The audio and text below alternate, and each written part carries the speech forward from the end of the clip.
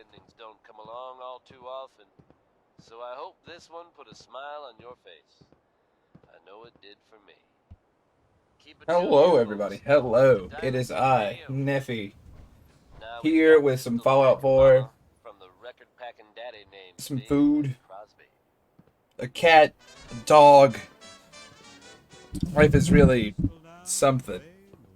Ferris. Hello, my friend.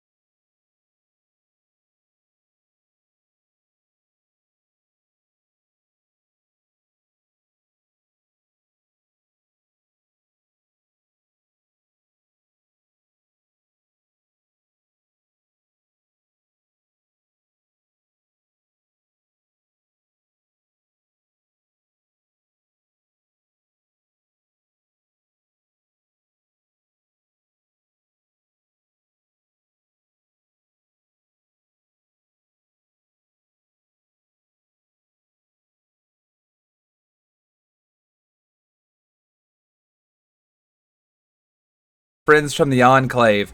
And Kate, who is, well, Kate. Hey. Yeah, unfortunately so. What up, Bard? Excuse me, officer. Board the vertibird when you're ready to Hey, go. bud.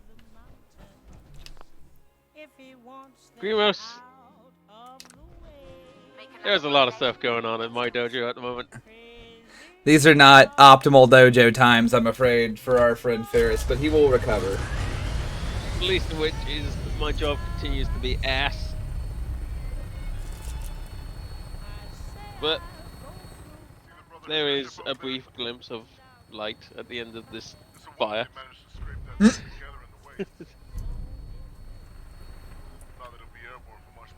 But yeah, meh. I like... Just know that I am well. Physically, if not mentally. Hey, man. Sometimes you do the best what you can. Kate the Destroyer. Yeah, the Destroyer of Physics. I like how he's like, oh, you can see the Brotherhood airship. He's like, I wonder if they can see us. Oh, they deployed vertibirds. Uh-oh. And you may find yourself Oh, God. It's on. floor of a second-hand destroyed building.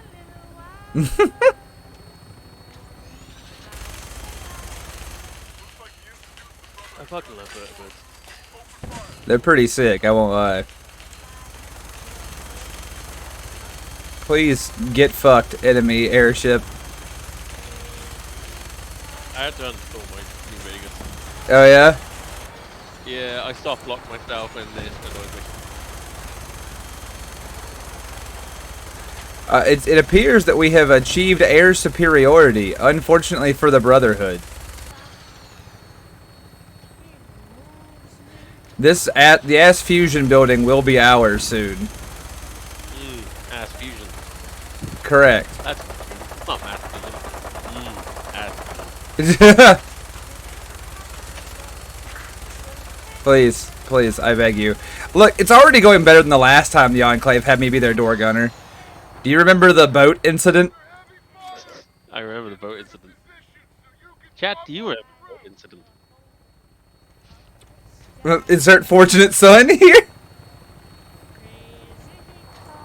Well.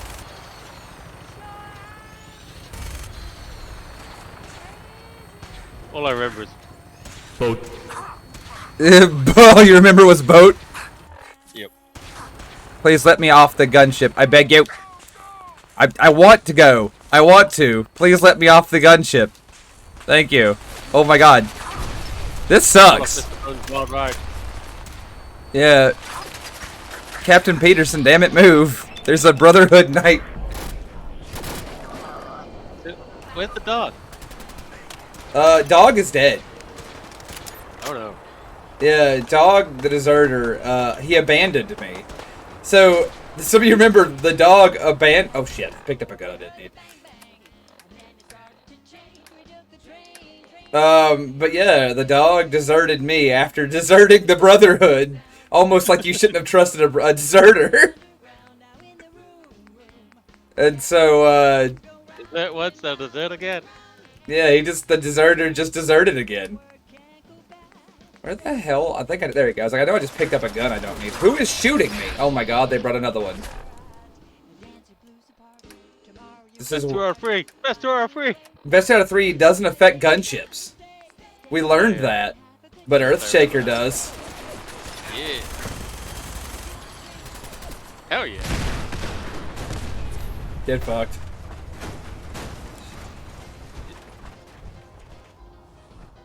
Alright, so I think we've secured the LZ.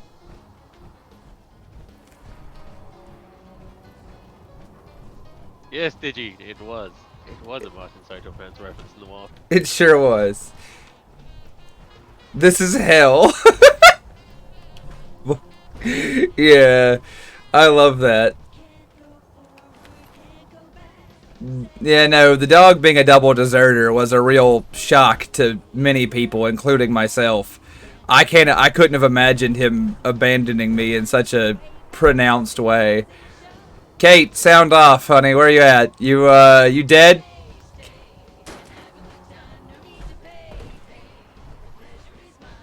Everything's fine. Don't phone the fire department. Yeah. Oh, there she is. I gave you that power armor a quarter of an hour ago. How have you lost 2 limbs? Fun. I swear. Can't give any. This is why we can't give nice things to them, Ferris. They break things.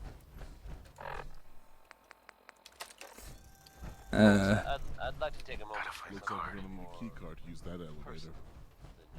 Alright, you got another plan then? Dog? I haven't always Oh, upstairs. Hey, let's face it. I've been pretty terrible. I like when Kate says that, because that implies Kate has seen a running bulldozer. I've decided to change how I look Killdozer.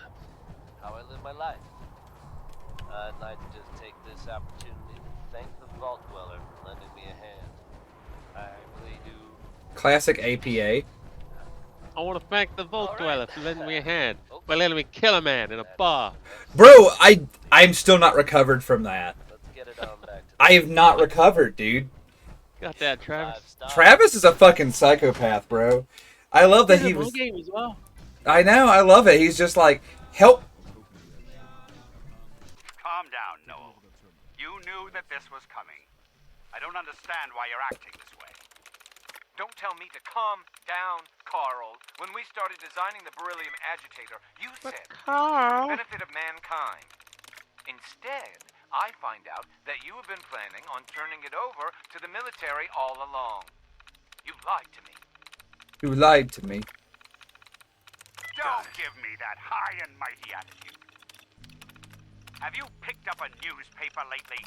There's a war going on out there, There we Doctor. go. And if our side's going to win, it needs all the help it can get. That's enough. Do love this song, but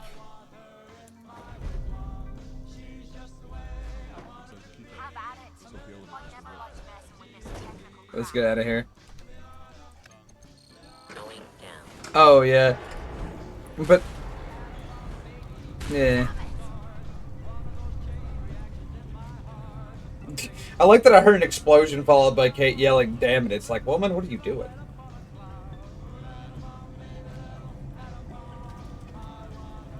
Long elevator is a great chance for me to eat chicken and broccoli. One sec, guys.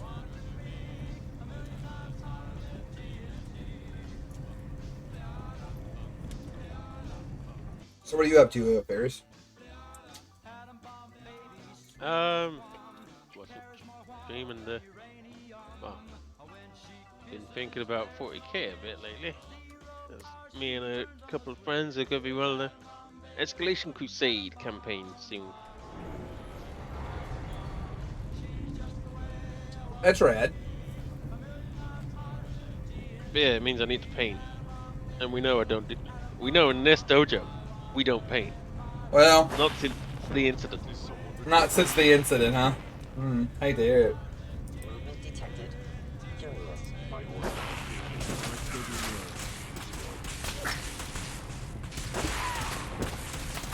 So yeah, I put together my ancestors raft. You're getting shot a bit there, buddy. I'm fine with it. Brother, I can shoot back or I can eat chicken and broccoli. And I know what I'm choosing. You seem to be shooting, so you're not eating.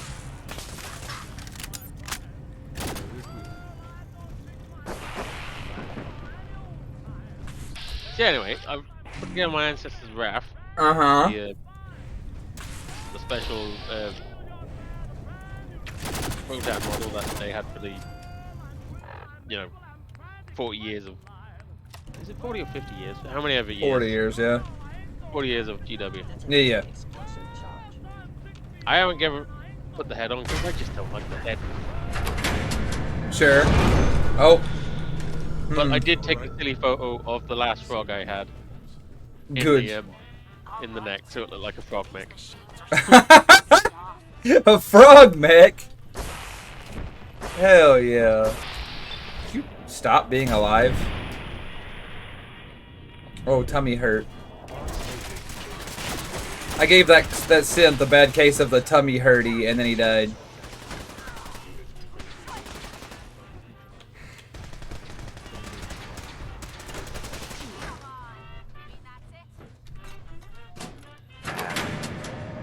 Yeah. There we go. I gotta wait for my friend to give me the female Votan heads he's got. Because No, Blue 7, those are, I mean, they're synth guys. They're pretty shit. I'll think they're basically crash test dummies with laser guns. Get what you're saying, Ferris? Yeah, I've basically used every single female Votan head I have. Yeah. Except, like 1 or 2 because they're just garbage. Because I don't know, I just was doing it as I was making a squad of the, the battle line troops. This 4-level battle line was 9th edition. Uh-huh. And I just used all the female heads because I thought they were cool. Right. And just because I did that, lore for my army just appeared in my head that they're clone bats because the Votan Space dwarves, yeah. Skin are all clones. Yeah. They're all individuals, but they all come from clone bats. Yeah, right. So I just had this bit of lore pop in my head. Oh, the clone bat has a glitch where 95% of the new clones are female, and that just stuck.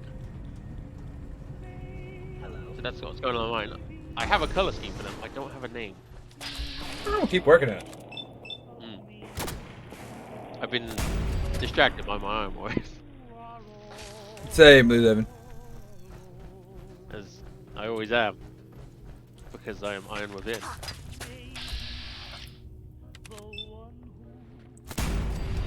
I am not Iron Without, currently. So, as you know, I'm working on guard stuff right now. I've been afflicted by that terrible curse. And I'm trying to... I gotta find adequate bits to, gene stealer them up a bit, because that's something I would enjoy doing. Oh, the Brood Brothers are out for pre-order this weekend. Well, in the box, not individually, yeah. Which, I mean, my brother and you both play Votan, so, like, I'll probably... If you want to get unload some Votan. I've been convinced before. Hell yeah, Blue 7. I'm glad that you have it. Also, nice little arrow sigil. Well done. So, yeah. There's a good chance that you might end up with these dwarves if he don't do it, because, Well. I told you. Want them? Great. If not, I'll just wait until they come out separately. I'm not in a mad rush for them. I like them, but not enough to throw my money at them straight away. Sure. I wouldn't do it if I didn't have you and him. I like the Brood Brothers stuff, but probably won't get used for 40k if I did get them. I mean, I'm just gonna use them for bids, so like, Yeah. you know how it is. It's just an upgrade sprue, right? So like, I'll just Yeah, it's just Alien Squad with an upgrade sprue from what I can see. Yeah, exactly. So like, and a Gene Stealer character and a 3 Gene Stealer characters. Yeah, but point being, oh look at this place. It looks healthy. Oh yeah, this place is totally good. Yeah, nothing battle happening Totally for the benefit of mankind. Everyone knows you build a gigantic mass reactor like this for the benefit of mankind. It is blue. If it was red, then that would be a red or green. True, Blue. That's been true. Bro, I've been looking, Gremos, and I can't find good bits, printed or otherwise, for shit right now. I've been looking like all over the place for good stuff. I find mediocre stuff, but nothing that I'm looking for. Would you hurry up with this shit?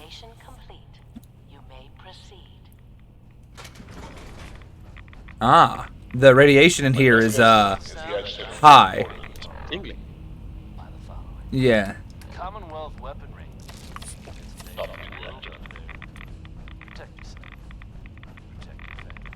It's almost like this thing is agitating beryllium or something. Is it possibly baloney?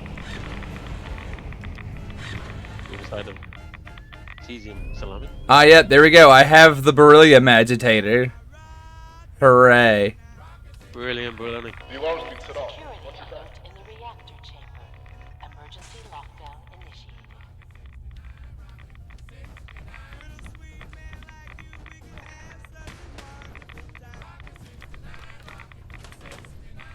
Please wait.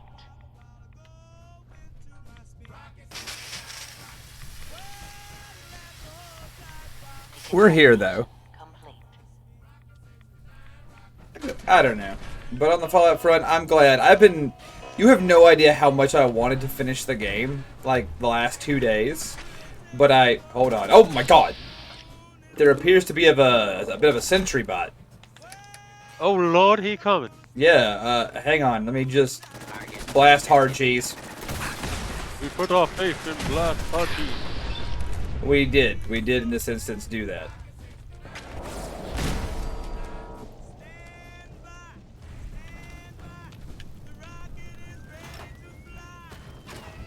Thank God, that hard cheese really was blast.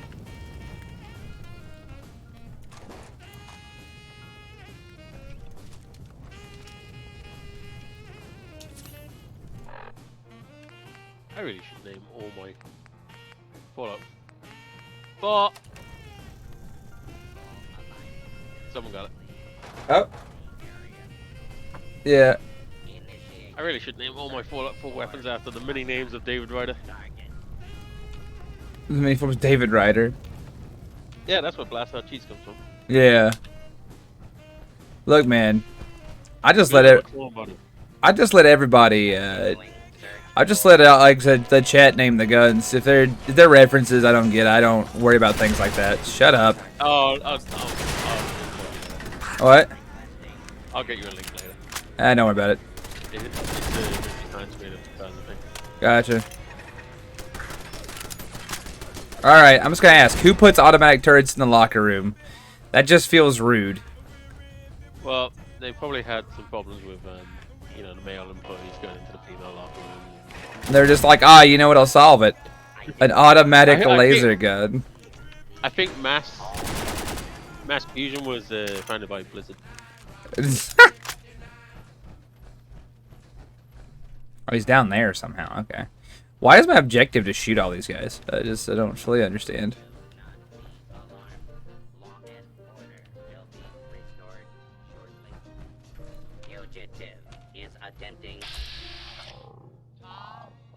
Hey, Grimos, you killed a bot. Well done. Everyone applaud him. Everyone tell Grimos how good he did. Yeah, hell yeah, Grimos shredded that guy. Alright, Grimos. Warning, dangerous fugitive is on the loose. Do not attempt to apprehend. Huh.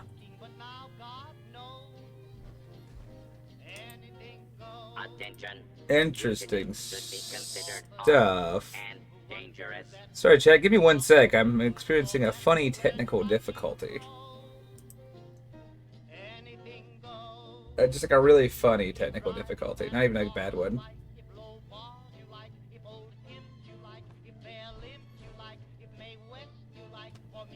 Search complete. No hostiles detected. Well, you're not very good at detecting hostiles, because I'm standing here in power armor. He's mistaken you for one of his kind. He thought you were a friend.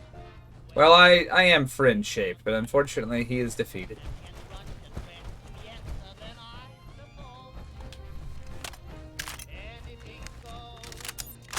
Hi, friends. Glad y'all were just on the elevator while I killed an army of robots. I think the Brotherhood's back again, and the Institute's trying to fight them off. God damn it. I'm sick of these cybernetic arseholes. I say we try and slip past. But whatever you want to do, I've got your back. Damn mechanized pieces of garbage. Look, Kate's really on top of it. She's out here just like, fuck these fucking people. I've had enough. Good God. Kate has no time for anyone. Dude, respect. I wish I was as straightforward about my feelings as Kate is. But it's hard. Holy shit. Sorry, chat. I had like this funny thing happen where my my Twitch window, so I could see chat, just fucking collapse when I went to click on it. One of my monitors just pissed to the bed, and I was like, ah. Hooray! Huh.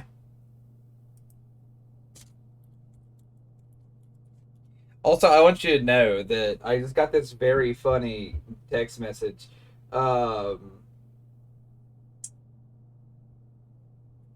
This very funny text message just now from my partner that just said, I go to lunch in 4 hours. Life is chaos. Like, that was it. Like, there was no explanation. It just... shit's fucked. I'm hungry, basically, was the gist of it. So, when I go to work, there is 5 hours from the start of the day to my lunchtime. It felt like I did an entire 20 hours today before I had lunch. I can't help but notice I appear to be being overwhelmed by small arms fire. Yeah. No, it's as if there's a lot of people out there. Yeah, that have weapons and are very detrimental to my continued reality. Stop with the laser gun. I beg you. Come here. No, I'm gonna beat your ass.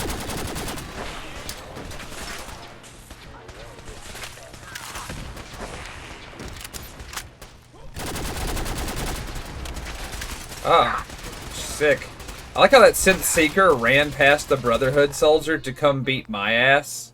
Well, yeah, it's seeking you. It's so I can see. That's it. I'm breaking out my gun. I've put off the Icy Hot for a while because I was running low on ammo for it, but it's kind of my favorite gun.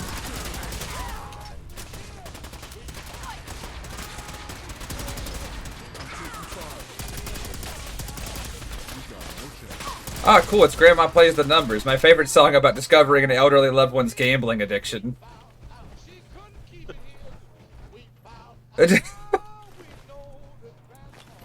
Man. Go Time music was something else. Hell yeah, it was. I told you I went to look up my favorite song from the soundtrack, didn't I? I went to look up my favorite song from the soundtrack, which is 60 Minute Man, really by Domino's. Super fucking good, right? So I gotta look that shit up because it's a good song. I just felt like hearing it one day while I was cleaning the kitchen. And if you look it up on YouTube, the very first link that is to the song, the very first comment reads, and I quote, "Lol, our grandmas used to get railed to this."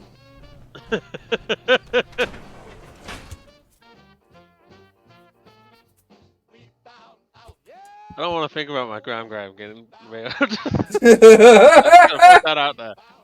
I don't want to think about it. Well, old-time music was something else.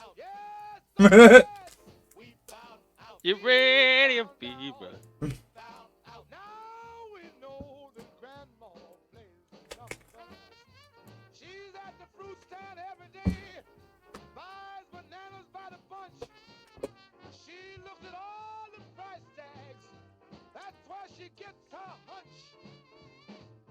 Hold up. God, My I absolute favorite song in any Fallout game. Yeah, It's Big Iron. It's always gonna be Big Iron. I understand. Although I can fucks with Wanderer. Hey, Grandma, did you get your numbers in yet? Well, I never did, son. Well, what did you play? What up, Psyduck? Is that good pizza? Well, there could be good pizza. We don't know. Now I'm gonna enjoy an egg roll and see if I have to fight a cat for it. Well, look at that, Psyduck. You've been panted. Technical Let's pants. hope his grandma got the help she needed. No, that's the other way around. My bad.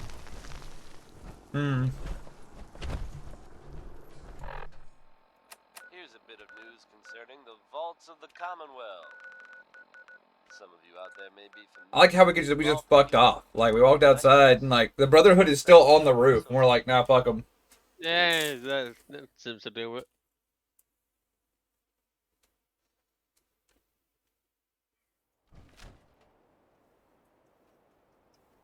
Apparently they've suffered from some sort of disease outbreak in there.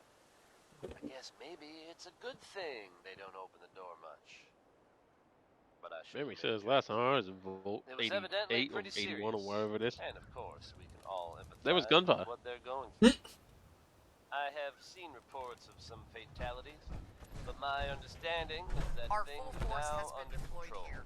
Let's make it count. So if Well, it makes you feel better. bump into someone from Vault 88, I went down there and they were like, there's one panacea in the next room. It cures every disease known to mankind in the post-apocalyptic world. And you have a choice. Keep it or give it to a child. I kept it and the child died. Who cares about this goddamn child? And they rewarded me by giving me a house in the vault. I assume it's where the child lived. Good. And then I shot a deadbeat father to death in the hallway and went home. I'm really improving life in the vault. One choice at a time. What? What? Where does it want me to go?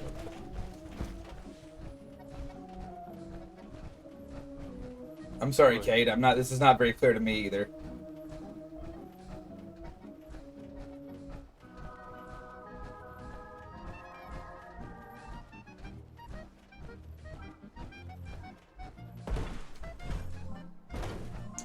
This fucking music is really just like the tune of me going crazy. Why is there clown music? Like, actually.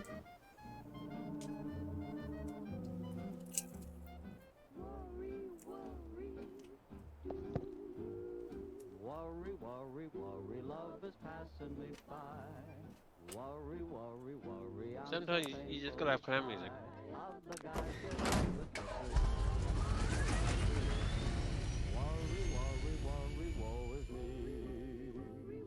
Baby, baby, baby, I'm a fool about love. Maybe, maybe I should go to school about love. Wake up, Grimace. We care about you. Come back to us, Grimace. I found out that I'm the worrying kind. I go worrying right along. Life is fine, but with the worry in mind, so many things can go wrong. Worry, worry, worry, should I hold her so tight? Worry, worry, worry, am I... Banshee, please, I just want to eat some egg roll in peace. I beg you. I'm not Joe, my name is Harry. Worry, worry, worry, woe is me. There we go. Sorry about that, everybody. Food eaten, cats defended against. People of the Commonwealth. For years now, you have suspected that the If you're Institute wounded, still go see exists, Dr. Douglas that over in we the are red room. among you. It is true.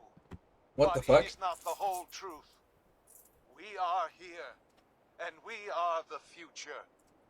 Our superior technology represents the Did best you kill hope him? for the Commonwealth. What the hell's happening? Today, we activate our nuclear reactor, ensuring that we will persevere long after the world above ground has ceased to exist. Ensuring that mankind has a future. We have no Oh, that just sounds like I desire told you how to beat them. interfere in the unimportant details of your daily lives. We simply insist that you do not interfere with the Institute's operations.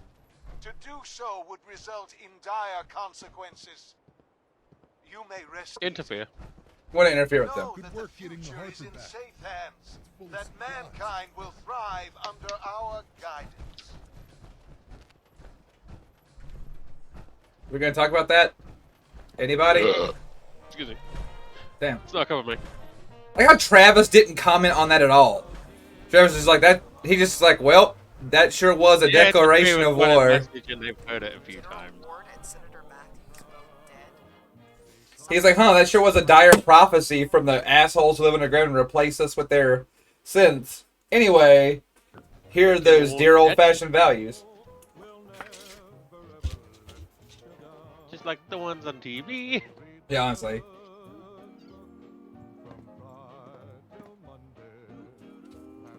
Psyduck, was it the, did you side with them because of the, because they had, like, AC or what? Because if you side with them because you thought they were ontologically correct, you're a fucking crazy person. Like, the AC did almost convince me. Air conditioning in post-apocalyptic Boston? Sounds great. But then you saw the gorilla. And then I had to kill him.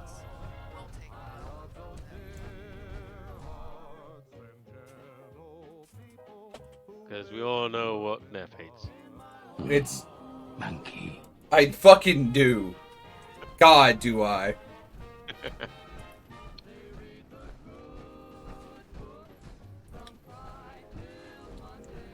Yeah, I agree, Grimace. I'm a core is amazing.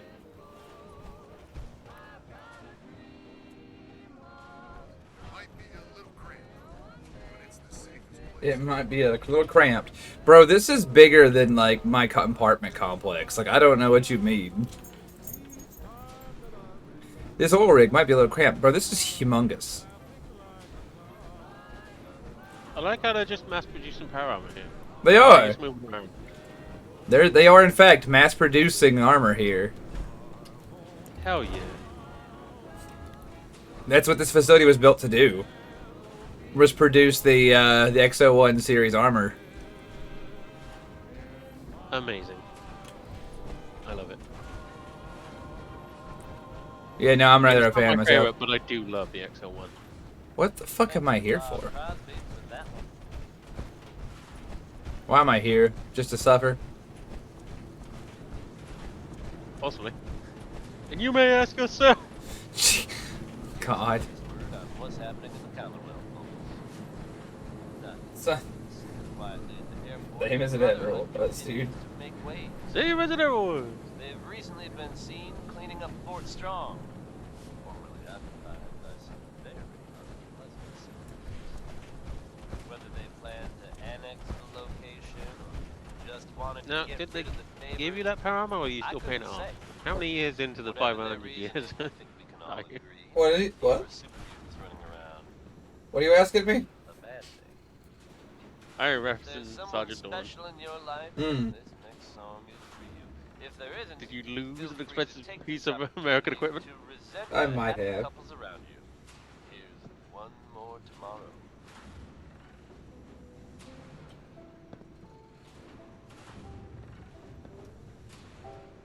This isn't free. I don't know, man. I just will say that,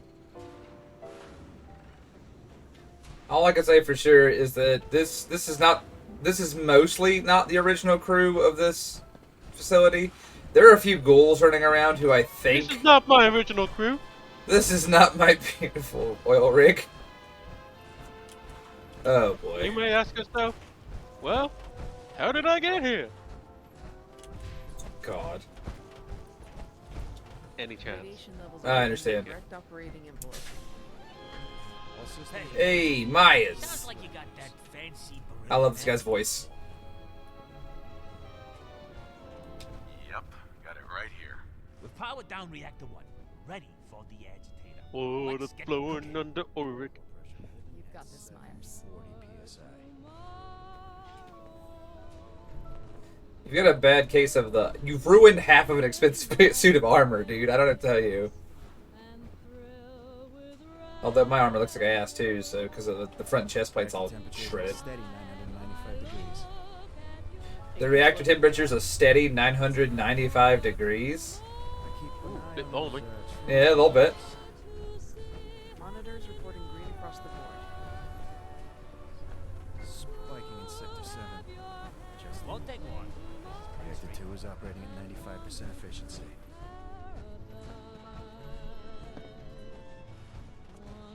Myers, I handed you a beryllium agitator, and you walked up to this arc reactor with a fucking wrench.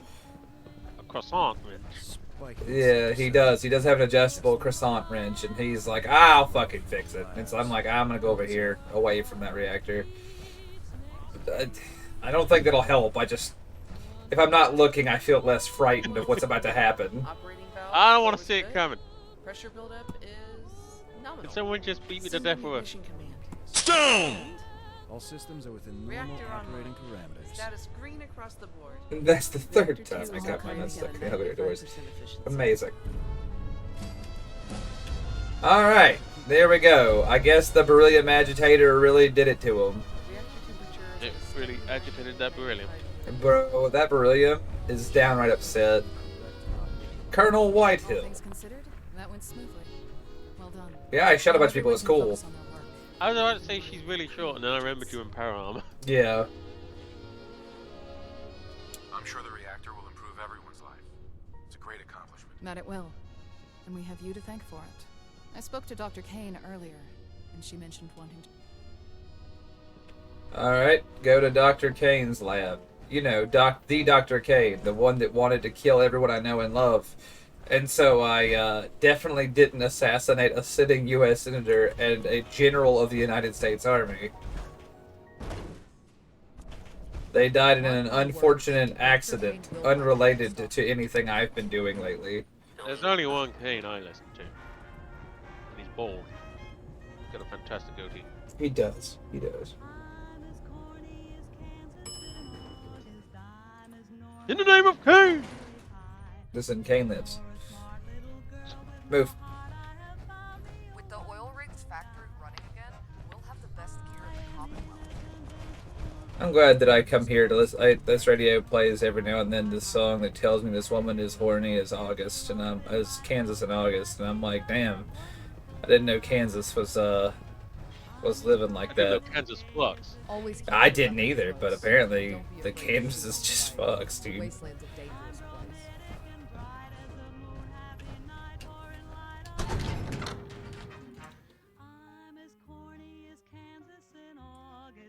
Hashtag Kansas fucks.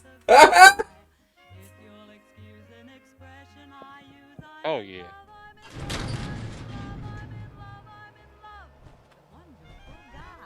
Let's see who's playing on the other radio stations. It's because I am curious.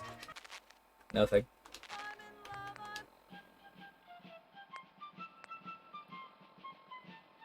Alright, it's not Dixie. It's an awful lot like the Minutemen. Yeah, I was gonna say. Nothing here. Sometimes it's Dixie, and I get excited when that happens. Unfortunately, today it's fucking Battle Hymn of the Republic. How am I still receiving this? Gotta say, as a British person, it's not my favorite song. It's not my favorite song.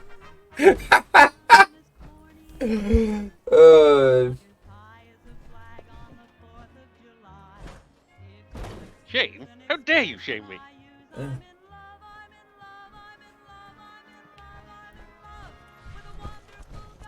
I will take this to fisticuffs, sir. Master Barrett's got the best gear in the Commonwealth. Quartermaster Barrett still asked me to pay money for it, though. That's how you know I'm really in the army. God, so we started playing this game. Hold, please. 42 minutes ago, and they have played Pistol Packin' Mama 3 times. It's like listening to the real radio.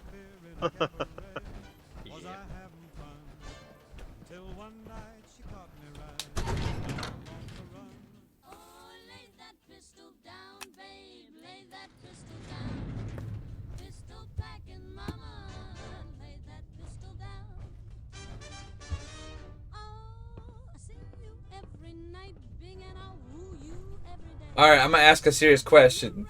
Dr. Kane, what the fuck are you doing in here?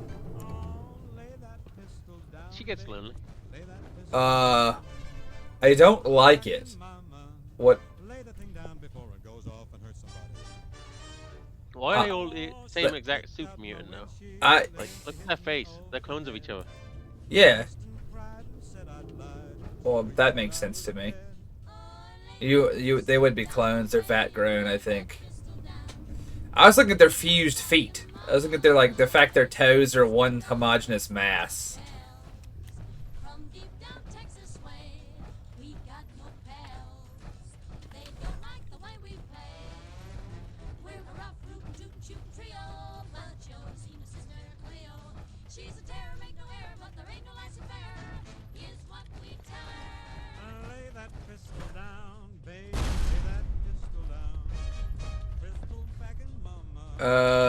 Dr. Kane. Sure, I take it for the demonstration.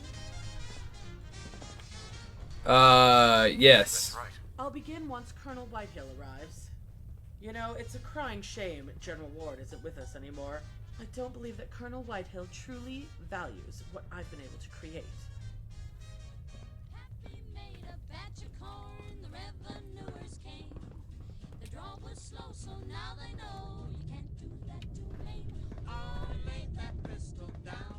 Oh, yes, that's right. This song is about shooting revenuers today. I am not the Primarch of the Iron Hand. That's right. Very well, let us begin. It's Mesmer.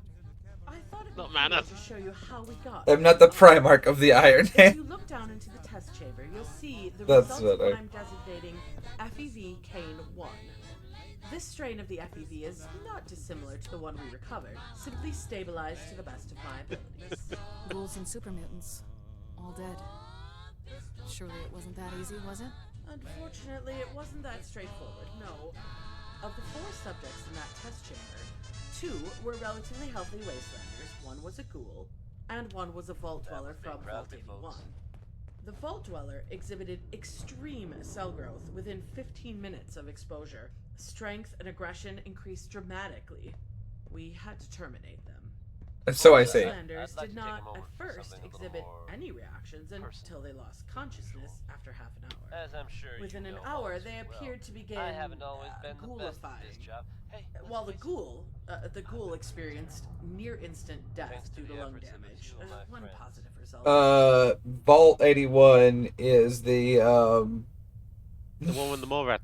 With the mole rats and the terrible diseases and such. And Curie.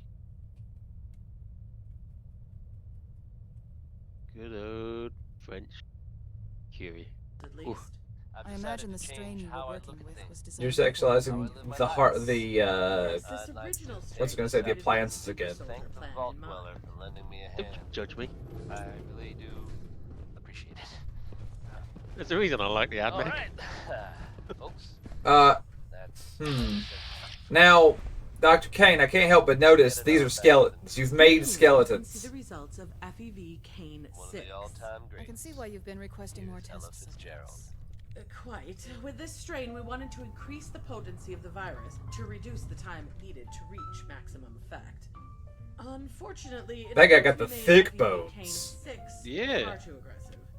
It provokes an intense immunoresponse in patients, leading to immediate and indiscriminate death and liquefaction. Interesting. It could still be an effective weapon for our troops. Perhaps, but if it's purely chemical warfare you're interested in, there are far simpler compounds that can be used. This way, please.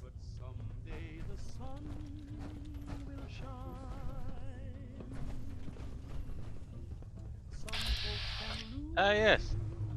A full dweller and a mental breakdown. Yeah, perfect. I see we've got a tormented soul in here. Well done, I guess. Here we have the results of FEV Kane 9. I was close with this strain, very close. Like in the first example, the subjects consisted of one Vault Dweller, 2 common Wastelanders, and a ghoul. Within 5 minutes of exposure to the FEV agent, all subjects, minus the Vault Dweller, perished from asphyxiation as their lung cells were destroyed. The Vault Dweller exhibited no abnormal symptoms aside from mental trauma, as is to be expected. Honing in on their lungs, then. Yes, the base agent was already affecting the subject's lungs, so we opted to build on that. The results were very promising. It is most potent against land-based mammals, although it does seem to retain some effectiveness against non-mammals, aggressively attacking. Only thing better than getting pissed is picking a fight. Am I right? Humans are not fully immune to the effects of FEV Kane 9. Approximately 2 hours after exposure, an aggressive cancer begins to propagate through the patient's body. This one doesn't have long left to live. That doesn't mean it's appropriate. But it's good progress nonetheless. Yes, we were so... I'm glad that we gave this dumbass super cancer, though. They're like, we invited a Vault Dweller to our base. Enjoy the super cancer, dumbass. Free super cancer with every visit. Mm-hmm. Come with me to the upper test chamber. You wanna... Alright. One eyes to kill him. I was gonna say, like, you wanna put that thing out of its misery, or are you just gonna let it rot down there? I think you should grab Ponytail there by the ponytail and then yank until the head comes off. I agree. I don't like this woman. I think she's real bad news to him.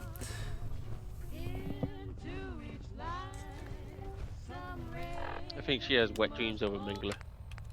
Seriously. What you got for me? Nope. Yeah, not a banger. No, it's the Marine anthem for like the United States Marines. I was about to say that's not what the Royal Marines play. Yeah, I was talking about, like the real ones. Oh, you mean the shit ones? I mean, Bugs. Why is that bugs in? I'd compare them if I'd ever seen the Royal Marines do anything in person, but Eh. They're shit compared to power anyway.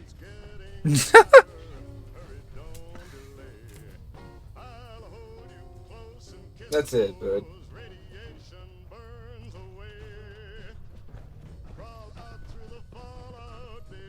Oh, at least we got crawled through the fallout to bring us back together. Look at this shit! Why are we putting these people in here with roaches? That one's clearly an Enclave worker. Yeah, we have one of our guys! And one of our scientists! Yeah, What fuck the hell? them! Are they just observing, or...? Dr. Kane is a fucking psycho, dude.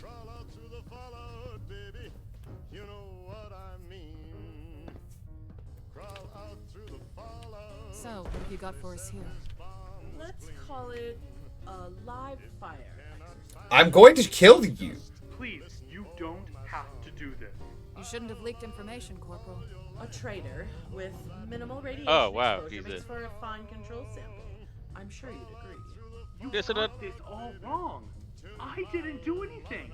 Please settle down. Now. Please settle down. You're in the gas chamber. I had hoped to include a non-feral ghoul in this demonstration, but unfortunately I have already depleted our reserves of them.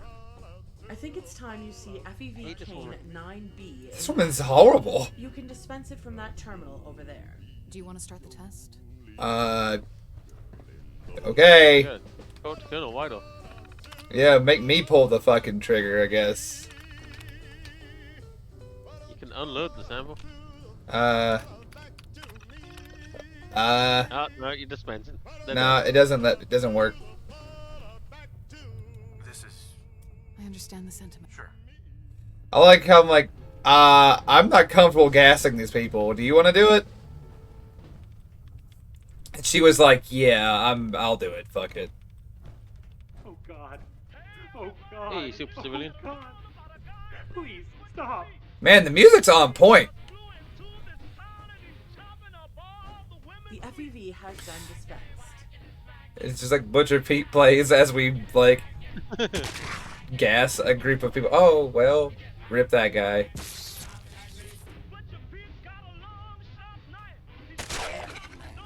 Y'all are holding... Okay, so I agree that this specialist is probably a traitor, right? We agree that this guy's a traitor, yeah? What did that guy do? What did that dude in the back do? What's his crime? He's a psychopath. Look at him. He's not even moving. Dude, yeah, he's just like... That man is stoic. Ultimate weapon against the Wasteland. No. We gotta kill him with a gun. That's the Agent 47 of Enclave scientists back there. You can't argue with the results. He's got a fish in his pocket.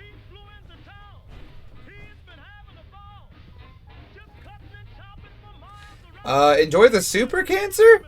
See you later? This is a good start. I think so too. Colonel Whitehill, I implore you to rethink this strategy of yours. It would be foolish to squander my FEV in rudimentary grenades. We hold the solution to the mutated hordes in our hands. Let me work with the chief engineer to release my FEV. The solution is the gun in your hand, No. pointed at her head. My word is final, Doctor. We're going forward with the development of FEV grenades, and that's that. You're making a mistake. What's going on? I think we should just Who by? get rid of this goddamn FEV. Brotherhood air assault. Our troops are outnumbered. Shit! We've got to send them reinforcements. Get the vertebrates ready to transport. Yeah, Kane has to die. Like, we can't... She cannot live. If there's a way I can kill her, I will. Yes.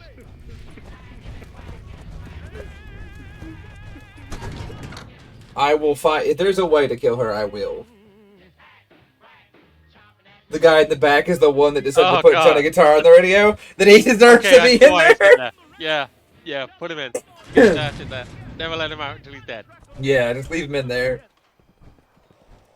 He cooked fish in the office microwave. Head to the training area if you're looking for some target practice. Scramble Enclave forces. Do it. I do like this scene of them scrambling like the whole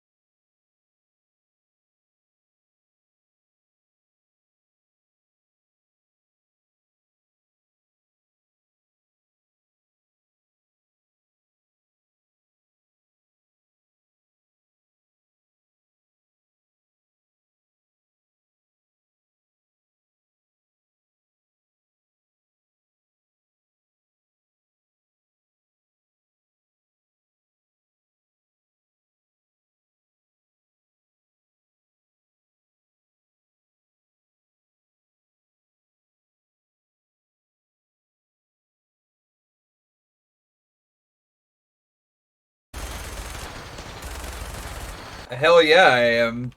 Hell yeah, I am, Psyduck.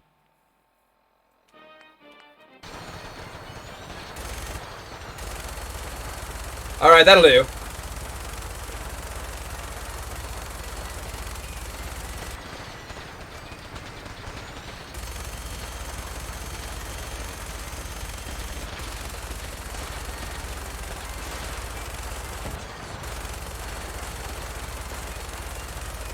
That's a bit disorienting, right? Like, you think you are the military superior, like you have military and air superiority in the Wasteland, so you attack a known enemy base, and when you get there, you're surprised to find enemy air presence, and they're playing Dixie at you while they deploy armored troops. Armored troops are jumping from birds that are 20 feet up. Yeah.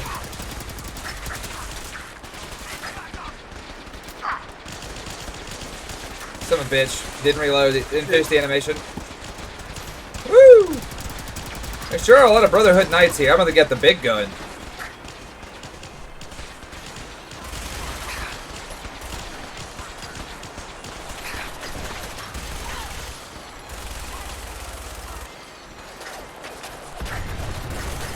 Well, they didn't know. They said, you're a war criminal from before the war. Correct. They didn't realize that I've been committing war crimes for over 200 years.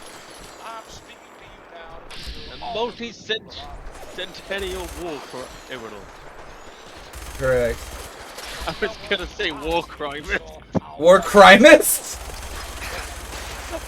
It's him. My favorite. No, that's not the word. Alright, What is the word now? Whose favorite bird was that? Dunno. Dead now.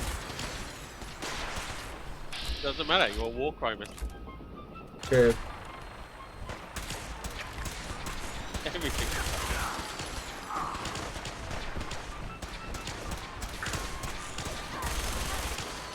God.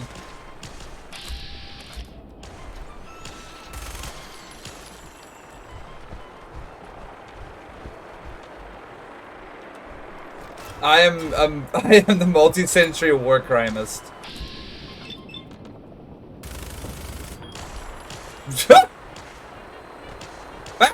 God! They were coming for me, Ferris. Well, help them. I'm trying. Okay, that's one of our vertibirds. I saw the American flag on it. This battle is rad. This has been fun. And the bird of steel aren't American.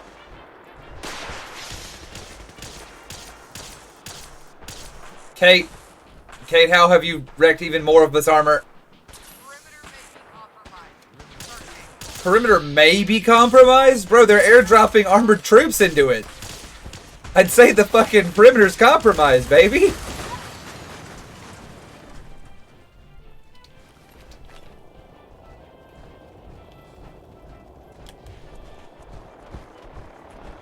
The fuck? Oh, that's a dead guy. He's just got a little bit of the old hanging out of the wall. You may find yourself hanging from a chain link fence. That's right. Get ye gone, bastards.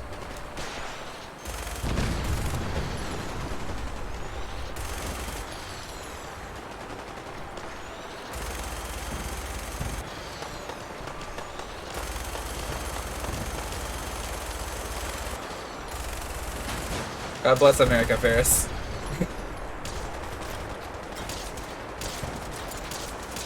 I am the proud papa.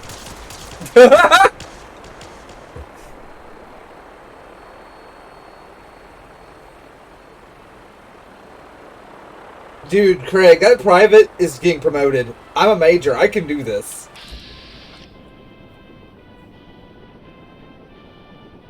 That's if he lives. We hereby bestow you the title of War Crimus Primus. For Brotherhood Kill Simulator. Dude, at some point they're just feeding... At some point they're just feeding Brotherhood of Steel Knights to me. There it is! About bloody time.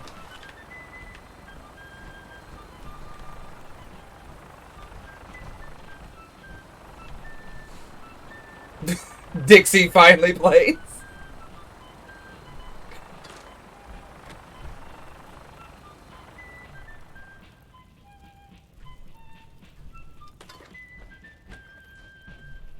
Hey, Yeah? hey. Need something, lover. I need you to get out of your power armor. You got it? There's not much armor left, Kate. Just crawl out of that.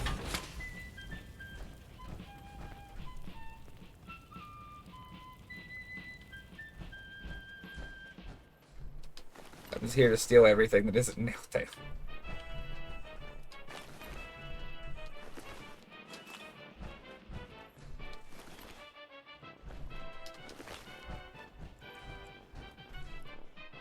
Ooh. Cool, but not what I want. This I'll take. Recover my brother's dog tag there. No, he didn't make it. I know.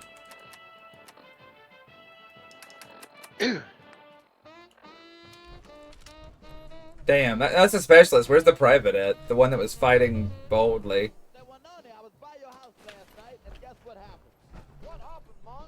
Is it the dead one you were just looting? Oh god, it's Grandma plays the fucking numbers again.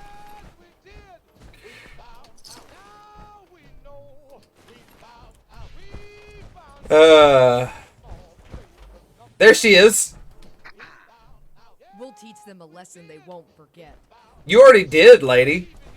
You held the line. You and this private first class. Brotherhood traders got us off guard. Y'all held the fucking line against forces that would have that I would have quelled against. Well done. Well done indeed.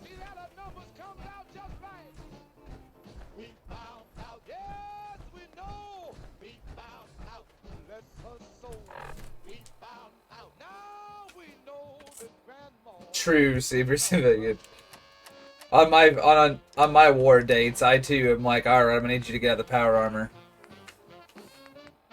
Alright, let's try using Jeff for a while. Yay! I forgot Jeff is an explosive machine gun. Jeff. Let me see something real quick. Oh yeah, no, that looks pretty alright.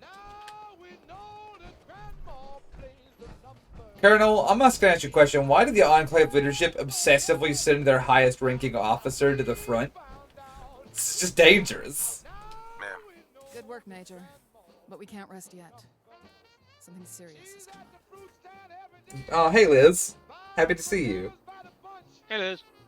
Can you bring me up to speed on the situation? Our intel shows the Brotherhood has moved into an old test silo north of here, known as Site Gamma. They're preparing to launch a missile against the oil rig. It'd wipe us out in an instant. God, I've seen this Launching somewhere. An attack on Site Gamma immediately, and you're on the operation. Captain Peterson knows about Site Gamma, so he'll head the operation.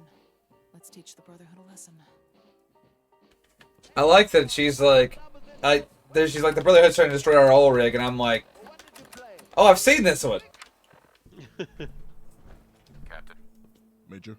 What are you, ready to Molly begin? Fly? I'm ready. The target is Site Gamma, a missile test site. The facility is covered by 2 anti-air batteries, which will need to be destroyed before we can send in the Good main lord, force. how deep is this man's voice? We will be airdropped just outside of the He's anti-air adequately battery. deep voiced, we Our primary agree. objective will be to disable Liz, I'm sad to see. I hope you're well. After we've disabled both anti-airs, Are you the still main playing the Fallout 4 on your end? We'll advance to the launch site with vertibirds providing covering fire. Once inside the launch site, we fight our way to the control room and clear it. Ready to go? Do you know why? You know what? Let's move out. For the Enclave. Honestly, that's really good. I'm doing very well.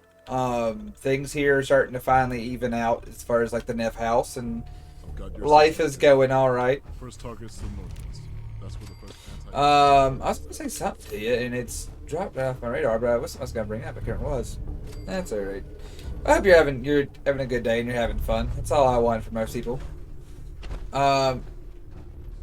I don't like the picture of this as Dr. K killing people inside of a gas chamber.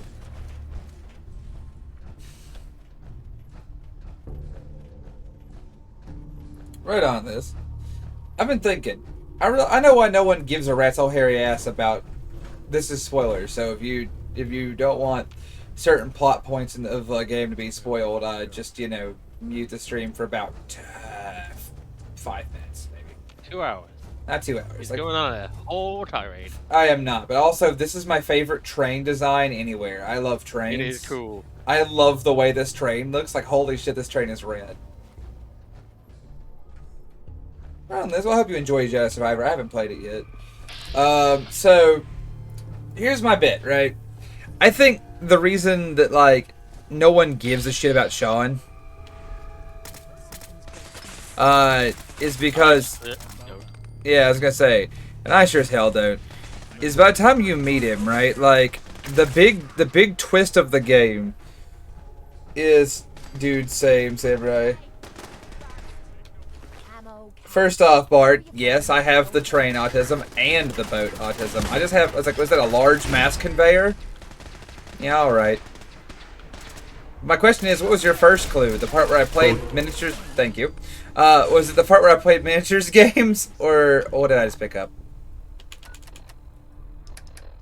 Or have a difficult time talking to people? I know who and what I am, and I'm comfortable in it. Survivors. The thigh autisms? What's good, child? I don't know what that means, but I'm gonna say me too, Chief. If that means anything near what I think it means, then you were in fine fettle. What I think it is, yeah. Then yeah, I was gonna say, well, you're a fella. Please stop living, Paladin. Thank you.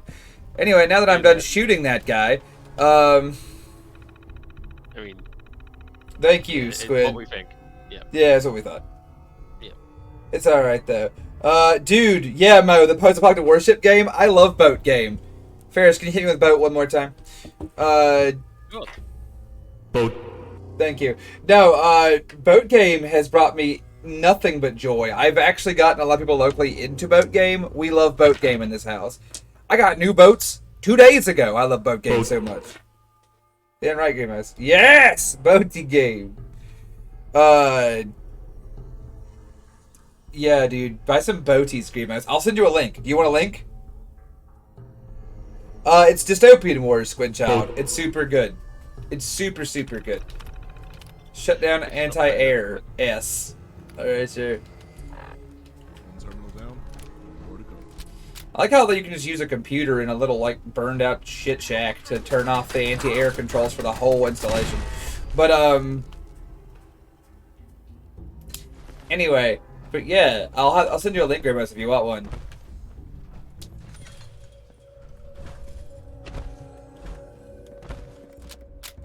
Share a link with us, the class? Yeah, I can do that. Oh, Grimo. You're great. Dude, Liz, I would absolutely do that. I'll put a link in the chat in, literally a minute.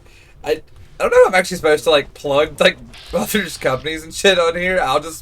I'll be like, look, you can do what you want with it, but we're not, sponsored or endorsed by them or anything. I get absolutely nothing from sharing this information with you. Just know that Boat Game is rad, and, I like it, and that's as far as I got. Yeah, that's the company. If you want to order it in America, though, that is the home address. If you are an American, if you're in the Western Hemisphere and you wish, not just an American, if you're Canadian too, if you're in the Western Hemisphere and you want to order Boat Game, you're gonna actually order it from a place called Gadzooks Gaming. There are a few other places like Valhalla Hobby out of Wisconsin. There's a few other places, but the distributor in the Western Hemisphere is Gadzooks Gaming. So give them a look too if someone doesn't mind dropping the link for that, since that way I'm not doing it exactly, but it's being done, because if you want to buy and paint a boaty or maybe just enjoy a really good game, I recommend the game immensely, and Gadzooks is really cool. They are out of New Jersey. Oh, me and Grima said it at the same time. Fuck yeah, outstanding. They're out of New Jersey, and I live without going into great detail, on the East Coast in the South right now. And I live on like a bar island, and in spite of that, they have sent me mini boaty. Yeah, they've sent me mini boaty, and they have done so very quickly. That was gonna be my big bit, was that like I have not waited any. What is happening? Why am I being attacked by mole rats in the middle of a intense firefight with the Brotherhood of Steel? Oh, the sandbags. Yeah. Okay. I was like, this is... Yeah, there we go. But I was going to say, they've got that shit to be very quickly. Like, I have... Did I just pick up a masonry hammer? Let me check. Sometimes. I did. Sometimes you got the masonry. Anyway. But yeah, like, I ordered that shit on a Saturday and had it in my hand on Tuesday. Like, they are fantastic. I plug them not out of any obligation, but out of love for the speed and efficiency with which they handle these things. God, yeah, Liz. Imagine this. Imagine you build rail lines to restore like travel in the Wasteland, and this is your chariot. Like, this is amazing. All right, Bart. Be safe. Good seeing you. Yeah, bud.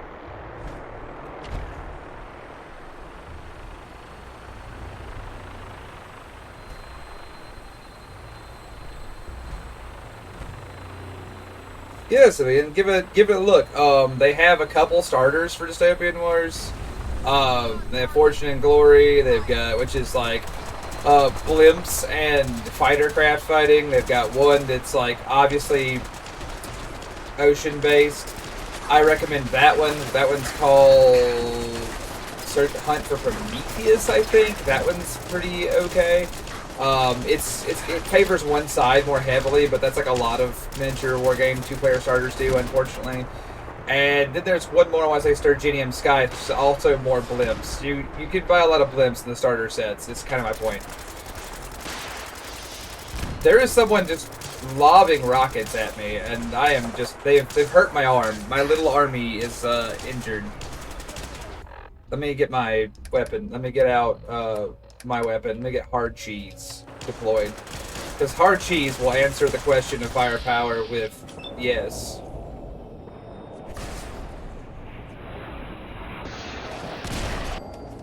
Fuck that guy, I guess. Oh yeah.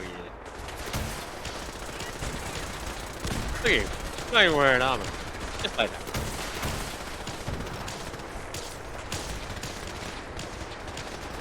I will say that pipe is offering them more than sufficient cover. All right, here. Let me just do that.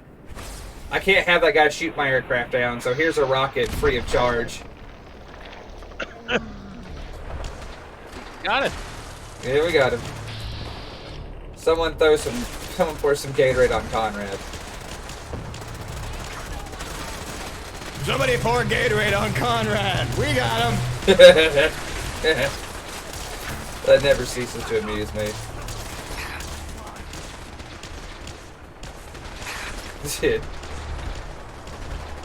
God, this is a hell of a fight, actually. I'm enjoying the shit out of this. I wish I could comment on more, because right now, all I can see is just lasers and rockets arcing in every direction. This is badass.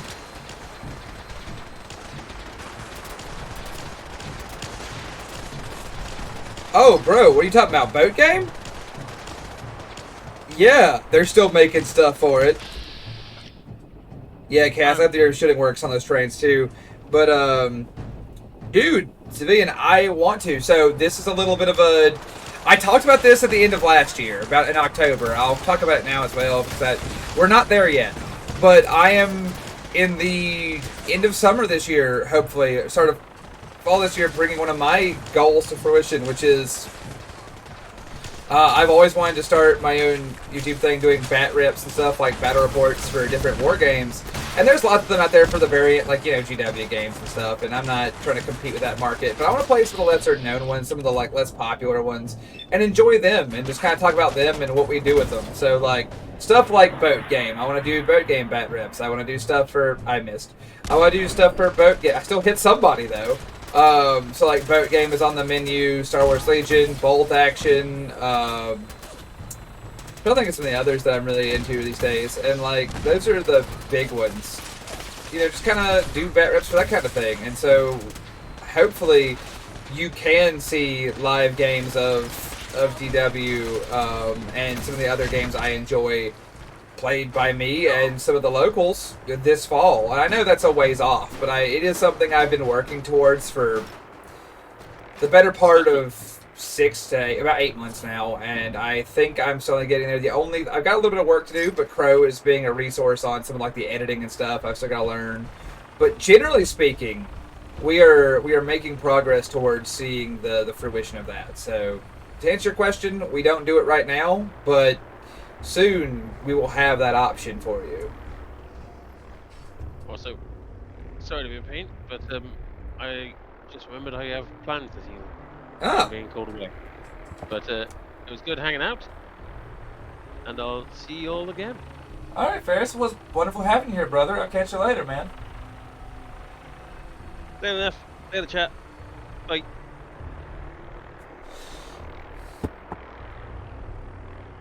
And yeah, Grimace, they're still making stuff for it. In fact, they just displayed, they just previewed the June releases yesterday, and one of them looks fucking crazy.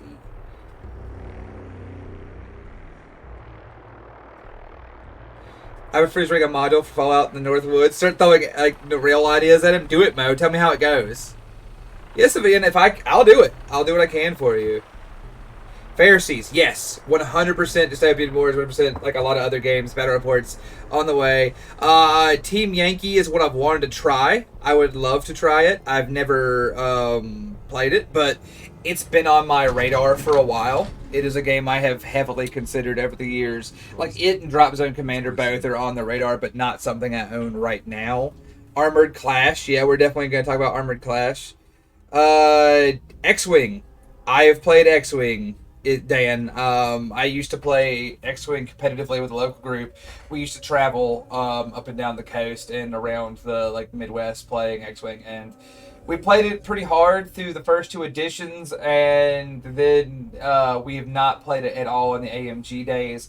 I know it still has a pretty big following in certain places, like Armada does too. Like I know they're both really big on the West Coast. I mean, the West Coast Admiralty for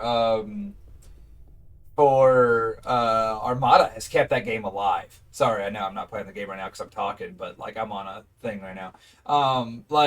So West Coast Admiralty has kept that game alive. At LVO last year, they were a huge contingent of players. Like it's died so heavily on the East Coast that I thought it was just in the ground buried. You know what I mean? Like I thought there was fucking grass growing on the grave already. But those people out there, they do it. They love it, and God bless them for it. So, like, yeah, no, X-Wing and Ents are alive on the West Coast, more than the East. The East Coast has seen it die pretty hard. For, like, Legion is still clawing for breath in the post-AMG days, and I love that game, so I'm hoping it keeps enduring, but, you know, I've got some opinions on that. Like, I think we're approaching GW pricing with the Legion models, and we're not getting that quality. Like, say what you will about Games Workshop, and there's a lot you could say. They make some very detailed, very nice miniatures, and I don't think that what AGMG does is up to that snuff. But if they're going to start asking those prices for miniatures, I don't know that Legion is like going to sustain that. But that's a personal opinion. Don't take that to the bank. That's just me thinking about it kind of out loud to you guys since we're on the subject. But yeah, no, I've played X-Wing, and X-Wing is very neato. Trying to think.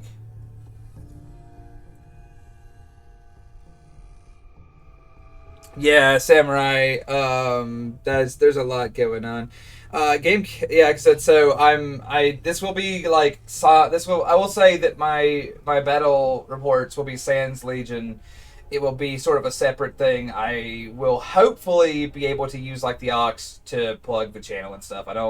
I don't intend to plug whatever I'm doing on WBPL. I'll just tell you guys when it's up and tell you where to look for the link. I don't think I'm not gonna like shout out my own shit on here. This is not a platform for Nephi to tell you about the shit he's working on. That's not what we do. So that's my take on that. Is that like it's when we're up and running, when everything's up and operational, y'all will be the first to hear about it, and it's something I'm very excited to get to. We've had a lot of setbacks, not with like the channel or anything. We've had a lot of setbacks like in my personal life lately. Just we've had some pretty serious family stuff. We've had some financial stuff. I had to buy a new car because my truck suddenly shit the bed on me. And there's some like, it isn't big things, praise God. We're not like suffering or anything, but like it is enough to kind of put hobby projects like that on the back burner. So my hope was we'd be starting about summertime this year, but because of some of those setbacks, we're probably pushing it back till late 2024, which is, you know, fine. I'm taking my time with it. It's for fun, and it's not going to be like something I do for my livelihood, so I don't have to rush it. And I'm not a patient person. If you ask anybody who knows me personally, I am impatient and difficult to deal with at times, and I think that like that has been a hard pill for me to swallow. But I am at acceptance now. I've worked through the other stages of annoyance and grief to acceptance that it's fine. It does not change anything. We're still gonna do the thing. It's just gonna have to happen at a later point, if that's okay. But by later point, I mean like 6 months. I mean, it's not crazy, but you know how it is. When you want something, you want it right now. Microwave generation and all that. So let's get back to it. I just thank y'all for letting me talk about that for a few minutes. I really did enjoy just kind of getting up on that soapbox for a minute. Death Ray Designs is really cool. I like their miniatures. Death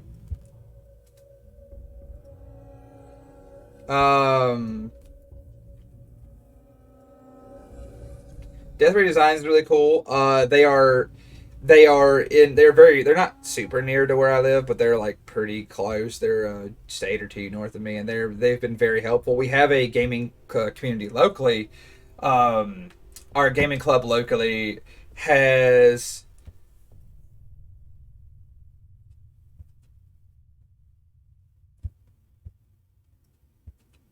hang on.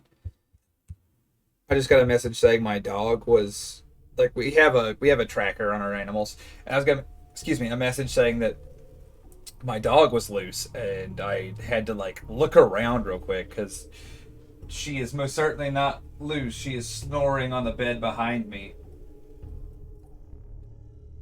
So I don't think that's accurate.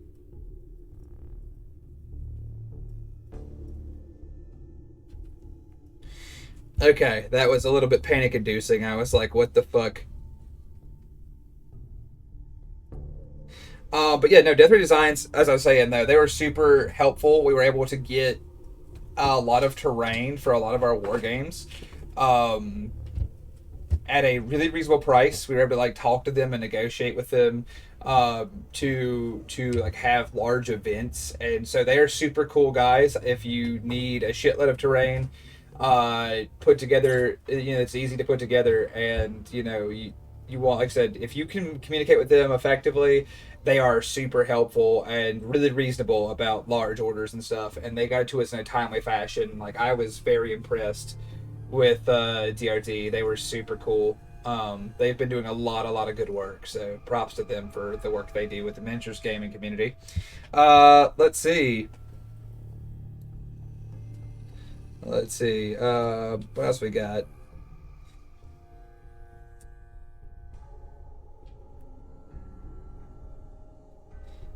But like I said, it's good stuff. It's a hell of a good time. Am I going to Adepticon next year? Yes, Mo. Emphatically yes. It is going next year to be in Milwaukee, which I got family there. My dear brother Pharisees, you know him. I've got friends who I've met through traveling for games and visiting fair season. Them, I've met some good friends. They have a stellar pizza place up there. Like, no, dude, I did not like going to Adepticon when I was in Chicago. I'll be honest. Like last year, it was fucking horrible, and I don't think I would enjoy. I was content to not go back this year. I've been on the fence about Adepticon. I was on the fence about Adepticon, and I'm still on the fence about LVO. LVO was a travel nightmare last year, which was mostly the weather. It wasn't because LVO was bad or anything. LVO was fine. I enjoyed it a whole lot. But what I will say is that I enjoyed LVO immensely, but the travel was very expensive and the travel was nightmarish, so that one's still on the fence. But Adepticon, yes, I went. Like, Chicago sucks, and I don't want to go back. Sorry if you live in Chicago. It's just kind of how it goes. It's not the city's fault. It has some problems. Every you know how it is. Every city does. I'm not like, this is not me casting judgment on Chicago. This is me saying emphatically that Chicago, it was just hard to navigate more than anything. Flying into a hair was tough, and then navigating Chicago was just kind of hard. So though I enjoyed Adepticon, I do not think I will attend it. I did not think I'd attend it in Chicago again, but I loved it a lot. I love the idea of it being. I love the con, and I love immensely the idea of it being in Milwaukee. So that works out great for me. And that's just kind of where I'm at. Let's see. I'm trying to answer all y'all questions too before I get back to the game, and I don't want to like get nuts. I don't want to get too crazy, but it's how it goes. I really thank you, Orc Slayers. You saying that you're here to hear me talk about stuff is great. Like, that means the world to me. Like I said, I hope I don't ever want to bore you guys like I do. I know that my interests are kind of like nerdy and eclectic, and so I guess that's probably how y'all got here, being into nerdy and eclectic shit. But like, you know, I don't get like talking about stuff a lot, but this is something that I'm very passionate about, which is like just the travel around gaming. I think that's a weird thing to say, but like, I love the con scene. I don't do a lot. I play a lot of casual events. So if you're at a big event, whatever you are at, there's a non-zero chance that I'm there playing the most casual version of whatever game I'm there for. That is a fact about me. I go to like big events. Like, I went to Adepticon. I had been invited to play in Worlds for one of my games. Like in the Worlds event for one of my games, for Legion, actually, for Star Wars Legion, if you're familiar with that game. And I was like, that's cool. But what if I played like a doubles event or I played in the narrative event? Because like, I love the game, but I hate sweating about games, so I was just like, man, I could go for some. I'm gonna go try and quit playing at the same time. And fuse primed. Right here. Pneumatic lock. I was like, man, wouldn't it be funny if I showed up to like the biggest event in the hobby of the year, and then I wish you were not shooting me in the head. Played like the most intensely like casual version of the game. That's what I thought would be funny, and I actually had a lot of fun doing what we do. I'm actually looking at a con for end of the year right now. I'm looking at tickets. I'm trying to find someone to go in with me on the doubles event for one of my games there as well. So like, I try not to be. Fuck me. That's pretty horrible out there. Let me hang on. Let me do something real quick. I need best 2 out of 3 for this. Catch, fuck ass. Anyway. Well, shit. Now I am the fuck ass. But yeah, dude, like it's a lot of stuff there that's really cool. Oh, making terrain is super good.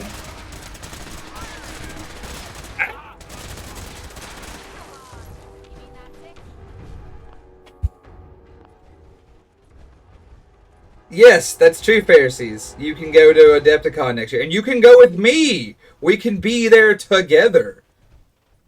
Oh man, that's pretty funny. Welcome back, Grimos. Have I met Half-Legend? True, yeah, I do. I meet them all the time.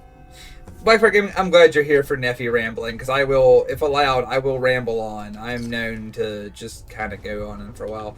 But yeah, so like I said, miniature gaming is kind of a huge hobby for me. I don't want to like come off as like one of the sweats about it. I understand that it's, so let me be clear about this. I love miniature gaming. It is my premier hobby. It and shooting guns. Like I hunt and fish too, but like I go to the range and I play miniature war games. If you ask me what I want to do for fun, that's what I want to do for fun. Everything else is just tangential to those two things. I tell everyone, I'm a very simple man to keep happy. I stream once a week and I play my miniatures games. And every now and then, as a treat, I fire a machine gun, and it's very fun. So like I'm a simple man to keep like morale up for. But so anyway, as I was saying, wargaming is something I'm intensely passionate about, and while I get out there, if it ever stopped being fun, I wouldn't do it.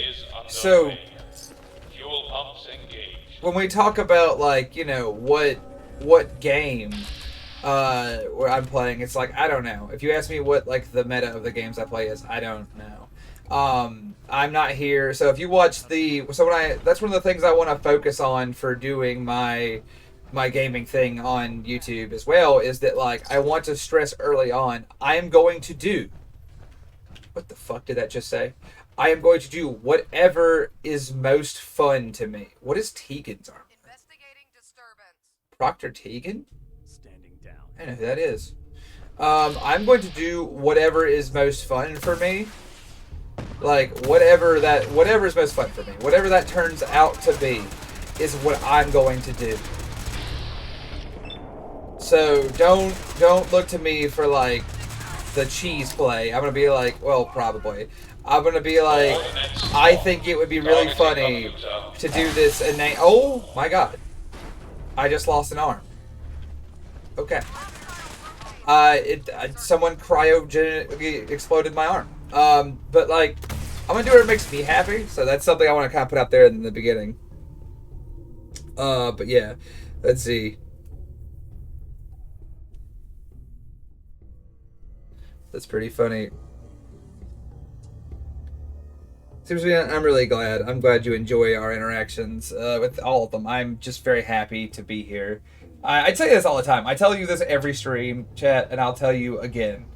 I try to remember all of you guys' names. I try to remember your stories. I try to remember who you are and what you enjoy. I make an effort at it.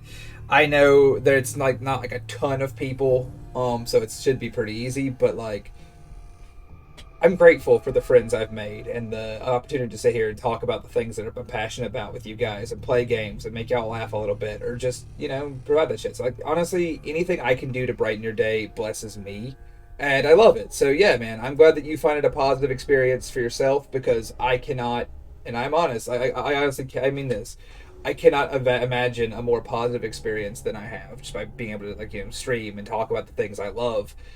And that's what I do. I go places, I talk about what I love, and people, appear to give a shit sometimes, and that's really fucking cool. Which reminds me, I'll have to put a mark on my notepad, because there's something I want to talk about later, but I'm going to work through you guys' comments as best I can as I play. So, because I'm really enjoying the engagement. Fuck you! Sorry, I don't know why I got so mad at that guy. That was, genuine rage.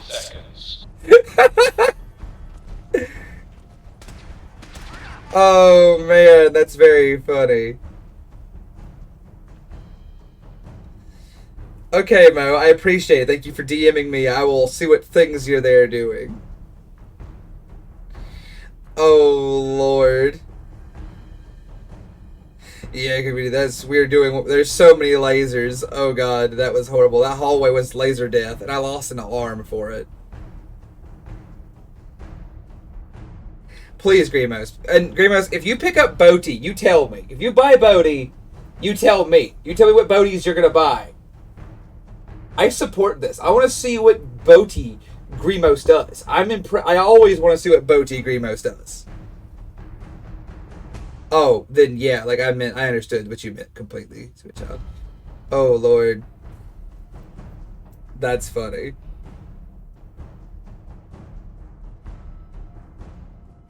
I appreciate it, Super Civilian. Oh, no, it's good. Just got angry. More boats, Pharisees. Grimos is like boating it up. I'm spreading the good word of boat. Locally, we have. Oh, I didn't tell you guys yet, Pharisees, but you'll care. Locally, Boat Game has picked up, has doubled its numbers since last I reported. We are nearly in the. We are well in the double digits now of people who play locally. We're gathering a small storm under my vague tutelage. So understand that I'm teaching these guys wrong, but I'm doing my best. So, Boaty. Which is a good pirate sect. So, it's funny you say that, because someone else asked me that exact thing recently. And so to answer your question, there's a lot of like mercenaries and piratical fleets in the universe. And there are commissioned fleets whose entire job is raids against enemy nations. So if you're looking for like broadsides and sails, you're not going to find it. But if you're looking for for just who's going to roll out and rob you, there's mercenary factions for every major nation that does that kind of thing. And you can make your own fleet whose entire purpose is that. Some ships and fleets specialize in shipboard actions and broadsides, and you can really get in there and do your pirate jam if you really, really wanna. That's for sure. Like I play a faction whose whole gimmick is we put prow rams on our ships, like it's the fucking Punic Wars. So like, you can get in there and get nutty. Lord knows I do. No, Savinas, I'm joking. I'm doing my very best to teach them correctly. I'm actually kind of a stickler about rules. I'm not rules lawyery. I don't try to find loopholes, but I do try to teach people correctly because that's just how it happens. You gotta make sure that you teach correctly so they can teach correctly, and the hobby grows through adequate instruction as much as with having fun. So I am a bit of a. I'm not saying I'm a stickler about rules, but I do try to make sure that they're doing as much as we can correctly. So don't think I'm telling them wrong. It's a bit of a Oh, I get it. It's a bit of a T-minus 40 seconds. What do you call it? It's a little self-deprecating in that regard. But also, I just realized that this is the rocket from this is an asset from the earlier game, and the mod uses, and it's really good. Fuck off, Ingram.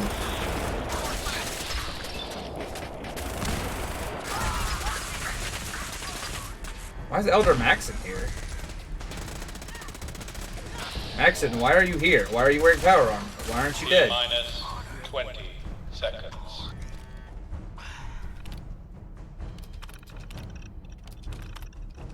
Hell yeah. Missile launch has been aborted. Warhead disarmed. Let's see what we've got. Found a weapon in here.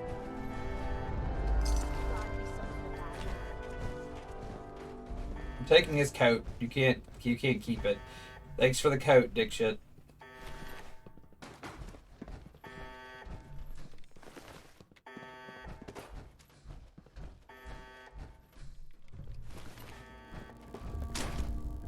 Well, that was cool, though.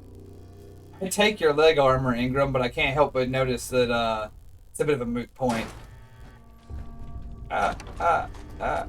Seriously, though, that's pretty low. That's pretty low blow. Won't lie to you.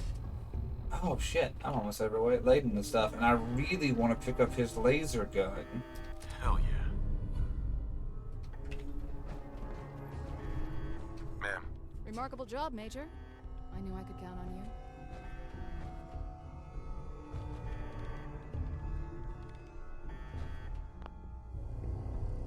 Yeah, fun over function. We still got to function. Yeah, the Honorable Eclipse Company is super funny. I would not recommend them to just anybody, though. I will tell you, Pharisees, I have hated building them. I picked them up recently on Grimos's recommendation, among others, and holy shit, I hate building the fucking blimps. I will never again build these fucking blimps. Like, part of me wants to buy more because I have an idea for a fleet that incorporates them heavily, but I'm not buying the fucking Destiny, and I'm sure as hell not getting more. I'm getting the minimum number I have to have. I fucking hate this kit. It makes me want to put my balls into a sandblaster. Like, I fucking can't stand this. Boy, I hate it.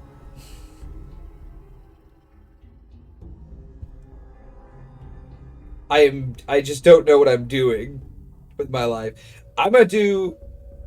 Dude, he sounded so sad when Warhead Disarmed was played. Oh my god. Yeah, don't do that, Grimace. No, honestly, my favorite ships to build so far have been, ironically, my first ships. The Italian fleet is super easy to build and just so fucking cool. I love the Italian fleet. Like, it looks good, it functions well, it's got silly ideas. I have a boat that shoots ballistas in 1891. Like, I'm like, haha, I put fucking siege equipment from the Renaissance on my fucking naval fleet in the Dreadnought era. Enjoy, fuck ass. And I did, and I sure did, and it's very cool, so I love it. I love it. I love the Mars. I love all of the, like, goofy, the functionally goofy ships of the Italians. I think they're fucking awesome, so I'm very happy with them if you want to wreck from me. Oh my god. But yeah, thank you guys for letting me talk about miniature games today. Like, I guess I could talk about anything I wanted, but that's something that I could talk all day about. I just love them. I love them so much. But yeah, I'm a huge fan of, like I said, the miniature scene, and I'm not sure what I want to do. I don't know yet if I'm going to go up the coast to Nova or not. I've been heeing and hawing on it. I need to make a choice soon if I'm going to. I don't know how to play if I went. That's something I've been thinking about. I'm trying to think of other things I can say without a shadow of a doubt. Those are things I can say. Let's see. What else do we got? Balls. I don't know. Like I said, right now, Boti is the game I'm focused the most on. I am doing some painting projects, like I told Ferris with the guard for 40k, and I'm doing mostly painting because I like the miniatures. And I've got a Legion list I need to build miniatures for. They just released miniatures for my favorite units in universe, and I bought them, and I haven't built them yet, which is a shame because I ought to do that. But like I said, but right now my boat obsession comes between me and doing things like, building miniatures for other games. Oh, man. What up, Maze? And thank you again for the 22 months of subbing. I really appreciate it. It is considered to throw a battery RAM. Is it? It is kind of conceivable, Mo. It is what I do.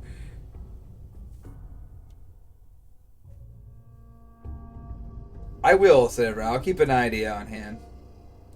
Bro, Pharisees, the Rostatum is the bane of the tables around here. It's got to the point, I won't lie to you, Pharisees, it's got to the point where my friends who I got into the game, when they play against the Italians, they don't refer to the Scorpio by its name or its class. They just call the ship the Rostatum. Because they're like, they don't even, they call the ship the gun's name. Because they're just like, no, that fucking thing is evil. I can see why you're limited. I can see why you're limited to 2 of them per fleet. Because that's fucking crazy. I would run more. And they said no. The smart people over at War Cradle Studios know full well that I am a bastard man who likes Boti. But luckily, because they did that, I get to use other fun ships like the Spatha. The Spatha is a ship I really like too because it's like a little battering ram. It's really just rams, if I'm honest. Jokes aside though, it's been a lot of fun playing that game and learning about all the stuff it has going for it. I've been blessed to teach so many people locally about the game. Like that's been a huge blessing to me to just like bring something this fun and share it with people. That's like the best is when you can be like the one to like like the harbinger of a new game to the community that like takes off. It just feels so good. So what now? My pleasure. We can use this to give the Brotherhood a taste of their own medicine. We'll get the Pride Winds coordinates dialed in and launch the missile at it. If that doesn't send a powerful message to them, nothing will. We're gonna launch a fucking ICBM at a blimp. Let me know when you're ready to go. Oh, I love that. Absolutely. I'm ready to go. Let's finish this. I'm super fucking excited about this. Missile's en route. Splash due in a couple of seconds. This moment's going to go down in history, you know? This is the moment everything changes. Look Down she goes. Good riddance. Ah!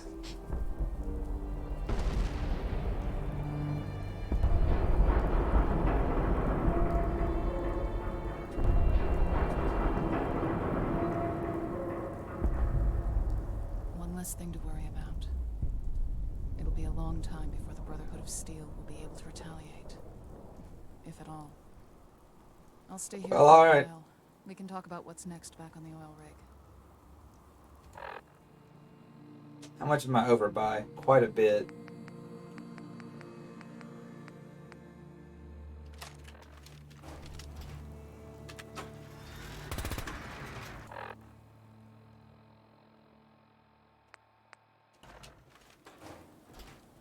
What does it use for ammo? It uses fusion cores. Okay.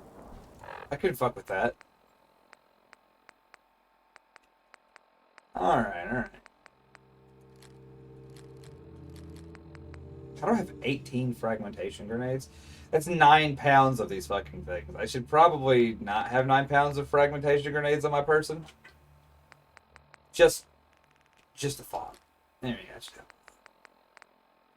I still need to drop things.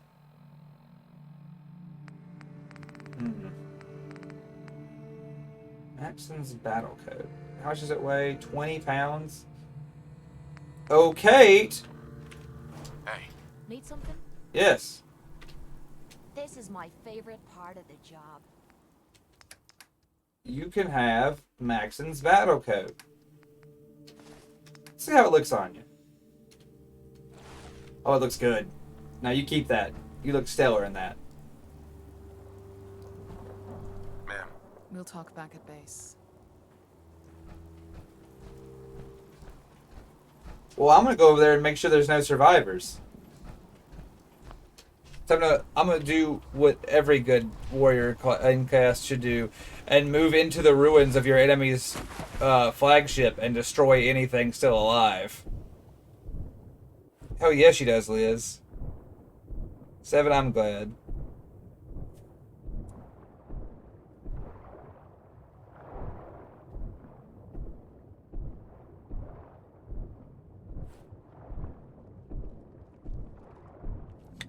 Liz 7, you can be the change you want to. You can be the change you want to see in the world. Go to your local gaming community. Be like, this is Bodhi. Play it, and then boat it up. That's what I did. That's what Pharisees did. That's what we're gonna keep doing. We go to the places and we say, this is Bodhi. And they say, what? This is Bodhi. And then you slap them in the fucking nuts with a box of resin ships. And then they play with you. And then they come back and say, I like Bodhi. And what you believe, it keeps happening. It is self-fulfilling like that. It's wonderful. God, Worship Gunner was neat. Super civilian. Oh, dude, the constructible game Pirates? Hell yeah, me and my brother loved that, Blue 7.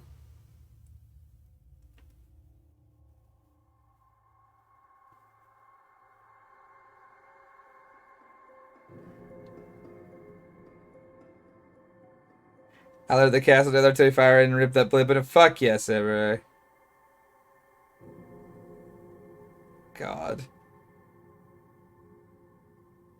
Well, Work Slayers, they did what they did. We should have fired the ICBM at the Institute, but you know what? Fuck it. We wanted to send, like, I'll agree this is a bit of a waste in terms of raw, like, military, like, in terms of raw firepower. Maybe shooting a dirigible with a warhead was a little bit of a waste. I'll say that.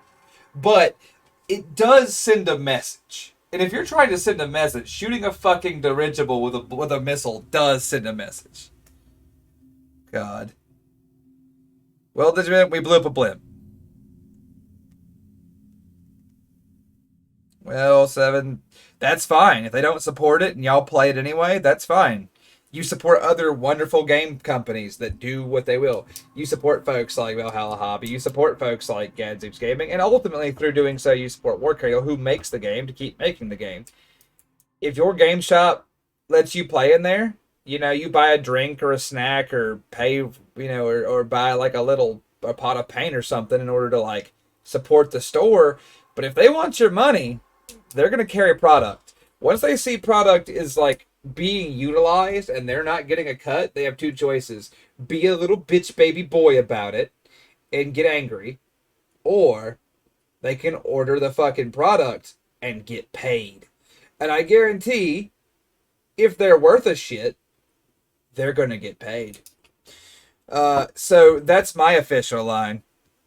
Take Bodhi to the masses, and if they don't, and if they want a slice of that sweet cheddar, they gotta play ball.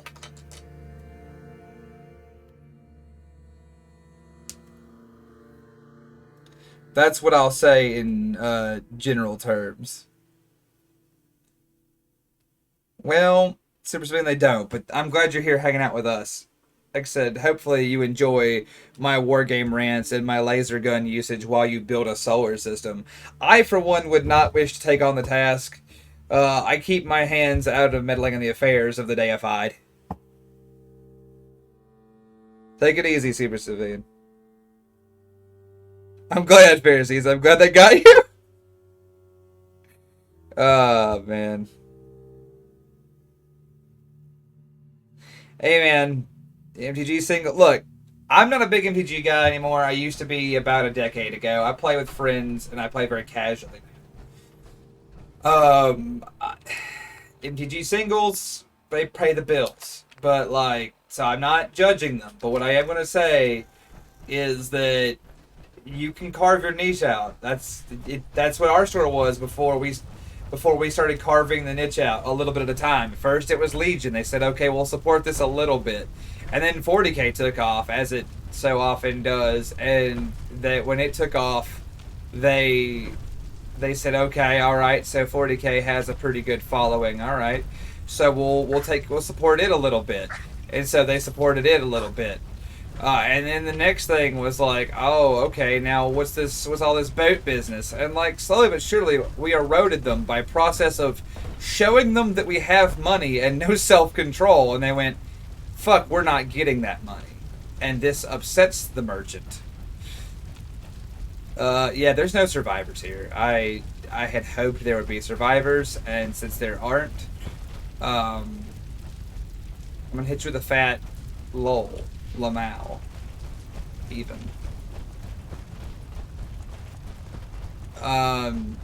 Well, rip those fucking guys, I guess.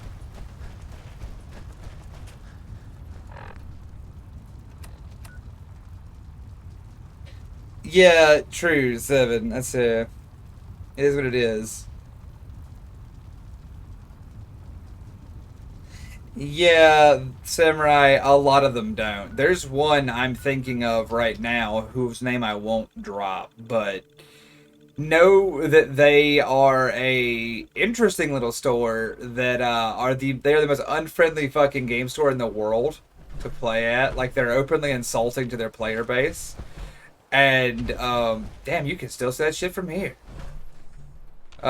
Which I guess I guess we're actually just up the beach from where that lady's standing. But I didn't realize that we were on that beach. But yeah, dude, like,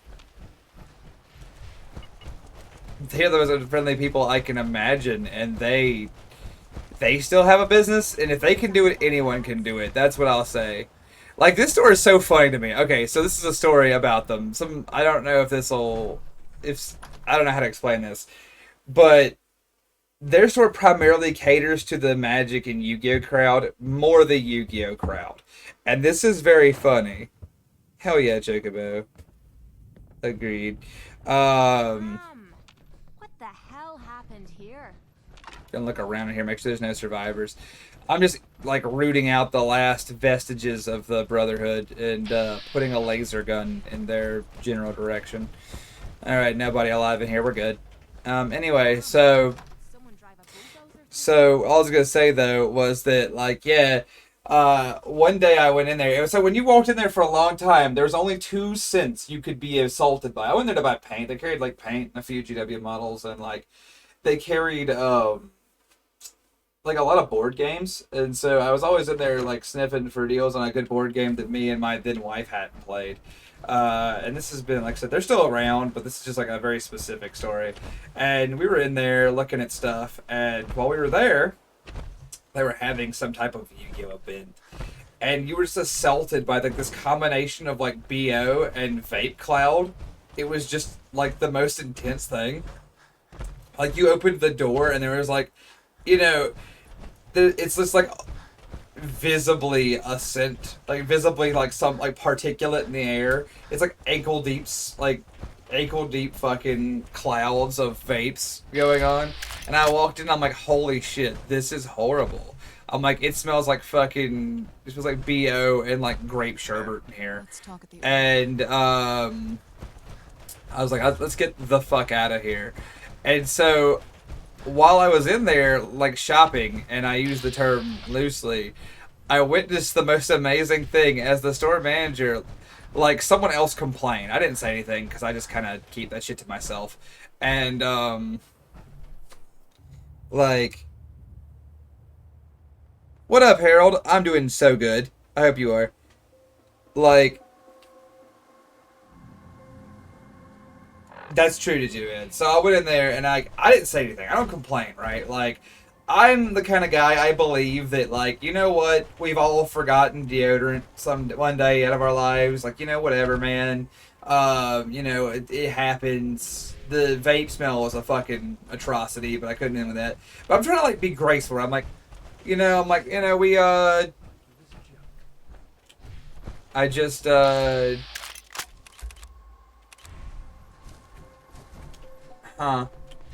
The hell? Hi. Huh? Yeah?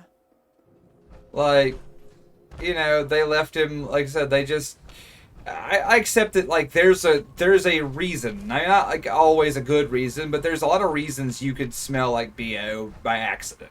So I didn't say anything, right? I just kept it to myself. I moved on. I said, this is kind of grody. We'll just buy what we're here for and we'll leave. And as I walked through the store, the back of the store, like, the front of the store was like the card gaming area, and the back of the store was ostensibly the area where you played miniature games. Because they had, like, you know, what the hell? They had, you know, areas for people to play, you know, they didn't have, like, a big play space. It wasn't, like, big tournaments or anything. It's just, like, a handful of tables for, you know, people to play, like, Necromunda or whatever. Or maybe it's a board game or something. But back there was where the intake was for the AC system, like the HVAC system for the business. And I got to watch the owner of the business, after hearing a complaint from a different customer, walk to the back of the business, pull out a container of Febreze, tape the trigger down, and throw it into the intake grate and shut it. And just fumigate the whole fucking place.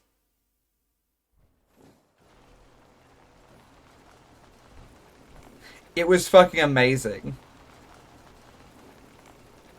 Harold, I'm so glad you got a day off. On our end, there has been a similar situation. My partner has, since she got here, has been wide open. Like, she's got 2 days off in the last, like, 21 days. It's been horrible. So I feel for you, man. You gotta catch breath where you can. Blue 7, that's not even the worst game store story I've got. That's just one from, like, when you talk about unfriendly game stores.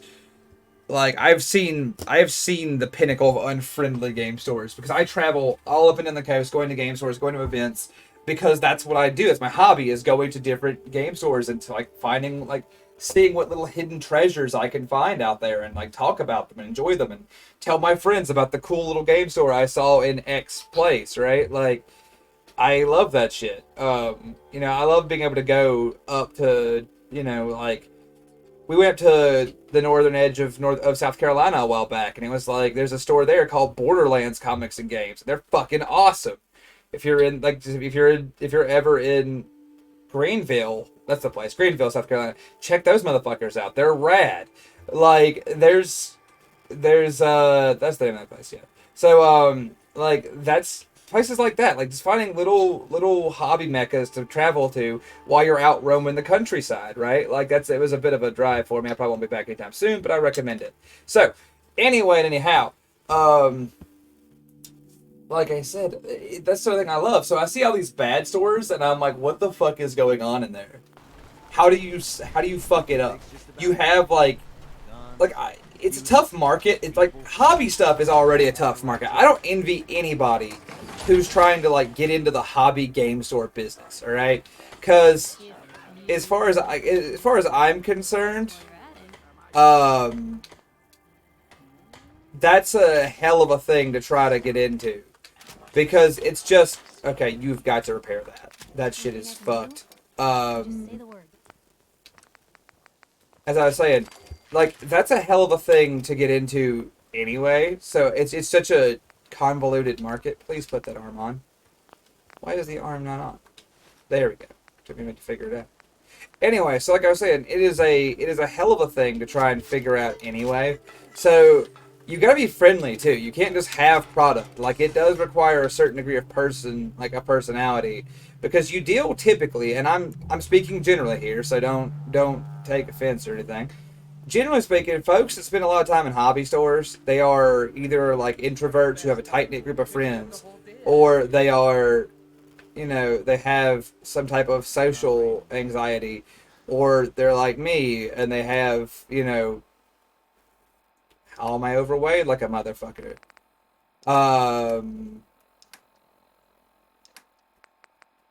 Let me go back up there and throw some shit in the box. Apparently I'm carrying 6 billion tons of random dog piss. Like, there are people like me who, for one reason or another, like, they have social issues with, like, the autism and stuff. And so if you're not going to be friendly or not going to welcome them, and you're not going to be, like, someone these people can interact with in a safe manner, like a manner they find, like, safe and acceptable, you're going to like start to hurt your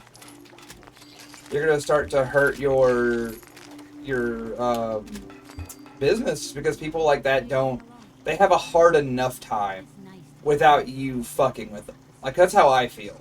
Anyway, like I said, so that's just my whole bit. So when I see a good game store, I talk about it. So when I see bad ones, I'm always like, how do you survive? How do you survive for decades, for years? Because, like, the one I'm talking about with you know, the guy who used Ambassador Febreze, I just don't understand how they stayed open as long as they have. They've been out there for like 15 years now or something. Let's see, they opened the year I finished college, so they've been open, hold on, they've been open 9 years, so like 9 years ago, right? They opened up, and they're still going, and I don't know how. Oh, Noble Knight is rad. They also, this is funny, Pharisees, Noble Knight has a storefront in Greenville, South Carolina. I drove up from Savannah when I drove up there recently, and I discovered that is a thing that happened, and I asked them if they were like associated, and yeah, they have several. That's one of their like locations. So we had, well, I'd say that was a 4-hour drive, but we do have one nearby, Pharisee. It's pretty cool. And I agree, a game store should be a place without judgment or fear. It should be a place where you leave those kind of things at the door, and you enjoy the hobby. Like, you come in, you enjoy the hobby, you talk about enjoying the hobby, and you just do your best. And that doesn't mean conflict doesn't exist, because we all know conflict exists. Every game store, every hobby has that guy here and there. We all know him. We all loathe him. We're going to have to deal with that, alright? As long as we enjoy a hobby, there's going to be that guy trying to tell you what he likes about it, and I guarantee you it's the most unhinged, out-of-pocket fucking thing you've ever heard. And you know what? That guy's gonna be there. That guy's gonna be in there, like, doing, he's gonna come off of a 6-week fent bender and come in and tell you why he fucking absolutely loathes, I don't have a good example ready, but, like, if it isn't actually kind of inflammatory, I should say, and you're just gonna have to listen to him. You're gonna have to hear him say that, and you're gonna let that water break off you like water off rocks. It sucks. It's what they're going to do to us. Now, I give you this primer as not to condemn, but to tell you that it's gonna happen. But generally speaking, every good game store I've been to has a handful of very simple rules. They're not that different from the Ox, which is they are places without judgment, without hate, they don't get politicized. These are places where you come in and your conflicts ideally are fictional. Your politics are intergalactic. Your beliefs are dependent upon which star system you're from or which village you're from. Like, you know what I'm saying? You come here to enjoy the hobby and the environment that it cultivates, not whatever the troubles of the world are. And those are the hobby stores that I see thrive, that generate communities I want to be part of, and I'm blessed to be part of. And the ones that don't attract a very certain clientele, and they survive or die based on whether or not that clientele is prevalent enough in the region in order to make sure that functions. Bro, Pharisees, buddy. You had me in the first part, Craig, but you said something about the 9th Legion. I'm gonna come whoop your ass. I'm sorry. That's my boys right there. Those are my boys. You dare talk about the Sons of the Angel like that? Oh, man. That's funny, but you get my point. Oh, man. Yes, Aiden, that is at least some manner of good.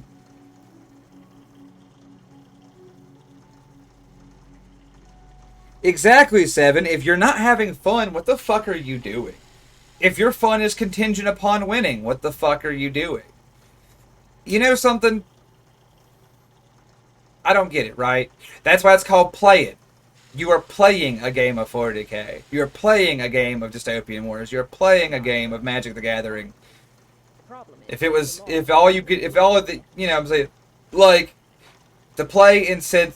playing a game by its very nature should carry the risk of losing said game.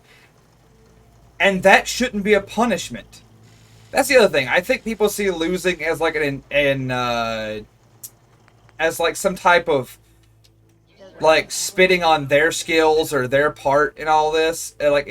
They're somehow, they have ego in a way that's tied up to it that doesn't make sense. And I say to you, that's not the way. That's not the way. All right, that's all I can say on that. It's like, that is not. Why am I still overweight by 18 pounds? That is not the way, right? Like, the way the game should be enjoyed, the way that we enjoy these things is to accept that loss is possible, but win or lose. If the game was flavorful, and I mean that, if the game was in flavor of the universe, it was fun, and it wasn't like, and neither you nor your opponent were able to win, or rather won by using underhanded means, then you've had a good game. You have done it. You have game. You have game better than most people will ever game in their lifetime. And I am immensely envious of that fact. So, I say again, losing is not disparaging of one's character. It's just something that happens when we play. And if all you enjoy is winning, if you have to be that guy, if you have to like huff your own farts to play a simple game of Star Wars Legion, of 40K, of whatever, if you have to just, if you have to be smoking yourself up in order just to do that, if you'll do anything to win, I want you to ask when the last time you really had fun was. Like, that's my bit. Like, when was the last time you actually had fun? When, like, because you can say to me, well, winning is fun. Okay. But why is it fun? Is it fun because you're using miniature games as a means to, like, solidify your self-worth to yourself? Or is it fun because you had an actual earnest competition with someone of, like, a peer of equal skill? Was it fun because it was a game system in a universe you cared about that resulted in two individuals coming together for a symbiotic relationship for 2 or 3 hours in a dance of tactics and skill and competition and banter and fun? Did you, is it the art of playing a game that you enjoyed, that brought you fun? Or are you doing this because this is what you're clinging to for your own ego? And if it's the latter, then you don't need a war game. You need counseling. And before you make the joke, I don't think miniature wargaming's cheaper. Like, I don't get it. I'll never get it. If you can't, miniature wargaming is my escape. I write lore for my characters. I care about them. I try to play with them like these are warriors whose hopes and dreams ride upon my decision as a commander. And my passion lies in playing the game, and as autistic as it sounds, in seeing these people fulfill whatever it is goal that I have assigned them, because that would make them happy. And if that would make them happy, it makes me happy. Let me change guns, because this gun is not going to be good for this. Actually, let's try this new gun I just got out. This new gun's kind of cool. Let's try Final Judgment out. And, like, that's the thing that I love. That's the thing that brings me joy from a miniature wargaming perspective. And so, I don't know. I just think that, like, I'll never understand someone who can't enjoy the game for the game. They need something that the game can't give them. And that's tough, man. And for some people it's a question of maturity, but for most people I don't know. I'll never understand it. And that's my bit on that.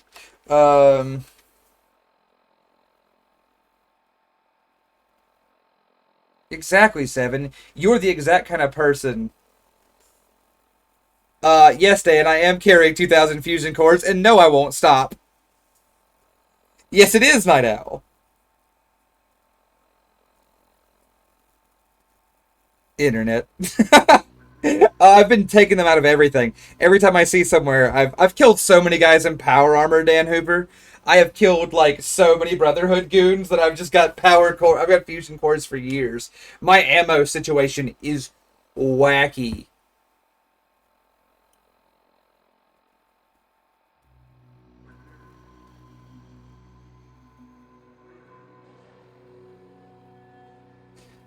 I fucking love it. Exactly, Aiden. I'm with you. If your fun is contingent on you winning, that would be a tournament mindset and disease edited by making money and prestige to it. Exactly. Let me ask you a serious question, though. Outside of, like, the gaming group, no one cares that you're the tournament champion of X store in August of 2022. No one gives a fuck. Like, you're a scourge at the local game store, but in the grand scheme of human history, you're nobody. So don't make that your personality or your ego. Make it something you do to get relaxation for the person and the ego that you put into the true passions in life. Take that energy to your family, to your work, to your life, to your art. Do something else, because if that's all you're building yourself up on, that's real castles made of sand shit. You know what I mean? Like, you're the tide, the inexorable tide of time and interests of human interest will just leave you behind if that's all you are. And you can't You can't, like, that's what I'm saying. You gotta have more firm foundation in that. That's all. Oh, man. Lizards in your toilet in this economy? Well, I'm glad that you. Yeah, that's funny. Yeah, Digiman, like I said, I'm with you. Blue 7 sounds like my kind of guy to hang out with at the game store. What up, Jimmy Ray? Very blessed to have you here. You lose the game to anyone in the BPL Hogs? You'd have a hell of a time trying to do that against me, my friend. I play the worst 5-color pile of trash in human history. What I've got is 5 colors and no win cons. I guarantee it.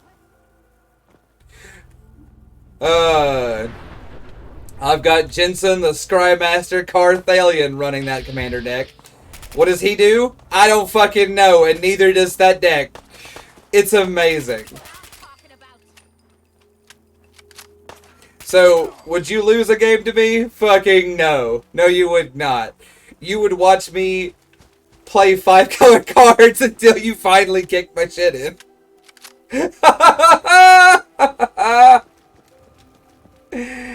Oh, that's funny.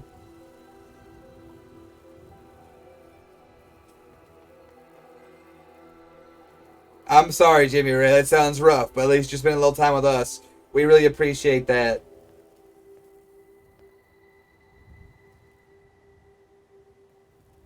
That's so funny. Oh man, Digi, we gotta find some art so you could make me a card. I want to be I need a Nephicorn card to command a deck for me. I really want it to be just an alt art of Najila the Blade Blossom. Because it's 5 colors, and I would love that. I would love to just whop that out the table and be like, look at this. You guys remember my shit tier 5-color value pile? Well, now the king of shit mountain sits proudly in the command zone. And it's just me. It's just me sitting there looking at you with my smug unicorn features. That is something I want very much, and I'm going to have to ask Lady Red or somebody to get on that. If they have time, and if they don't mind working with me to achieve that goal. Because if either are inconvenient, then I won't do it. Where did the bloatfly go? Where did you go, you fuckboy? There you are. Anyway. So, I'm going to tell you guys my favorite Warhammer-related story in terms of the worst of that guy. The worst player I've ever met in my life. Not because he's bad, but because he's a curse. Because this troglodyte breathes the same air as you and I do. And I need to bring him up because I still have PTSD about this. That is a bit of a joke. I don't want to trivialize PTSD. I have it from the army, not from this guy who smells like poopy. I do want to throw out there that I'm not trivializing people who have actual issues with trauma.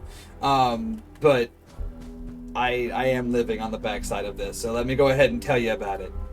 Also, for those of you playing Fallout, there's a fucking railway rifle right here on the map. I think it's like a world spawn at Bedford Station. So if you just started the game and walked to here, you'd have a hell of a gun to just begin the game with.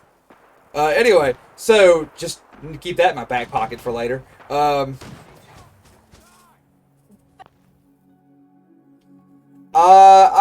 don't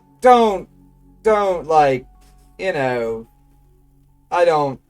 Dude, I'm so awkward about asking for things. I do not wish to ask anyone for anything, even when I want things. Get the fuck away from me. Anyway, I hate Rust Devils. They bring their robots to me, and they ruin my mood. I'm in a jovial mood today. I'm full of energy. I'm full of vim, vigor, piss, vinegar. I'm full of all of the fluids. All of them. And they come to me. With their guns and their mole rats. Anyway, so nuke's out.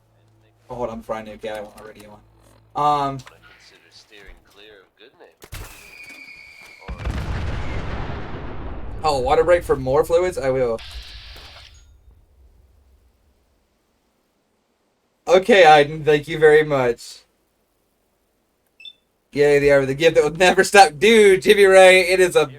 I talked to another friend about my time in the Army this morning. I accidentally had the... Well, that was a weird noise for that mole rat to make. Anyway, I had a few jokes about it. Unfortunately, Ferris made the mistake of asking me about my irradiation earlier this week. And I told him the story about that, and boy, that sure did bring him down.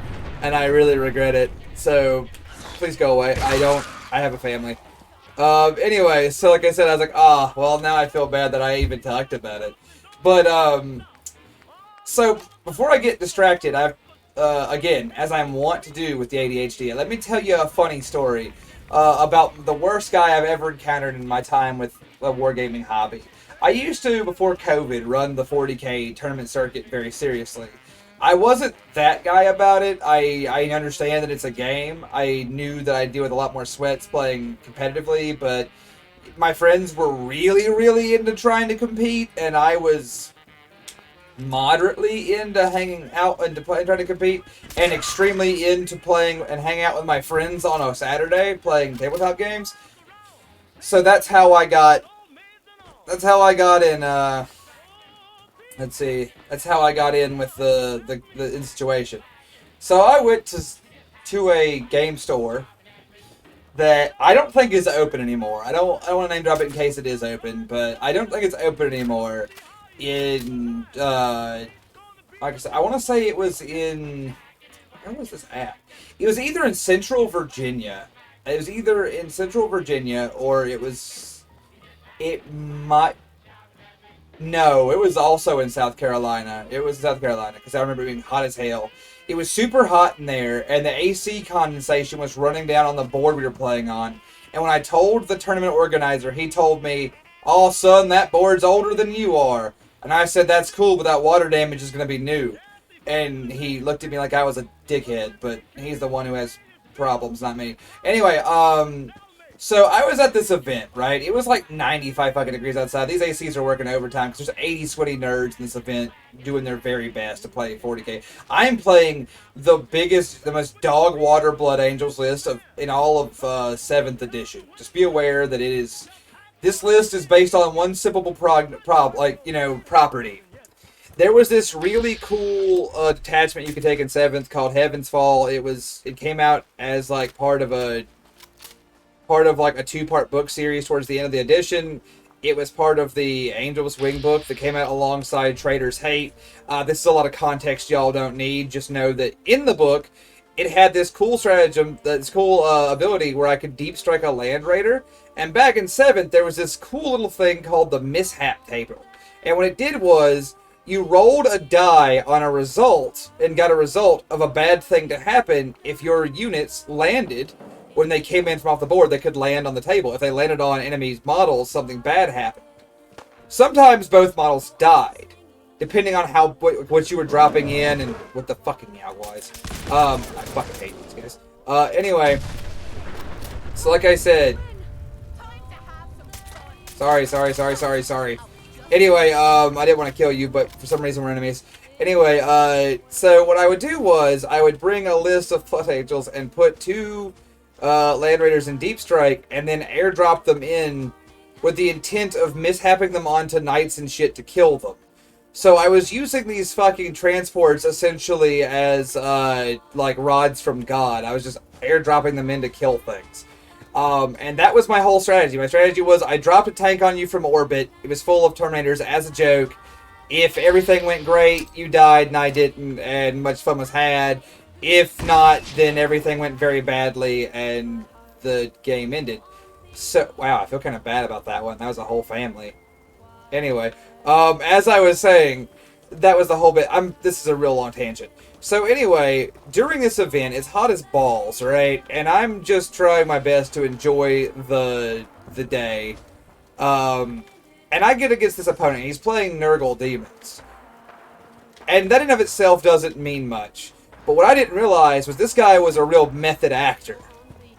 This guy was a real method actor, right? He was like the oh shit. He was the what the fuck? That's a lot of bears. Oh man, actually, fuck him. Anyway, this guy was the Jared Leto of Nurgle players. He was a real method actor.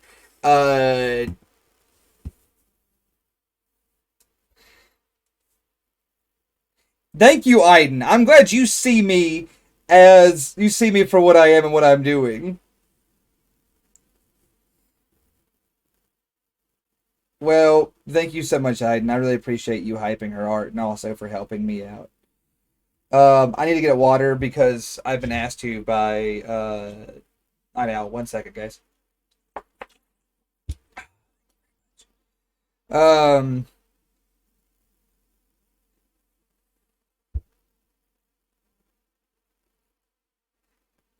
For sure, Jimmy Ray, for sure. I'll pick my audience, and it's cool, man. You know how it is.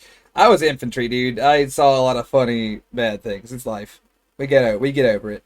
But exactly, Dan, Land Raider from from space. Okay, so like I said, despite how much fun I have with Land Raider from the top rope, let's talk briefly about what that means. So about Nurgle Man. So I don't want. I'm trying to think of how to talk about this character. This is very important to me because I don't want to disparage people based on their appearance, but this man had a plan and it depended heavily upon his appearance. So when I describe this character to you, do not take this amiss as me trying to shame him for how he looked so much as to give you the context of what's about to happen. This was a gentleman who was a diminutive gentleman, fairly small, rather rotund. And when he approached the table, he brought with him like a foul Methodist, a truly like dark miasma that suffused all about him. The box his mouths were in smelled intensely of cat piss. And then he himself had like food in his beard, and he had like chunks of A material around the armpits of his shirt, which on a normal person I would have mistaken for deodorant, but I know this man has never even read the word, never you mind try to apply it. So I don't think it was. Some type of festering cheese, I assume, has been produced here. I would, in a different world, in different time, I'd refer to them as rubbings. They were the foul rubbings of his flesh, and they persisted there. He was wearing sweatpants that were manufactured and donned in 1997, and had not been washed in that time period. So, here we go. I'm sorry, this is grody, but this is where we are. So this man approached us, and he pulled out his models, and said he was going to be my opponent, and I said, I really hope you aren't. And he was. And so then we began the dance of, so we set up models, and I try to be polite. Like I said, I'm not an asshole, right? I understand some people can't do better and all that shit. I don't want that to be as condescending as it sounds, but some people really do just like have a difficulty with understanding. They don't recognize their own situation. So if he had like a developmental disability or something, I don't want to like disparage him for that. I don't know what his situation was. But anyway, so he had that going. But I realized quickly this was part of the act. This is part of the program, as the saying goes. The reason I believe that is because of what happened next. We set up and began to play the game. And he plonked his large, hefty demon, his biggest boy, like the big resin bowling ball that was the old Nurgle Raider demon model out on the table. like an epoxy bowling ball just sitting on the, like, rumbling out on the table. And he put that guy down and a bunch of his dudes around it, and I was like, okay, target identified for orbital strike. So during the battle, like during the turn, I was like, one of the turns, I was like, all right, it's time to show you my trick, and I brought in the fucking Land Raider, the Reign of Land Raider. The metal boxes appeared from space, and they splattered his fucking Greater Demon and a bunch of other trash underneath their treads. One of them blew up and killed some more stuff, and then the other one disgorged a bunch of Terminators like a G, and it was very fucking cool. And this would be the moment that would swing the game in my favor inexorably. But this is when he did something truly amazing. Something I can't possibly fathom doing, he did next. He took his turn. He put himself in an advantageous position for if the game ended right that moment. And then, while making hard eye contact with me, chat, he shat his whole pants. Hey, Grubfist. How's it going, brother? That's the one. Orcslayers, yeah. He began to make hard eye contact with me and void his bowels like an insect.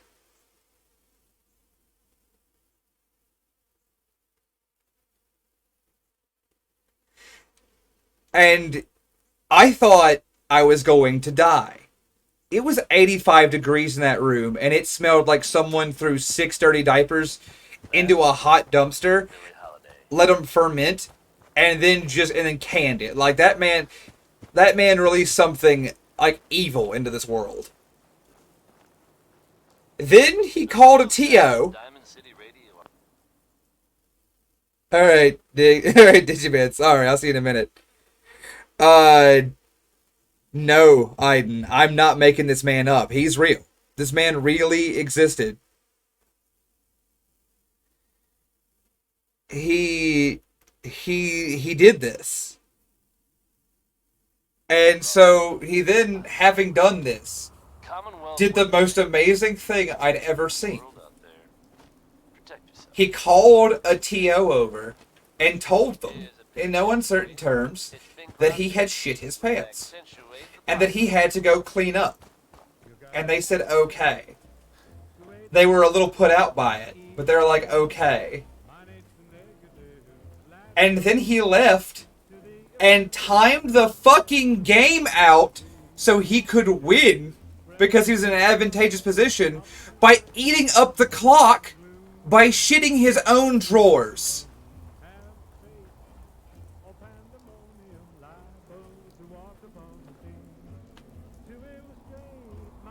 Bro, I'm sorry, Liz. I'm so sorry. And that's his strategy. His strategy was to occupy a victorious position and then go weapons free on his anus and just demolish the drawers. And he did. I've never seen anything like it. I don't think I'll ever see anything like it again. It was the most ridiculous shit I've ever seen, and I tell everyone about it. Because what else can I do? The Institute still exists, that we are among you. It is true, but it is not the whole truth. We are here, and we are the future. And so, 15-mile penalty, honestly, Jimmy Ray.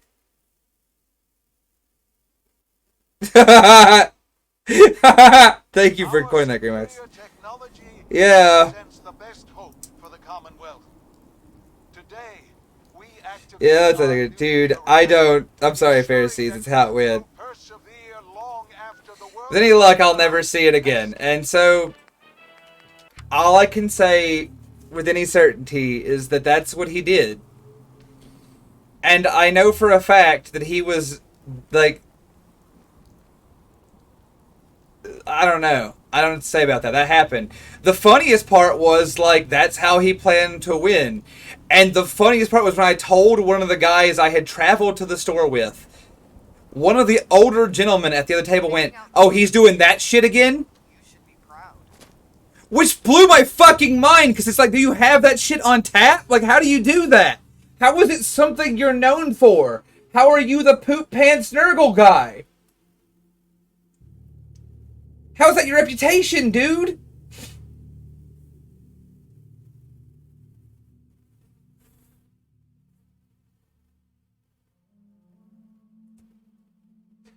I'm horrified by this story. Pharisees! My brother! Hello! I have no words for you at this moment. Do what? For you at this moment. I've never heard anything quite to this degree. I've seen horrifying things at game stores, but never this. Dude, it was the wildest shit I've ever seen. Literally. It was fucking crazy, bro. I had to go outside. People, like they had to clear the game space for a bit. Like, there was, like, we had already went to lunch. We came back, and they had us take another 30-minute break to open the windows on the bitch. Like, it was fucking horrible, dog. He didn't win the event, but he went to, like, the third round 2-0 because of that shit. I heard he got DQ'd from... No, he went to the third round. Yeah, clearly he fucking did. Like holy, and I mean this with my whole chest, shit. Dude, I'm glad that you, like, I love that you showed up. You had to come in here because of this. I was like, no, I don't have the energy to co-host right now. And then you told this story, and I'm just like, I can't just, like, let him just have this. I need to come in here and express my horror. Bro, like, that was real. And I was like, I lived through that. No, Jimmy Ray, I don't think he was, like, I don't think he was packing it back in for a second, like, iteration. I assume he could make more if he needs it. I hope that it's a one-trick pony. I hope he does this once per game event and then doesn't do it anymore. I hope he doesn't do it again. But apparently he's known for it. The Nurgle Dumper. Bro, I am bringing new meaning to Nurgle's rot. Bro, I don't know what to say. That's what I've got for you, though. Oh man, so yeah, that's my Nurgle man pooped in the store story. And when you say, so every time someone's like, "Hey, I met that guy in the community," I said, "No, you didn't. No, you met a guy who thinks eugenics is a good idea. No, you met a guy who uses racial terms from the 50s because he doesn't know better. Like, no, you met a guy. You didn't meet that guy." No, we've all met some horrendous characters in our time in game stores, but man, I think you've got a winner here, man. This is definitely in the running for horrendous. Yeah. I'm still trying to come up with good puns.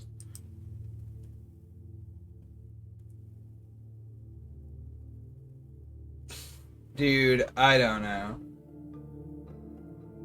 Just, you started it off with, this guy was a method actor, and I was like, oh, this is gonna go a horrible, dark, awful place. Dude, I don't know what to say. Like, that's what I've got. But, something's running where that guy's involved. Dude, yeah, so I heard later, I got out of the competition scene. Surprising nobody after that. So I got out of the competition scene and went at the competitive play scene and went back to being very casual because my soul was hurt by that interaction. I suffered some type of damage that made me susceptible to warp ghosts or something. And I decided I didn't want to play in the competitive scene anymore. And I heard that guy was later DQ'd from all events. Basically, they were like, this guy is a notorious filth demon and can't be allowed in the store.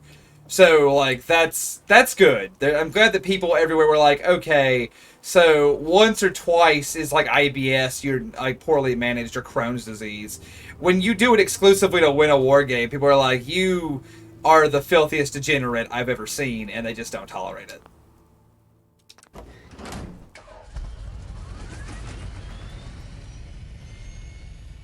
I'm sorry, Liz.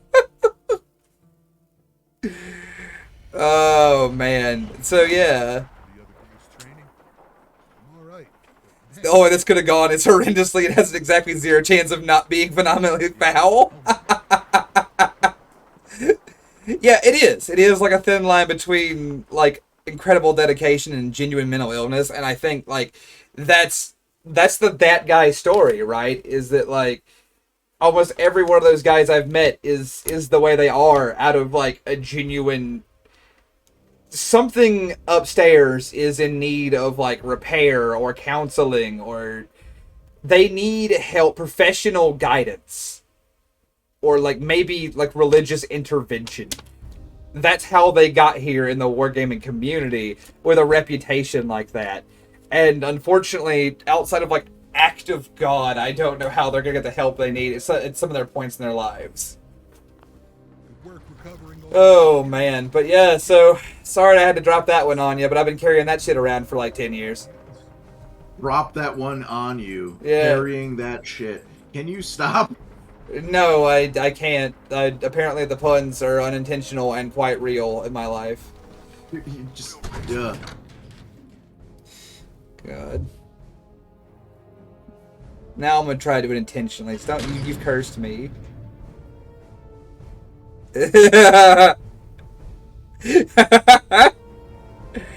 Oh man, I love the war.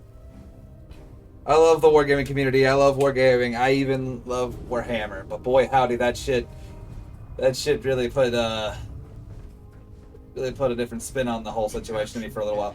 But I'm just grateful that there's no, like... Because there's no clear protagonist faction in dystopian wars, people can just play it, like, agnostically without, like, having to commit to the bit quite to that degree. For the record, if you don't think, like, I play the Italians as a bit. If you don't think I'm gonna show up with, like, pizza and pasta and shit, I'm gonna walk in there like pizza margherita and, like, a bowl of linguine when I come up for Adepticon. And that's fine, because that's not a harmful bit to play. I make good pizza. Shitting your pants as a Nurgle player, on the other hand.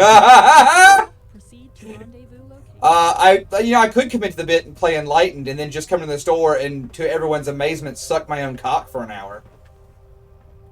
So, like, that's something that I could do, I guess. No, because if you're gonna play Enlightened, you need to bring a blow-up doll. And I really don't think that most stores would let you do that. That's not particularly family friendly. I honestly, I think, and I don't know if I'm right, but I feel like the hotel at the most recent event wouldn't notice, and I guarantee that the tournament organizer would do it for a laugh, because I know he loves chaos. Oh man. Like, I don't want to name drop the dude and all, but like, yeah, it's like, I just feel like the Mad Admiral would be down because of the chaotic nature of that behavior. But yeah, genuinely speaking, no, it's a little harder in dystopian wars to commit to the bit of being the pee poo poo man. Although I will tell you that, like, I don't know how I can use filling my own pants with shit to get me more victory or valor card completions. But I will tell you right now, if I can find a way, I still won't do it. But I will email you about it. Oh, thank you. I look forward to the email. You're welcome. Thank you. The Brotherhood of Steel would have been a constant thorn in our side. And now we can rest easy. Thanks to you. I'm banning you from getting arrested for public. Jimmy Ray goes, now, let's not slander the man. There's no evidence that has been provided that he pissed himself too. To my knowledge, he did not piss himself. I have no way of knowing that. I have no way. I'm gonna say I don't know how many people have actually heard the parody Joker bit, but every poo-poo is pee-pee time. I was about to reference that. I shit you not. I was about to reference that. High five. Hell yeah, dude. Fuck no, Jimmy Ray. I didn't touch any of the cat piss miniatures. Fuck no, Jimmy Ray. Hell no. They were stored in the litter box before he brought them in. I wasn't gonna touch them motherfuckers. Dude, when I go to tournaments, I wear gloves. I wear fucking, gloves sometimes. Because I know I'm touching other people's stuff. Even people who are well-groomed and kempt, I'm still like, I'm sorry, these are your miniatures. And I touch them with, I wear gloves during tournaments because I just, get skeeved out by touching other people's objects. Oh, man. That's funny. Oh, yeah, Samurai, I'm glad he wasn't a Slanesh fucking fucker, too. Oh, man. I love that. Dude, I considered dropping liquid chlorine into my stomach to leave this earth as a human being after that, but... we got by it. Just, wow. We took out the Pridwen, but what There'll about... be a few, yes. That said... I will return shortly. I need to put my pizza in the oven. It is preheated. Do it. I'll be here. Power was an important step. The people of the Commonwealth now know what happens if they resist our rule, which we'll start to enforce soon. God, that's very funny, but I'm glad that it's over now. That's very professional military terminology. Everyone knows in the military, in the chain of command loves it when you call the fucking colonel's office on the radio and your fucking radio discipline is, Colonel. Did you not think about what you were going to say before you hit the fucking mic button? Yes, what is it? Apologies for the interruption, but we have a situation at the police station. What sort of situation? The Institute is here, and they want to talk to you. The Institute? What do they want? I don't know. They're refusing to talk to anyone but you. I don't like this. But alright, I'll be there soon. True, If did you'd like you, to man? join me, Major. I'm not quite sure where this will go. The yeoman of signals would come and beat you with a battery for that. I have a story that will be a palate cleanser after that last one. That's a lot more fun and humorous from my time in the army. So one day, I was in charge of watching the radio. You'll note I said watching the radio because at this point in my career, I am a corporal, attached to my unit's commander and his cadre, and at this point, I am attached to them as a corporal, and I am not touching the radio. I refuse to interact with it for a variety of reasons. Namely, it's not my fucking job, and I don't wanna. Those are my two big reasons for not touching it. But also, touching radios is a great way to get in trouble, which I didn't want to do. So, I was sitting there staring at a radio.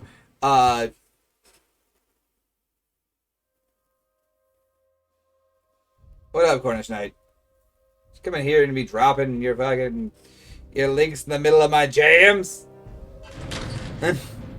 I'm joking, you're doing good. Thanks for the raid, we really appreciate you. Seriously, thanks for coming by. I'm sure you put on a hell of a show. We actually played Cyberpunk on this channel. I did. Relatively recently, and it was a lot of fun. I'm picking at you, Cornish Knight. I'm sorry, I'm picking at you. You did just miss a hell of a tail.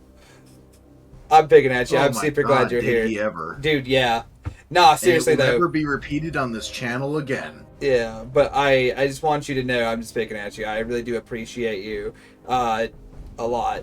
And much love from us here. And thank you again for the raid. We love seeing people come by. And if I get a chance, I'll remember you in the days ahead. But yeah, dude, I was saying the thing that gets me, and I'll definitely check out your stream. Let me know. Hey, when do you stream, Coordination Night? What's your schedule like? Why don't you tell me? I'll check out one of your streams. You've done me an honor.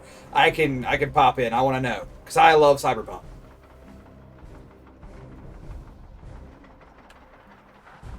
Does Colonel Whitehill have what it takes? I want to know, and I'm interested. But what I was going to tell you, though, is that this is an Army story. So I was watching the radio, not touching it. Because not touching the radio is very good. What time in Eastern time zone? Let's see. What is that for, like, the East Coast of the United States? What time would that be, would you say? I'm struggling with the words I need. Just give me a ballpark, or we'll make it work from there. But anyway, so I'm watching the radio. Fuck. Sorry, technological difficulties. I almost fell backwards out of my chair, and I just fucked up one of my headphones. Like my life just got a lot more annoying for a second. But anyway, so like I was saying, yeah, so I was watching the radio, not causing trouble, like a good basic bitch boy NCO would. And alright, Gornish Knight, that's right in the fucking middle of my stream. Double damn. But I'll shout you out. That's what I got. That is right in the middle of an ice stream. Anyway, so like all I was gonna say though was, yes, I'm watching the radio as a good little NCO does, and I'm staring at the radio, and I hear like someone hits the button, release the keys the mic, releases the mic, keys the mic, releases the mic, keys the mic, releases the mic, and let's see here. I hear some loud motherfucker in the mic, and he's like breathing heavy in the mic. My apologies in advance chat. Sorry, in advance chat. He's like, "Who the hell is Hot Mike right now?"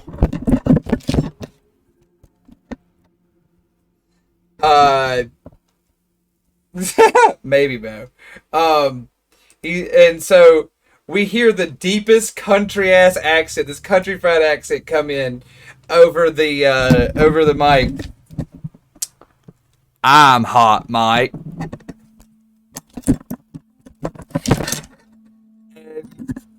Instantly, it is instant. The same first guy. Just, who the fuck said that? Who the fuck said that? This is Trojan Actual. This is fucking Staff Sergeant so and so. It's like, just he's going fucking nuts, right? And then I hear Hot Mike come back on. He's like, what was it? I can't remember the call sign he used, but he's like, this is something like Iron One or some dual bullshit. It's a fucking colonel. He's like, this is Colonel, whatever Weathers. I'm Hot Mike. And then just turns off the mic. I'll never forget. I'm Hot Mike. Who the fuck is here? I've got to say, I wasn't expecting the Institute to reach out. Oh, what me. did you want to discuss? Colonel Whitehill, is it? First of all, I wanted to express my gratitude for agreeing to meet me at such short notice. I know, it's very funny though. What do you want? Quite astute. Yes, you're right. I'm Dr. Armstrong, one of the division heads. I come to you with a proposition. Yeah, when you hit 06, you just stop giving a shit, in my experience. Dude, honestly, yeah. Like, once there's a certain point where, like, it is wholly irrelevant to you. You've left the dog and pony show behind and have become free in a way that other people never will be. Well, did I ever tell you the story about the chief on my boat who rode a bike? No. Any disagreement? Oh my god. Okay, we're getting into that one now. Sure. So, I have told several people in the Legion this story. There was a chief on my boat when I was on the Stethem. Uh-huh. That everywhere he went, he pantomimed riding a bicycle. This man was 21 years in service, mentally broken or something. I don't know. I don't quite know what. But everywhere he went, if it was not a formal event where he was in dress, or if it was like not if it was in general quarters, otherwise everywhere he went, he pantomimed riding a bicycle down the P-ways, across the deck, up through the tower. Didn't matter. Everywhere he fucking went, this is what he did. He hit 22 years in service as a senior chief and elected to retire as an E8. At his retirement ceremony, we make it to the pier. We prep for his retirement ceremony. We're back in Homeport. This man crosses the quarterdeck in his dress whites, riding his bicycle. Something he in is this saluted man by broken. the crew. He is saluted by the captain. Formal retirement ceremony is gone through entirely. He is presented with all of his certificates and all that shit. He proceeds to go down the plank, riding his bicycle in his dress whites. Proceeds to get to the end of the plank. Mimes riding his bicycle for another 5 paces or so. Mimes getting off of it, puts the kickstand down. Mimes locking it, walks up to his family, and leaves never to have ridden a bicycle again. I fucking love him. Absolute legend. Actual madman. I fucking love this guy.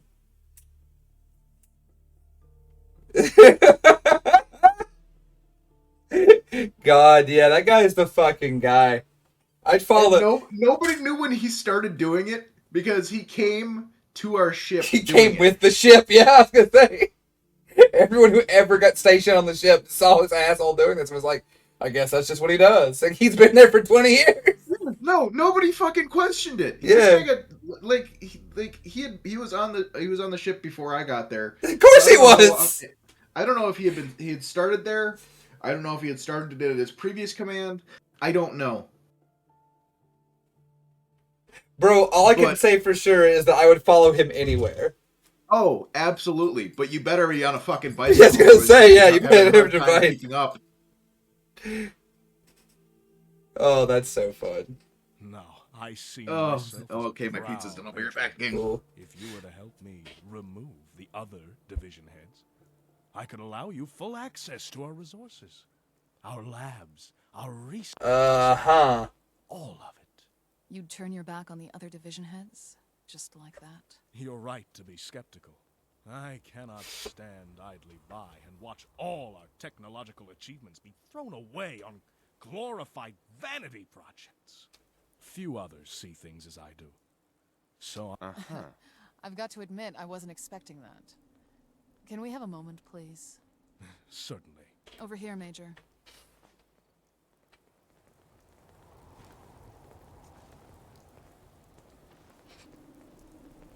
That's very funny. I love that shit.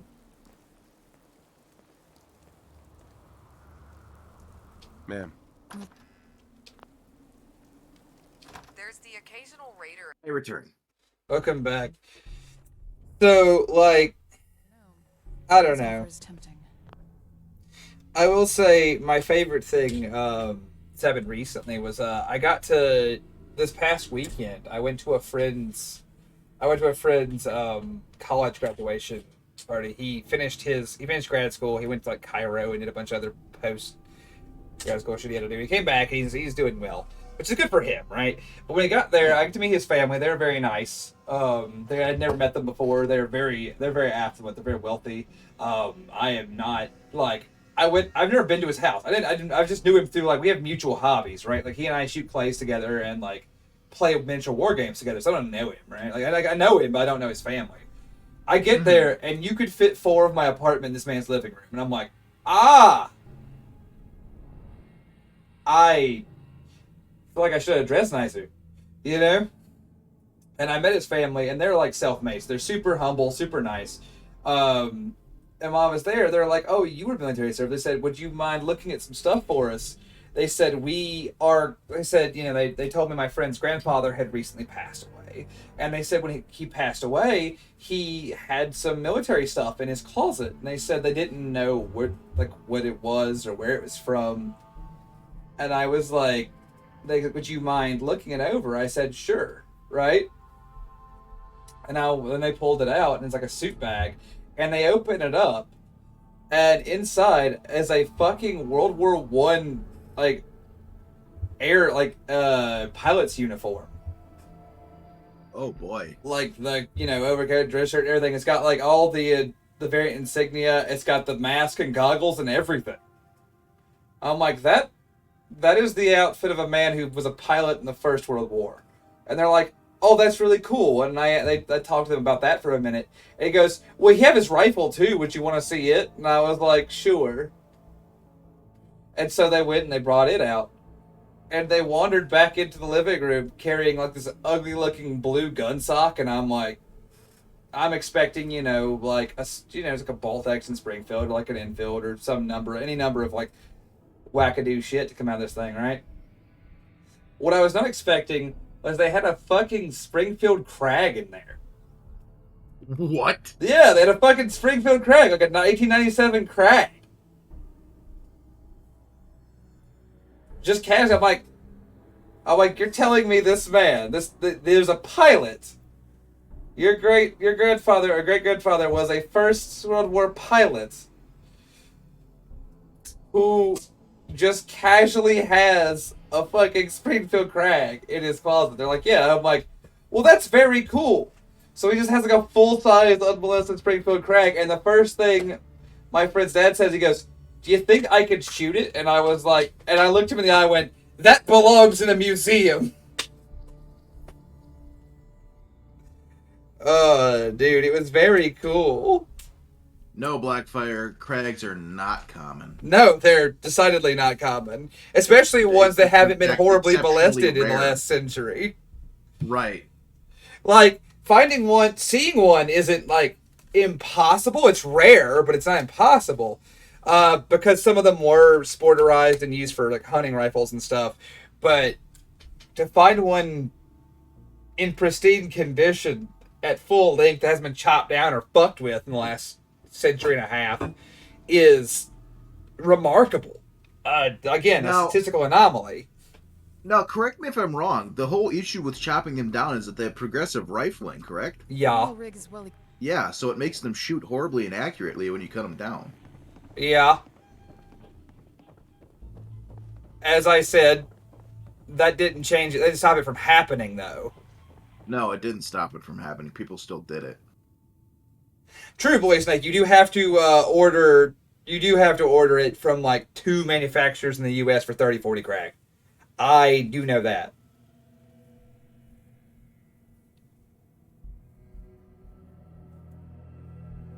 It's 30-40 Krag is like as bad as trying to find 30 Remington. You can. It can be done. But it's not simple. It's not cheap. And then, like, the manufacturers... Yeah, the manufacturers who make it, like, sell it in, like, boxes of, like, 10, and then they ask for your firstborn. And by the time you get around to buying a second box of them, the company is, like, gone. Because it's always some small batch fucking, like, company you've never heard of hand-loading cartridges from 2 centuries ago. You know... his offer is tempting. Yeah, I think there's maybe 2 hand loaders out there that reload 30 Remington, and so my buddy was looking at getting one, and I was like, well, find the ammo first before you buy it. And he goes, oh, it can't be that. 30 Remington came out in like the 40s. It can't be that rare. And I'm like, you'd be damn well surprised. I'm not blind. Dr. Armstrong clearly has a loose definition of loyalty. It's because it's also... 30 Remington, the only thing that modern that uses it is 6.8 SPC. I don't see it is based on 30 Remington, and it's a neck down 30 Remington to 270. In the army depot, we can probably make do. They're a threat to the base. They have to be destroyed. That's a fair argument. There's a chance we'd have to deal with some covert subterfuge. Maybe the risks do outweigh the benefits. You're right, Major. Yeah, Jimmy Ray, there is a market for odd munitions, but it's not like a crazy like big market. Because even though it's not exceptionally lucrative. No. yeah, like because it's like okay, say you get one guy who will buy your $120 box of bullets. You've made $120. That's for one box of bullets. That's really cool. But then consider arms manufacturers that make 9mm, and they sell them for $10 a box, but everybody's buying it. Like it's not lucrative because there's 4 guys buying your $100 box of bullets. Maybe we'll say at most 10 annually. So you make $4,000 while you're like anyone making any cartridge that's not that is going to just make more than you by dint of quantity. It's not a very lucrative thing to do. It's just something you do because you're either interested in preserving the history or because it's just like you have the tools and are like, I just think it's cool to do. I don't know why a major corporation would do it. It just doesn't seem very. Yeah. It would be a loss investment. It wouldn't be worth it. Disappointing. You will regret this. I got you, Jimmy Ray. Like I get you. Like I said, with you being in the UK, I guess that makes sense. But like, no, I'm just gonna say that the price of ammunition is varied. But the cheapest, like I said, you can buy on average 50 rounds of 9mm for like $10. I think the last time I bought it, it was $10.99 for 50 rounds for target ammunition and around $30 for good self-defense hollow points. It's that's the ballpark you're in, and you're going to sell a lot more of those to a wider margin of people than you are like anything specialty. Even outside of government contracts, shit like 50 BMG and 500 Smith and Wesson, which isn't a government contract, but like those are even kind of specialized proprietary calibers, and I'm sure the dent of like the mass dent of any arms manufacturer's sales are not those cartridges. Again, outside of like government contract for like 50 caliber, for example. But you're gonna see them making a lot more money in individual sales on just more common cartridges. That's why it is such an important part of their factoring in of the money, because like they stay afloat on civilian sales. The government doesn't pay them jack in or dick. Not really. Ma'am. A shame we couldn't make it work. No chance for peace with the Institute now. We're going to have to take them out. Yeah, we're going to take them out. We were always going to have to take them out. I like that guy came here and was like, hey, do you want to help me launch a coup? And we were like, no. And so the minute we said no, he was like, what if I sent an army of assassins after you? It's a pretty good... I'll give it to him. That's a hell of a bargaining strategy. I wouldn't have thought of it, that's for sure.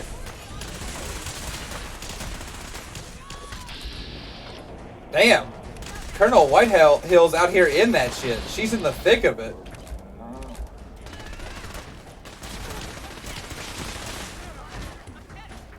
Holy fuck. Grub Fist, don't make sense now. Don't do that. Don't do that. The army of assassins to perform the coup?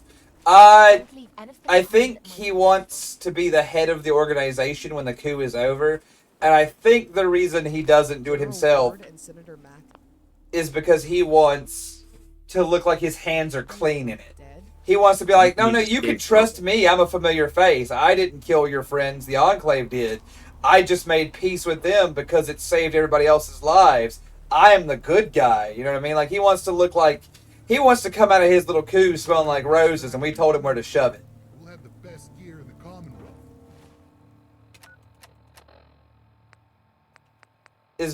That's what I think happened just now. That's what I will say.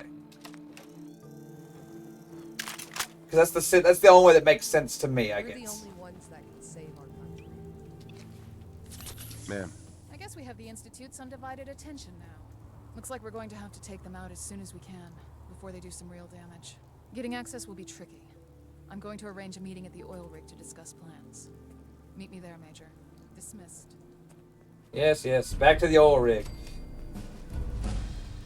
Well, we're at the end of the game. We're gonna go slap the fucking dick off the Institute with a laser gun. That'll be fun.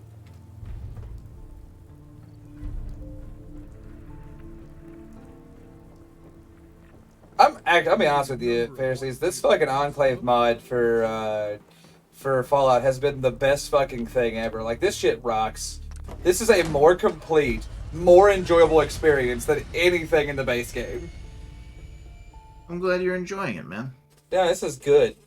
Yeah, shins will be kicked, Grievous. Socks will be rattled. Yes! Jimmy Ray, this is a fucking mod! Yeah, the Enclave aren't in the base game.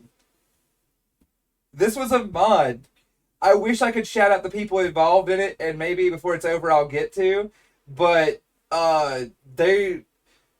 So go check them out. The name of the mod, if you play the game at all, if you want to play the game at all, if you do like the game, check them out.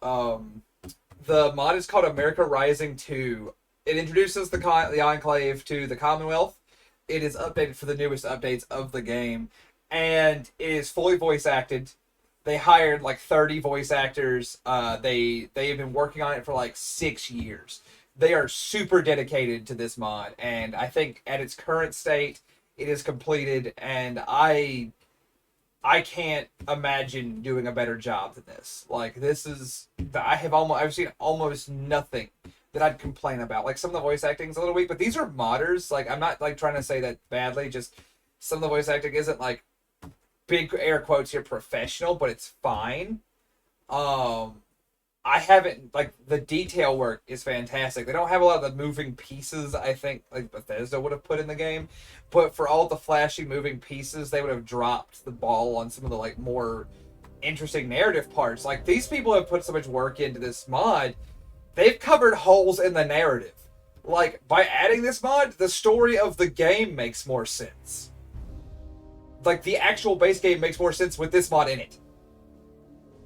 They have managed to fill holes in the story, and the gaps in the story with this mod. The story of the mod, the narrative reason for things happening makes sense. Like, they even justified the oil rig. Everyone's like, really? No one noticed an oil rig off the coast of Boston? Was like it's like, yeah, because at the end of before the war that destroyed the world, the entire world was going through a resource crisis. So the U.S. government building a bunch of oil rigs to hide their military facilities wouldn't be noticed by the world at large because everyone was building oil rigs where they could stick one to try and find whatever resources they could, like, eke out of the earth. So, like, every little detail, every conceivable idea, like, that's something that's never confirmed in any form of big quote quotes Fallout canon.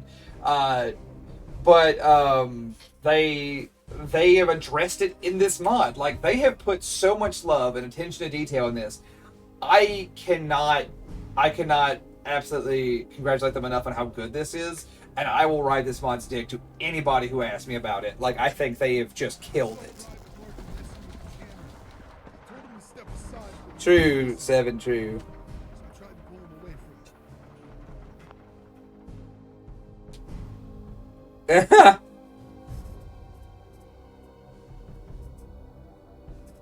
That's funny. Jimmy's will be rustled.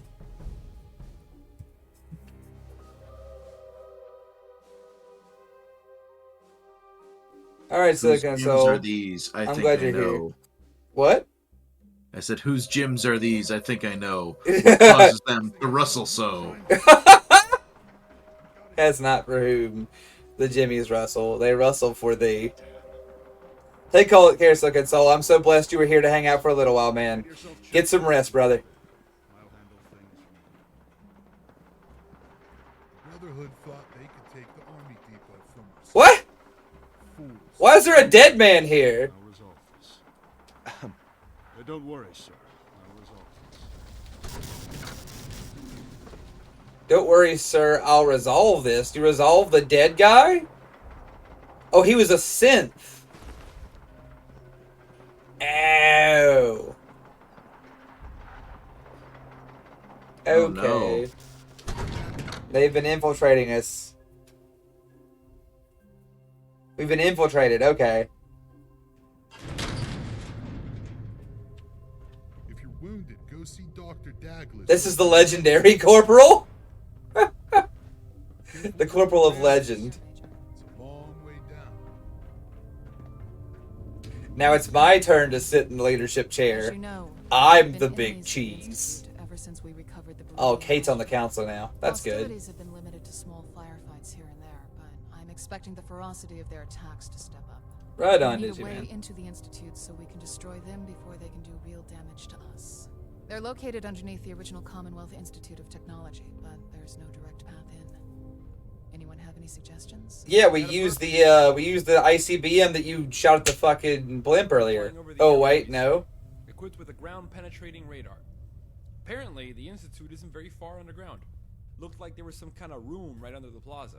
Maybe we could blow our way in. Maybe, but I'm not sure we have an explosive that's powerful enough. Baron, you remember those prototypes I got you the other day? Oh, I like your thinking, Myers. Prototypes? The fine folks down in the factory have been working on some breach charges. They ain't ready for mass production, but I do have a handful of them.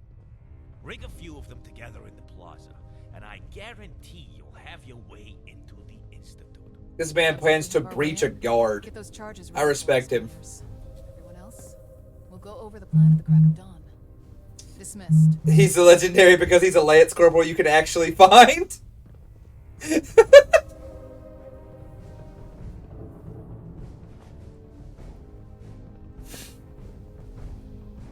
I'm wearing a helmet in the conference room, Night Owl. You gotta be prepared, always. Also, I don't have any other clothes.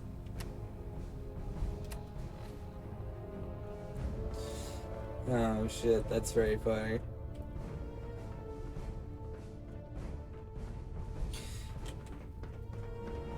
Ma'am. Can't talk right now. Maybe later.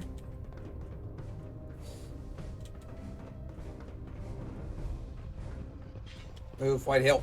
The Brotherhood of Steel got what they deserved. Traitorous scum. That's very funny. Another iBot prototype's gone.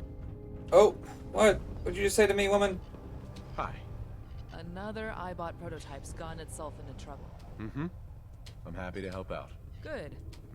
So I think the iBot's still. Bring it back here in one piece. I'll deal with that later.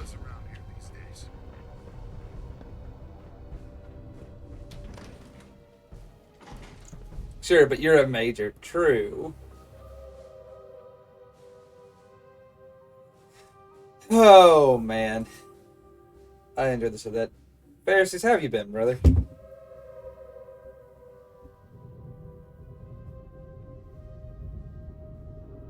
Dead silent. Real shame that.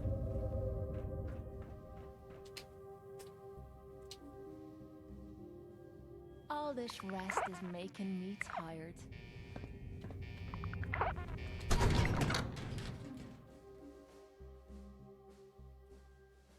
Yeah, Blackfire Gaming, the crag is worth a fortune. What's going on? Institute agents took out the teleport jammers, and now we got synths coming in all over the rig. I think Colonel Whitehill is down in the factory level. We need to make sure she's alright. I got you 6. Let's go. Perimeter makes. Get fucked.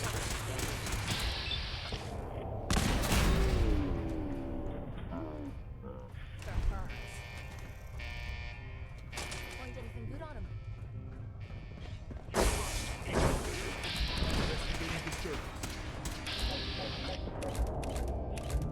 Look out! The legendary Enclave Corporal is on the front. Oh, that's why he's legendary, because he actually kills adversaries.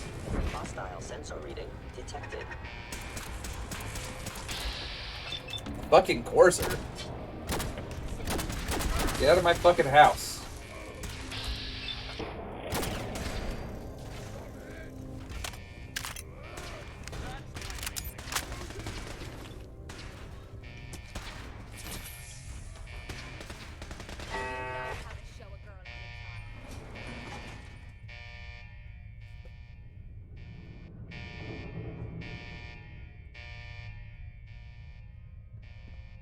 Guess so, Blackfire. I fucking guess so.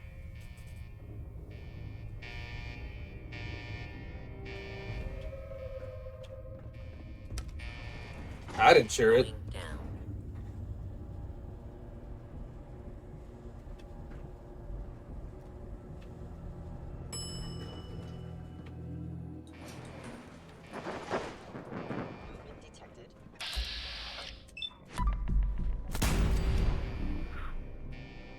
Alright, fucker. You mean, again, you guys use the word possible perimeter breach a lot when you mean active and detrimental perimeter breach that is causing problems for us presently.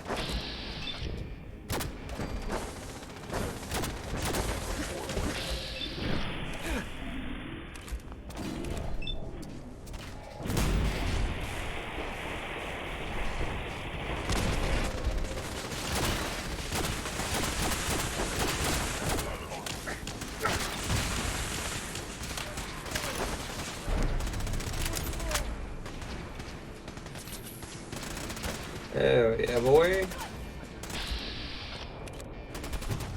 Boop, boop, boop. I don't think my laser penetrates a small piece of chain link fence. A shame, to be sure.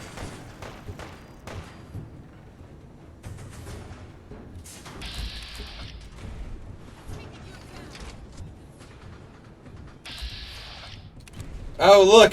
One of the Enclave privates stole a suit of power armor to use. That's exactly what I would do if I was a private. You know, if I was a private, I'd be like, "Now's my time." I can't believe they got here so soon. Some of their agents managed to disable the teleporter jammer, so now their synths have been arriving in droves.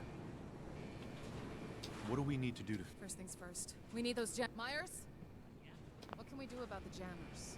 My best guess is they shorted things out.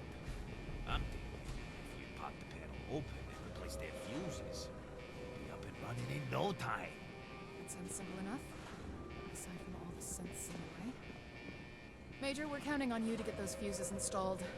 Let me know if you need the fuses. I've always got some in my pockets. Hey. Needing some fuses, Major? That'd be great. Here you go. Get those jammers running so I can get some rest. Fuses in his pockets. That's what he says. He's like, I'm always carrying a bunch of fuses around, man. I'm just a regular fuse dealer, I am. The guy is just... Where have you been, Pharisees? I asked you earlier, but you had vanished. Are you well? I was on the phone with my wife. Oh, so how was it going? It is going...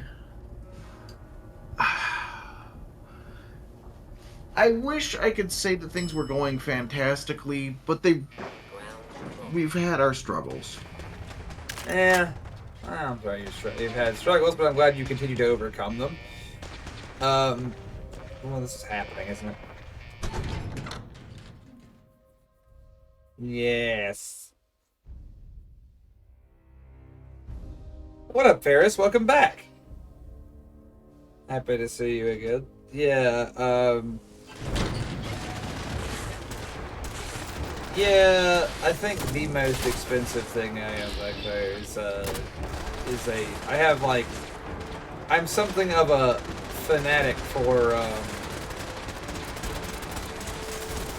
hang on, let me pop this shit in here real quick. I'm back.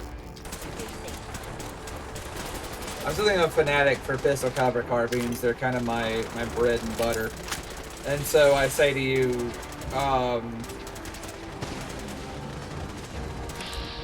damn, this shit's getting fucking wild out here. I have a couple that are worth a couple bucks, and those are the ones that I think are probably the most expensive thing I own. I don't own much, I don't really own antiques. All of my antiques were lost in a robbery a while back. And I say a while back, I meant like 7 years ago. I had a goodly collection of antique arms. Like I had a grand, like I said, a couple grands, and some Thompsons, one Thompson specifically, and 2 grands, a couple Enfields, and all that shit was absconded with by those who broke into my home. So like I never bothered buying antique weapons because, you know, the price only went up since the first time I did it, and I just didn't see myself, like, putting myself out for more of the same.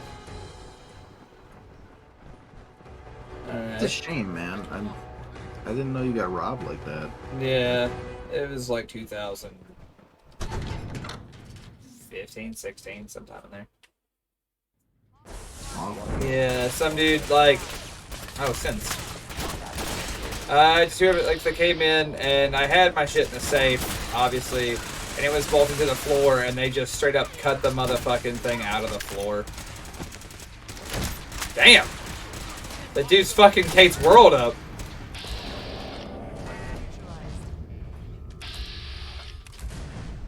And just took that shit on with them and bailed on the continued. Like I said, took that shit, left with it. I don't know what happened to it. I put out the word, obviously, filed police reports, did all the things you're supposed to do, called insurance. They never turned up in a pawn shop or anything, like, to my knowledge, so. Beats the fuck out of me, dude. I moved right after that. I just like moved away from there. I moved far from there because I didn't really like, you know, I've never been big on like showing off what I own as far as like expensive guns, especially like not antiques, because they're not like super impressive in most cases. They're just cool to collectors. So I don't know who would have even known about them. So for me, it's one of those things where I'm like, you know what, man, it probably wasn't somebody I knew, but I know that most of the times when you get robbed, it's somebody who knows you and knows what you got. So it's like, I to this day couldn't tell you who that could have been, but you know, whatever, man. It is what it is. I ain't no use dwelling on it. See, and that's the whole reason that people are like, when people do like, oh, let's all do the family photo of all of our guns. I'm like, no, I don't want to do that. Yeah. Like, why? It was like, I don't like advertising what I own. And they're like, well, what are you afraid somebody's going to come steal it? And I'm like, yes! Yeah, like, they 100% will. And like, I don't own a ton of guns, right? Like, that's another thing, too. It's like, I'm pretty fucking protective over the shit I own. But I don't own a ton anymore. That was another thing, too, is I didn't, like, after that, it kind of soured me on collecting kind of hard, because I had so many I didn't have like a ton, but I had like so many at the time. To lose that many all at once, I was like, man, you know what? What do you want, Fitzpatrick? Excuse me, officer. I've got your back. Thanks. But losing me once, I was just kind of like, it just soured me on collecting like a ton of arms after that. So now I have a goodly collection. And I want no more than I have. Well, that's not true. I mean, I could always add, like, if I see something funny, like I did with the Cyclops, where, like, I was going to say, you got that Cyclops, and that's pretty hysterical. Yeah, okay, so I have a weakness for funny guns, alright? I have a weakness for funny guns. If I encounter a gun that is irrefutably funny, that is the gun that I'm going to buy. Like, the Cyclops was a great example. Or the Thunderstruck. Like, guns like those, well, they win my heart every time. Zip 22s are not funny, they're non-functional. I was about to say, Zip 22s are not funny. They're non-functional. Like, they killed a company that used to make... So, here's the thing. That company is pretty much known for the Zip 22 now and how it killed their company because it was like the pet project of the owner of the company. Before that, they made incredibly functional... Alright, sir. They were like the big producer of single-action army clones, weren't they? Yes! They were! Yeah. And so, this is a little known fact. I think Pharisees knows it, but like, I was going to say Rob might have been who I talked to about it. But... I think it was you, Pharisees. And I've been. Sorry, I'm going to get, like... I didn't want to say the wrong person and feel bad about it. Anyway, I'm doing that autistic thing where I focus too hard on that. I was just say, don't worry about it. I know, but I'm just... I have the thing with the brain. Anyway, so all I was going to say was that... Oh yeah, I used to shoot single action semi-competitively. The Institute made it. And so I care a lot about like single action pistols and who makes them and who makes the nicest ones and what they look like and how they function. I think about shit like that a lot. And so it's one of those things where it's like, to know a company made a really good product that I really mattered, like, to me at the time, and then watch them, like, drown in the hubris of this stupid design was wild to me. Extraction team en route. ETA. Ma'am. We find ourselves Yeah, in it your debt was for just, But we have even less. Do I have one of those fucking no-barrel revolvers? Hell yes I do, Night Owl. Hell yes I do. Time than I thought. Please, step up. I still think your Cyclops is the funniest thing you own, though. The Cyclops is pretty funny. It has an angry face on it. I'm assembling The double barrel revolver is very cool. I don't shoot it though, because the barrel. I have one of the Gen 1s. I've heard this has been corrected. They're on the Gen 3 now, for the record. I've heard the Gen 3s have corrected this issue quite sufficiently, but the Gen 1s were made in such a way that when you pulled the trigger, which by the way, it's a double trigger, you have to pull with 2 fingers, and when you pulled the trigger, the barrel was so short that was so close to where your hand was that if you weren't wearing gloves, you would embed burning powder in your knuckles when you pull the trigger on it. So every time you pull the Thunderstruck's triggers, you burn the shit out of the back of your hand. That gun actively punishes you for shooting it. Much like the Cyclops does in a different way, but the Cyclops at least that's a character of the cartridge. That's not like a design flaw. That's just you being a dumbass firing a 400 grain 45-70 round out of a single barrel Derringer. That's just you being an idiot. That is excusable. I still like the meme of that as well. I do too. The meme is wonderful. Fuck both of us. Yes, it's just, you know what? Fuck both of us. Yeah, that gun is amazing. I can shoot it at something 8 paces away, and I have no idea what I hit. That's the reason I don't. The Cyclops is funny, but its accuracy is nothing. It is 0 accuracy. You fire it in the direction of a threat, and you hope it hits it, because I promise you, you have no way of knowing. That bullet comes out, and where it goes is between God and Isaac Newton. Like, I have no idea what's about to happen when I pull the trigger on the Cyclops every single time. It's amazing. The Thunderstruck is moderately accurate, actually, out to about 10 paces. Moderately, I say. You'll still be on the not center of mass, but you'll be on the chest of a target at that distance. The spacing leaves something to be desired, but that's not the important part.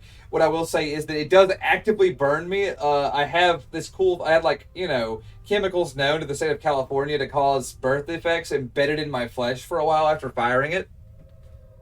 That's okay. Captain Peterson and yourself will depart from here. The squad known to the state of cancer to cause California. Correct. When you approach the Institute, you'll probably come under heavy fire. This is when the squad will disembark. Except you. You'll provide necessary fire support from your vertibird. Once the coast is clear, you'll dismount from your vertibird and join the What thing where the barrels were not remotely aligned? With what? The Thunderstruck?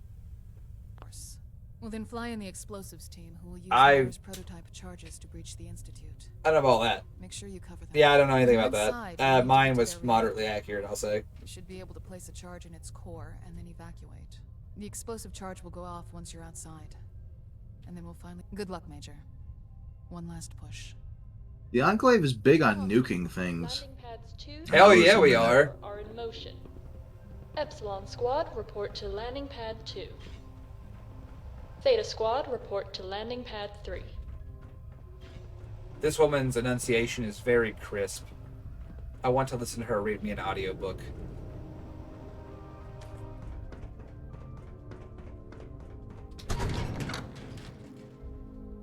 California is known to the state of California to cause California.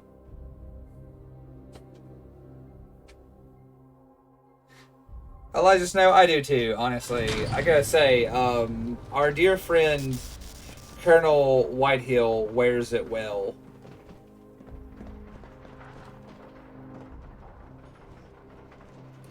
She wears it well.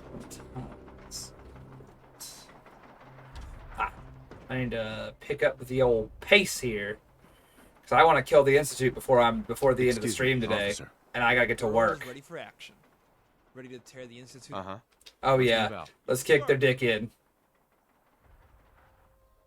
After the Brotherhood, the Institute doesn't scare me at all. These assholes even use power armor.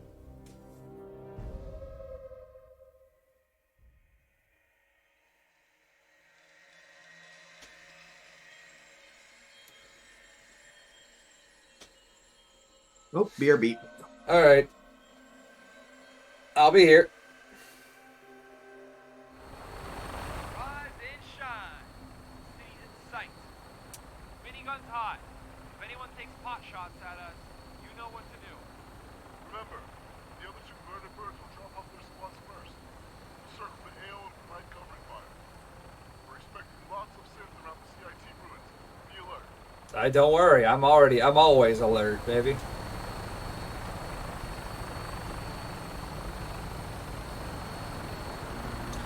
It's pretty cool that we're going to do a Passover of the like a little flyby of the ruined Prydwen. The now destroyed Prydwen is now like we're just gonna do a little flyover and check on that shit.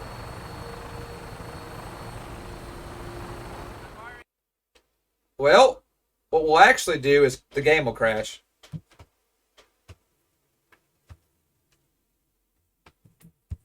Huh. Ain't that about a bitch. Just a sec, everybody. Doop a doop doop doop a doop a doop a doop a doop a doop a boo.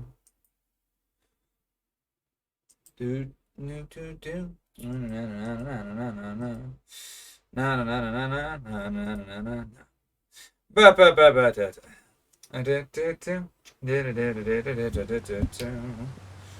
Alright, let's see if we got somewhere. You know how it goes. Dude, boop. Let's see now.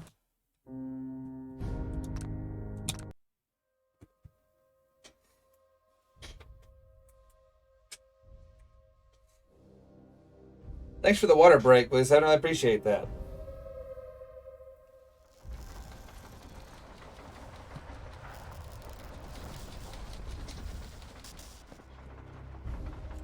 Alright, let's see if it crashes this time. I pray to God it doesn't, but it might, because, well, it's a Fallout game.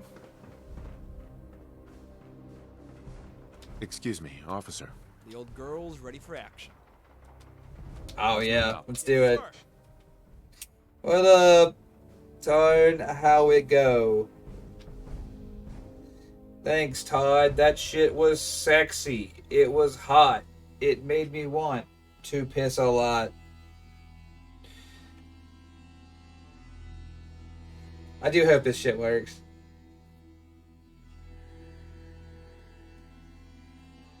Water bottle depleted. Alright, here we go.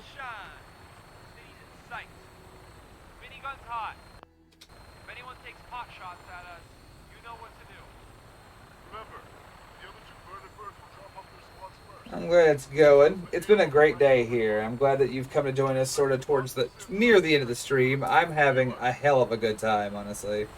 This has been one of the most fun streams I've done in a while. And this will probably be the last Fallout 4 stream if we kill the Institute today, because like after that, I'm just going to go shoot everyone who runs the railroad in the head and call it a strategic enclave victory. And that'll probably be Fallout 4, right? So like once we've fallen out of 4, I don't actually know what we'll do. I've got a week to figure that out, don't I?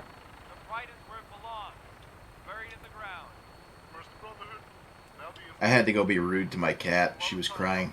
Oh.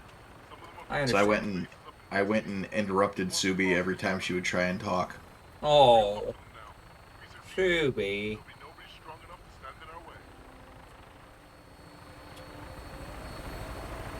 It's a hard life, isn't it, being lit?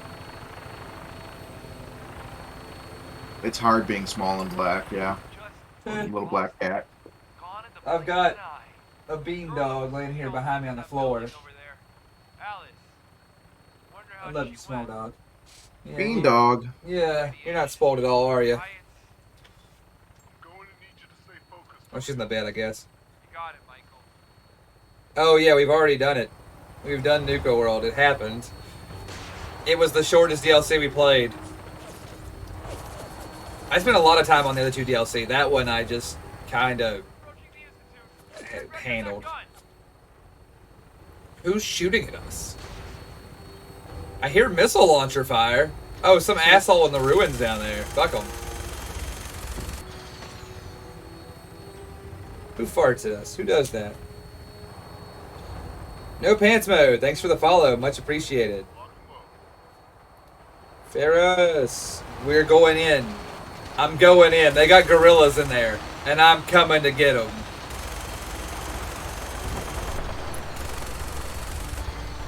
Oh shit.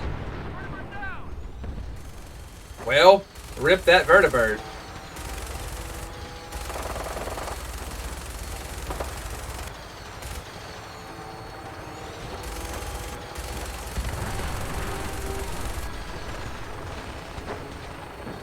I'd say, did they take out 2 of them? How the fuck did they do that? That's incredible. They've shot down 2 vertibirds since we got here.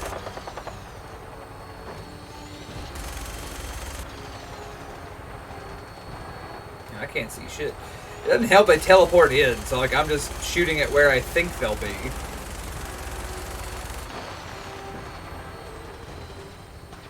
Yes, safe aircraft practices there. Just flying rotary wing aircraft in and out of each other. I wouldn't worry about it. It just works. It does just work. It does work. Now, in his defense, he never said it worked well. That was never a promise he made. Ever. He said it worked. The Little Caesars mentality, right? Like with the hot and ready pizzas. They didn't say it was good. They said it was hot and it was ready. The same thing they said about Fallout 4. It works. Hi. I can't help but notice that you are on top of me, and I hate it.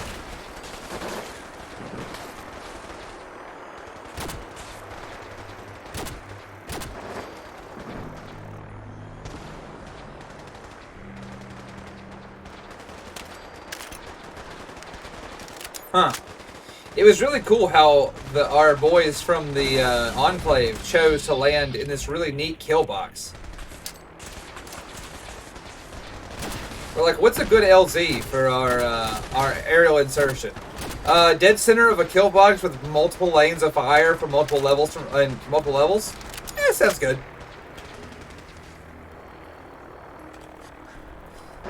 No, they shot fucking Kate again. I'm coming. There we go.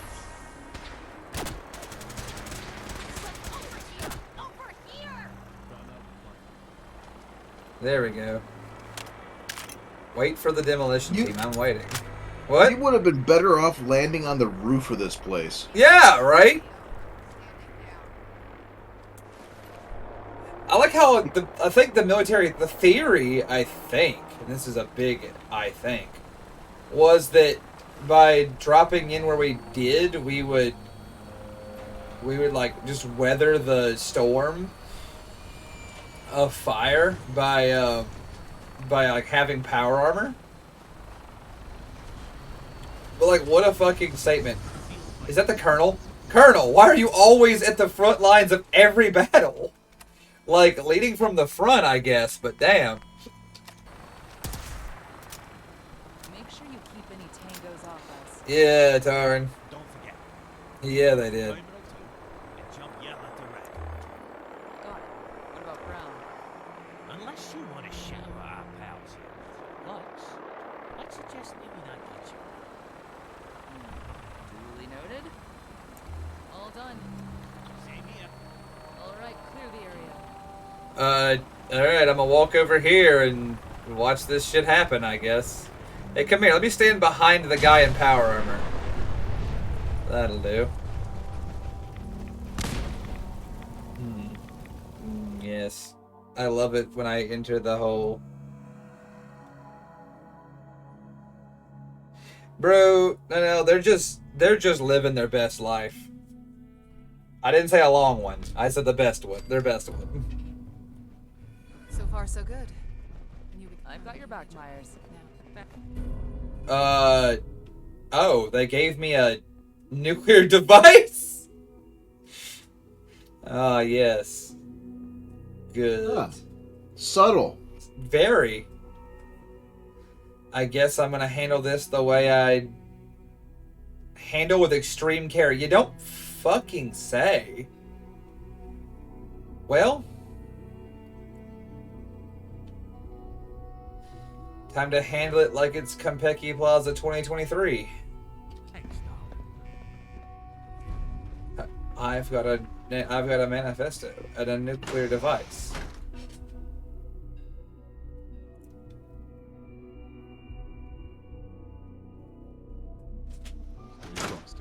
Thank you, Night Owl. That's a good quote. I always love it in the whole upon entering.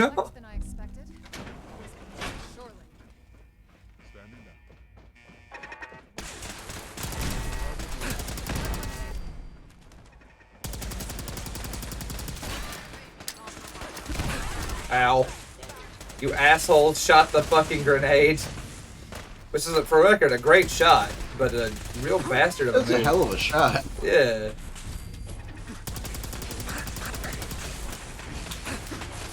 Yes, I am. Ooh, I'm being abused. I'm gonna change weapons. Let's try Ruben.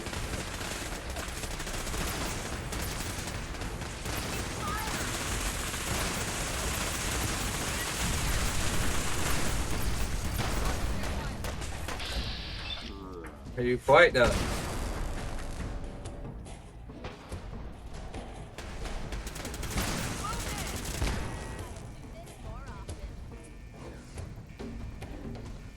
Oh, yeah, hit your guy. Yeah, I noticed that. The fucking arc weapon. Let's try something different. Let's see. Never go wrong with blast hard cheese.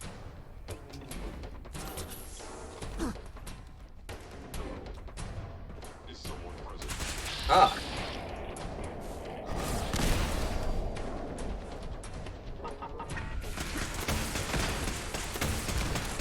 And thus they were smoked by blast hard cheese. Yes. Blast hard cheese has never once failed me. And also, to answer the question of how I have 1,000 fusion cores, the Automatron, the Automatron DLC has you fight like 1 billion robots, and they all have fusion cores in them. Well, not all, but many of them do. A chunk. Hey, look, a fusion core. Yeah, pretty much. Just look, a fusion core. Hooray. They're not super rare, which is really weird because in universe, they're supposed to be fairly rare.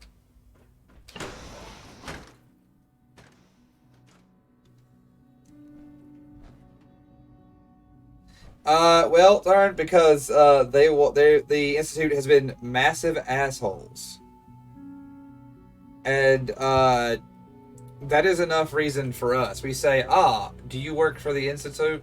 That sucks. Also, they tried to assassinate us. They did send a hit squad to our base to try to kill us. And I gotta tell you, that was not very cash money of them. Release the monkey. Now it's dead. I fucking hate them.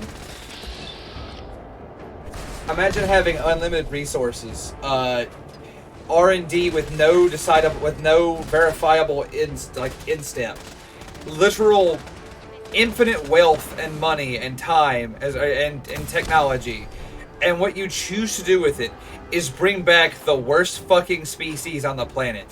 Fuck you, Institute. I'm not here to kill them because I hate them, or because of my son, or because of whatever reason the Institute's here. I'm here to kill them for reviving gorillas.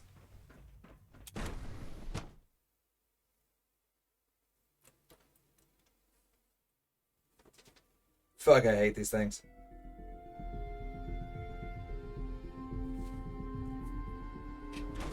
Hold up. You hear that?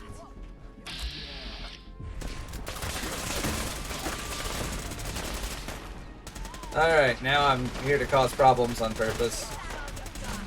What is happening? What is happening right here? Why are we all crowding up, making ourselves a very easy target? I recommend you don't do that. Whoop. Oh, look, a grenade. Almost like that's the exact reason I wouldn't bunch up in a pile or something.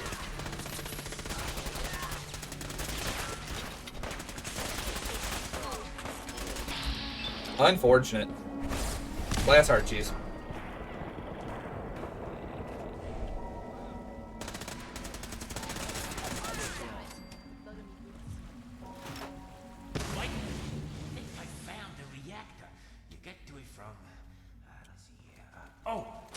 Systems. I think it's really funny that our plan is to nuke this joint as opposed to seize control of it. Like, this place has, again, near limitless resources, air conditioning, clean air, clean water. Yeah, going over there and just nuke the joint. As opposed to, you know, taking it. I'll go over here and talk to this woman, see if she's my enemy. Well, sorry. I didn't realize that all my friends hated you.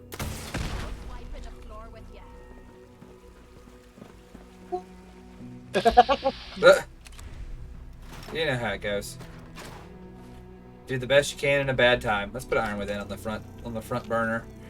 We're to go into the underworld of this place. So if we do, we're gonna.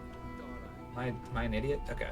We're to go in the underworld of this place, which means close quarters combat. And as much as I love Blast Heart Cheese, that fucking rocket launcher is not suited for room-to-room combat. I kill myself with it a lot. It's a little overkill in close quarters, yeah. Open the door.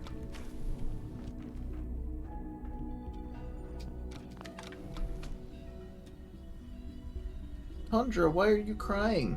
Oh, Tundra. Exactly, Orc. We could just take this joint over. I don't get it. But hey. You know, there's no chance of us ever making the mistakes of the past. Not with all this going on. What's back here? Nothing? Sounds hot. Let's go upstairs.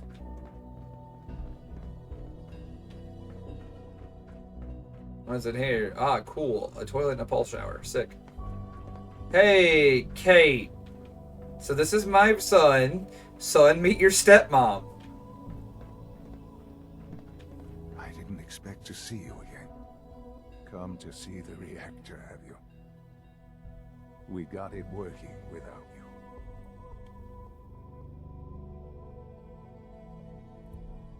you. What's blow up reactor? I tend to care now. It's not enough that I lay here. Right. Tell me then. Don't pretend to care now. Fuck you, old man. Yeah, seriously, go fuck yourself.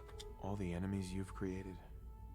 You can't imagine why I'd be standing here? Perhaps I didn't think to count you among them. Well, none of it matters now, I suppose. At what point? No, tell me. Listen, old man, you tell me right now. At what point? The only question left then is why. Let me ask you a serious question. How?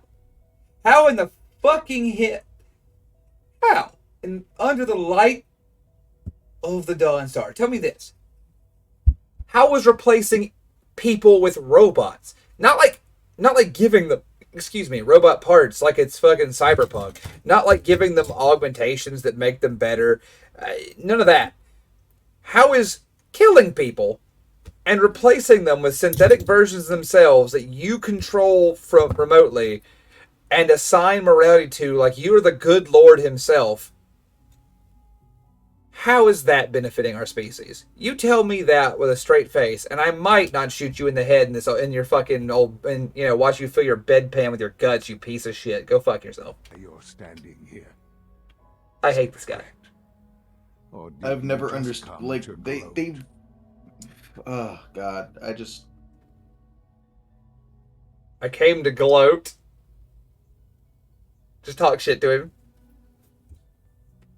I'm gonna talk shit to him. Yeah, do it. I wanted to see you one last time before your whole empire comes crashing down around you. Get out of here.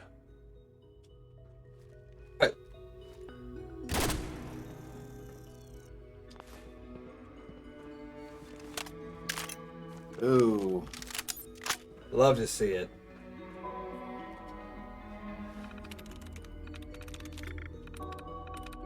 Quote Duke Nukem when I say, what a mess. It's...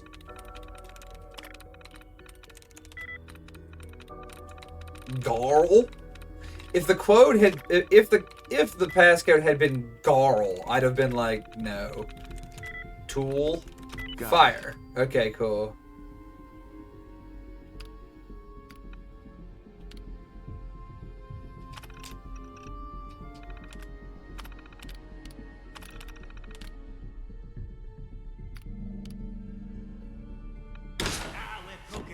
Naito, I'm gonna be honest. If my son, if my unborn son was taken from me while I was cryogenically frozen, and I find out that he's been raised to be this much of an asshole, I'd probably put him down too.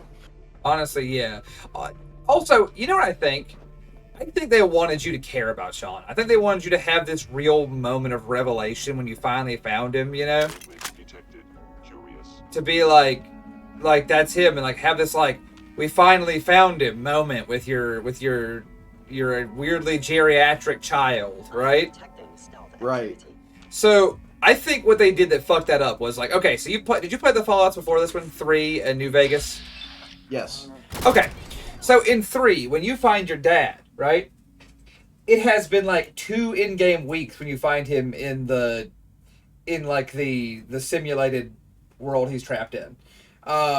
And you're like relieved. You're like, oh, Dad, we had a relationship before you went missing, and now I did care about you, and I found you.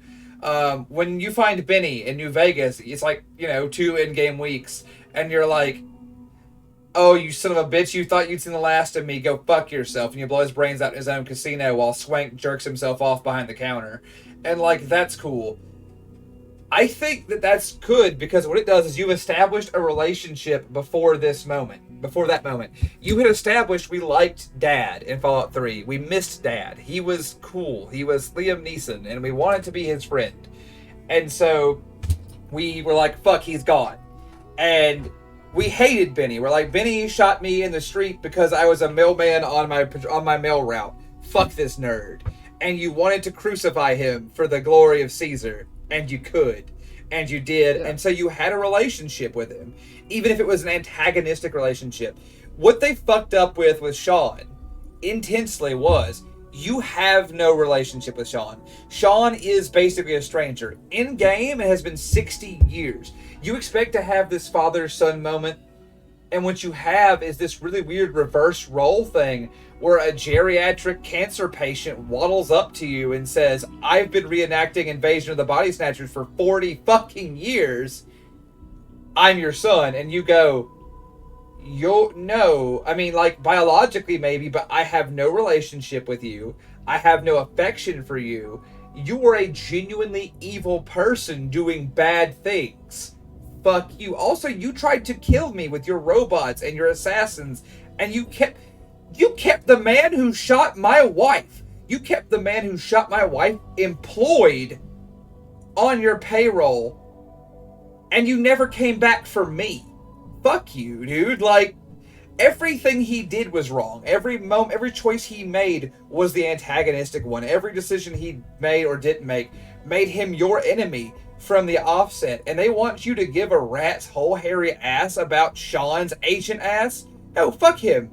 He is the one, like, he is a Wasteland 1%er, dude. He got to live his life to, like, a ripe old age of 64. He got to die of cancer. Like, at 64, do you know how many people live in their 60s in the Wasteland? No fucking body. They die of dehydration in the street. This man lived a whole ass life while children die of dehydration in the street, and they had clean water and air conditioning and, like, safe food underneath the sun. What did they do with this? They had the privilege. They had, like, the absolute privilege of a lifetime. And what did they do with it? They became fucking Saturday morning cartoon villains. No. Fuck him. Fuck his stupid ass. Kill him dead and start over. Make a new son. Make a new life. Just forget. This was completely scuffed. Fuck this guy. And that's my bit on Sean and the Institute. So, I don't know if Bethesda wanted you to give a fuck about Sean. I think they did. I think just all the narrative clues, especially up to the part where you kill Kellogg and you break into the Institute the first time. It's a father looking for his son. A story as old as time. They wanted you to care about Sean. They cared if you cared about Sean. And when you met him and he was a cum-guzzling freak, you were like, nah, fuck this guy. I think that's like the biggest break. It is literally dropping a load in your trousers at the Warhammer table. It is a fart in the face of God. It is fucking, it is horrid is what it is. And I hate them. And I hate Sean. And I fucking hate that you made the one fucking faction in the game that has all of the creature comforts that make me happy as a person something I have to destroy. And maybe there's a lesson in that too. But fuck them anyway. Here's my nuclear device, you piece of shit.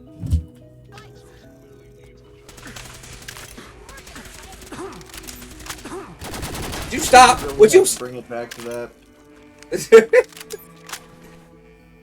You did, didn't you? I did. It was real. We like that. He calls exploring the tutorial. We hated Benny. True. Oh, true, Pretzel Bomber. Everything is like... You know who wasn't a thing? Shank. Or Swank, rather. Hang on, I gotta let my cat out. She wants out, and I obey the cat when she speaks to me. Okay, cat released on the mortal realm. Flee in terror, weep, cling to your women. I have loosed her. Exactly, Pretzel Bomber. Dude, I can't believe this. He's somewhere between kidnapping and genocide, and fuck this guy. Yeah, and as I think Aiden said, there's no redeeming qualities to the Institute whatsoever. It's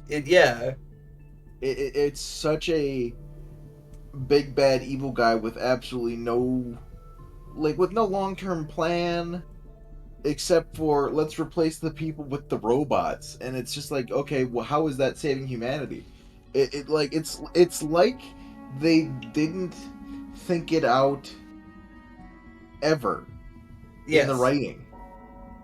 They never proceeded to go and say, Sorry, okay, what is the inevitable conclusion of that plan? How does it help humanity? It's just like, this is just inherently fucking evil. Yeah, that's what I'm saying. They never explained how they were helping anybody. They just kept doing bad things. Yeah, it just... And it's such an irrational plan. Yeah. So it just doesn't... I don't know, man. It just... It's utterly baffling is what it is. I've played Fallout 4 through so many times, and I've literally never, ever sided with the Institute, because I see... There's literally no reason to do so. How much of a nothing burger they are, yeah. Yeah, there's never been a reason to do so. I'm gonna go to Alio. Hey, an interesting scientist. I like how before I could even pull a trigger, in VATS, I saw his leg explode. Yeah, that was funny. That's good shit.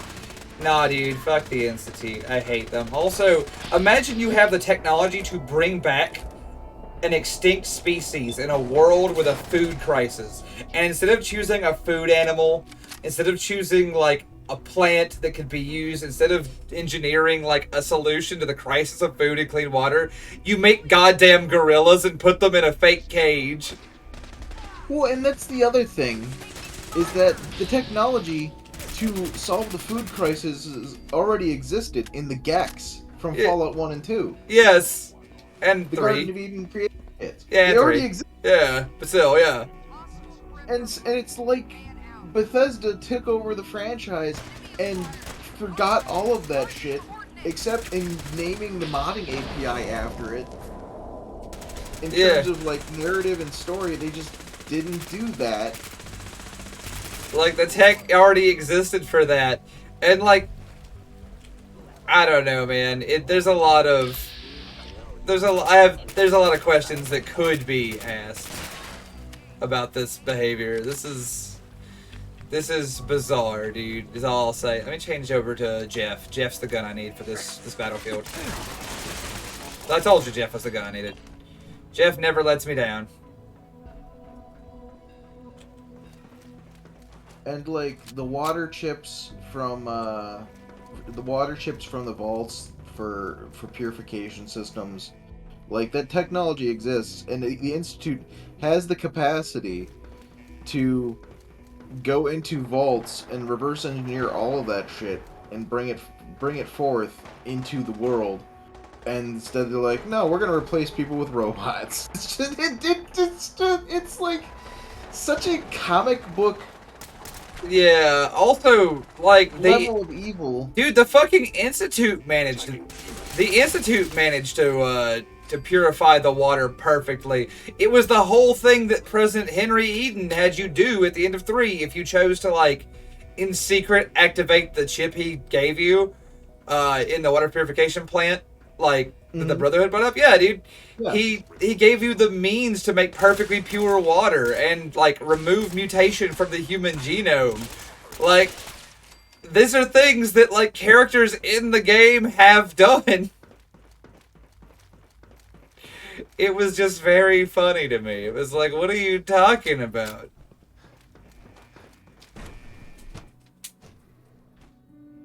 Stay frosty.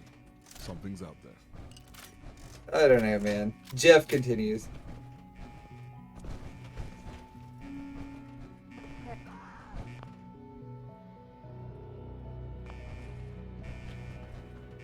Oh, yeah, John Henry Eden wanted to do it. Oh, hey. Hi. Blap. Blap.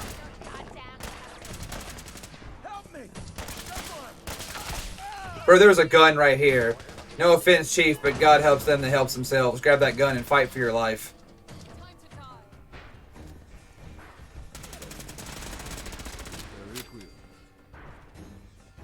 Buddy, all you had to do was stand up for yourself.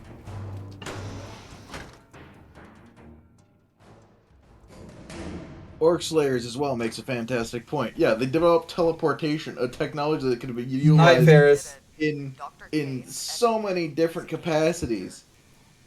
Like sending food to the settlements. Yeah. There's like, or sending like, you know, you could have sent to the surface as ambassadors of goodwill and like, hey, we brought resources. Hey, if you trade us supplies, we'll turn your water, we'll purify water for you. Like, you know what I mean? Like at any point they could have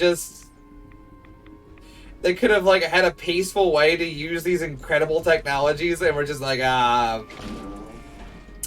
no, I don't think I will. It's pretty funny, if I'm honest. You cannot remain undetected. I cannot remain undetected. Bro, I didn't plan to. No, I assure you, you will detect me.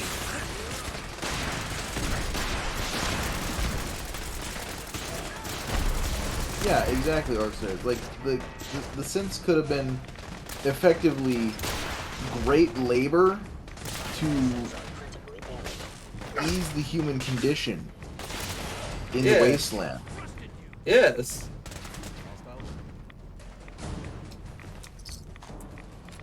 The number of things you could have done with an army of fucking tireless robots that was good for the Wasteland is comically innumerable, and the exact opposite of what they did.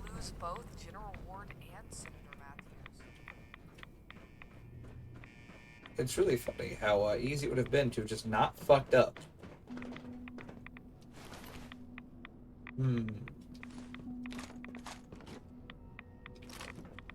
We have an army of robots. Let's farm. No, I don't think we will. I think we will instead kill people and replace them with an exact but somehow dysfunctional clone of them.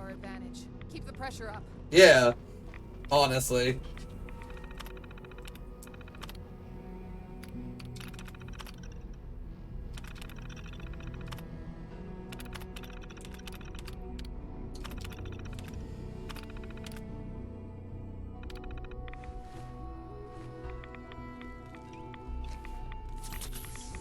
Ma'am. No, you can't even compare the Institute to Comstar, because Comstar is a little more Brotherhood in that they're tech hoarders. Nicely done, Major. We ought to leave, so we can detonate But the challenge unlike the into Brotherhood, this. at least in this game, they also mostly kept them to themselves and weren't outwardly aggressive a lot. And have rational goals. Yes, exactly. Mostly. Mostly. Yeah. Yeah, like... Oh yeah, they have water, food, industry, psychotherapy. It's very funny. They also could have provided, like, they were doctors. They were actual honest-to-God doctors.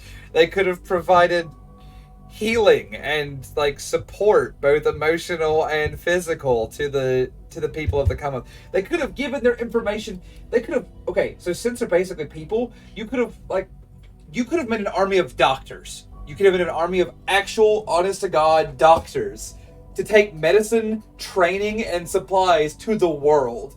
Even if you didn't farm, you are doctors. Just give your brain information from your brain to the robots and have them deliver it from settlement to settlement, and you'll begin healing people, not killing them. All you had to do was use the thing that you already were to make a better world, and you chose actively not to. Fuck the Institute, dude. Jason, this here kid just rocked up. Please, Dad, don't leave me here. I want to go with you. Why did you call me Dad? What? You're my father. Uh-huh. Who told... What do you mean? I'm not your father. But you are. Why would you say you're not? I could never love you. You're lying! You're just saying that so you can leave me. I hate you! Cool. Let's move out. Major, sorry, but you're leaving your son. Uh-huh. He's not my son. A synth. But... What were the Institute thinking? What's the point in... Yeah, see? Even he's like, what's the fucking point in doing that? Everybody involved is asking... Shit. Everybody involved is asking the same question. What's the fucking point? Ready? Right, Pretzel Bummer?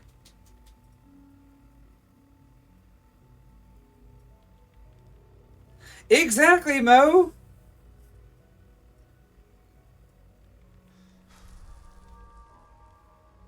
Absolutely. All right. Okay. I'm sending you to the mass fusion. That charge is gonna flatten this place. You're all done here, Major. Mm-hmm.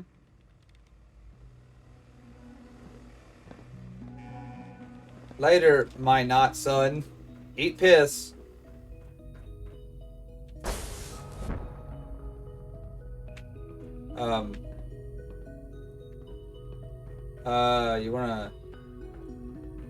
You wanna, there we go.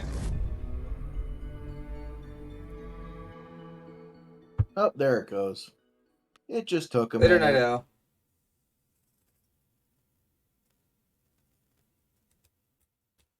God. I'm absolutely just, I am bedraggled by this whole You interaction. can do the honors. Once you press that button, you cement our position as the sole power in the Commonwealth.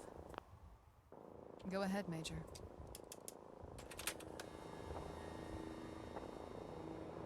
Hard save here, because I want to come back to this moment.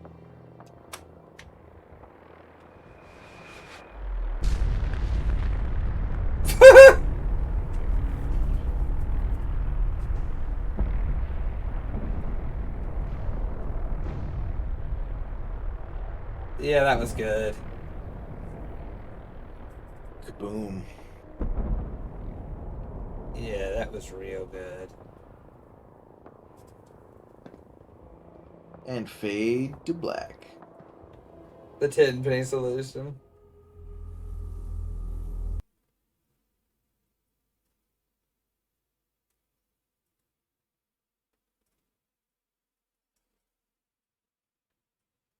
Me too. Legitimately me too. Ah. I see now.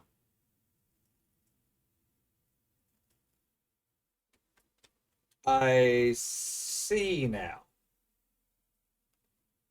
Let's see.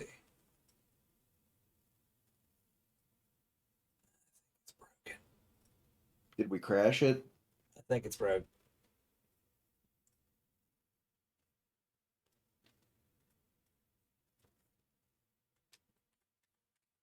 Well, I'm gonna go ahead and close that and relaunch it and see what happens.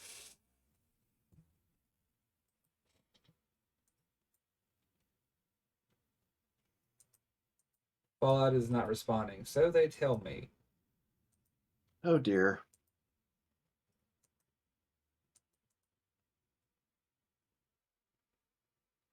Like my computer is like, I don't think Fallout's falling out real good, and I'm like, I know. Let's try that again. Let's try that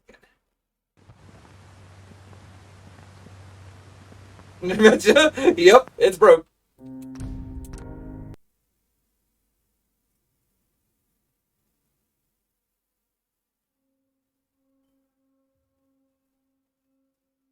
Thank you, Blue Gentleman. I'm a big fan of it. I find it comforting because it's just a lovely image of a domestic scene with the, with the lovely waifu. I like it a lot. I talked about it last week, though.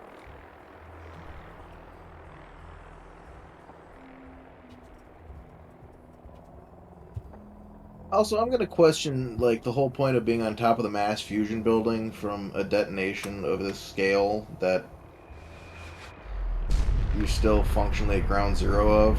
Yeah, I do feel like the pressure wave would have sent me like hurtling, right, bodily into the Atlantic Ocean. Right, I would die where I would then die.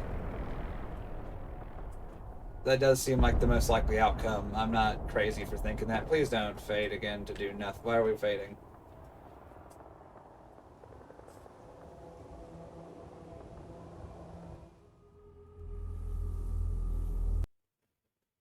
Oh, yep. Nope. No, we're gray. We are gray. Say again. We've grayed out. We have we've gone to gray.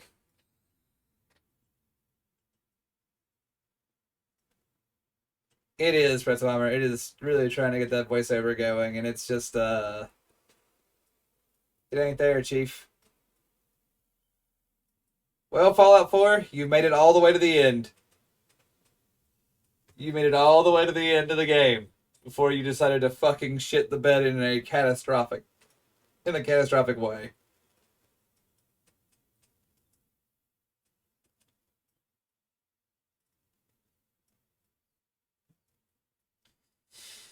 I'm gonna let it be gray for 4 minutes. And then I'm gonna do something about it. In that 4 minutes, I'm gonna pet a dog. I'll pet a small dog. Yes. Yes, you are the small dog. That is correct. That is correct. Yes. Okay, good. I'm going to double check some things real quick. Amazing. I'm going to I'm gonna think about something for a minute. I don't know what. And then I'm gonna start a run on my mobile game and see if I can see how far I get before I get bored of waiting for the screen to change. Oh yeah, I'm petting Boys Night. Don't worry, we're petting him. We're petting this one. It turns out we're petting the dogs. We're petting the dogs. It's good. Petting dogs is part of the mental health process.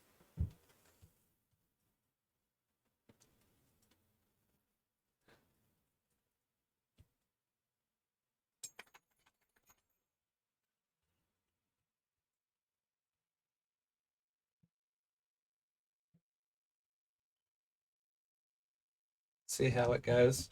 Oh my god, Grubfest, we're already petting.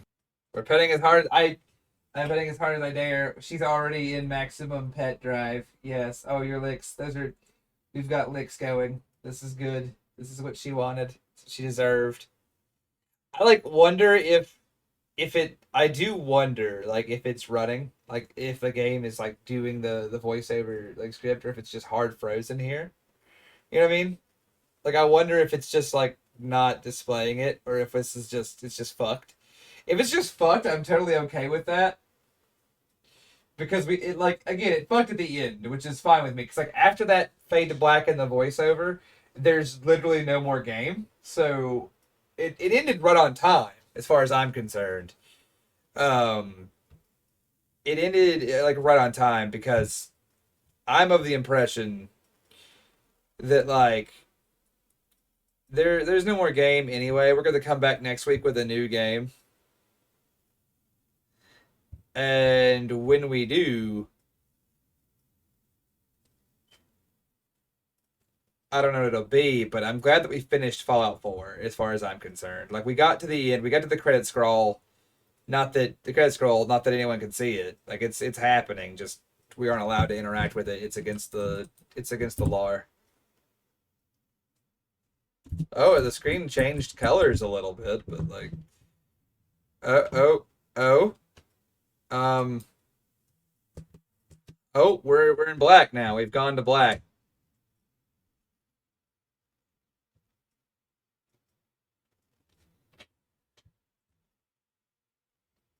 Interesting. Could Why did it describing turn a to small black? dog help save off my boredom?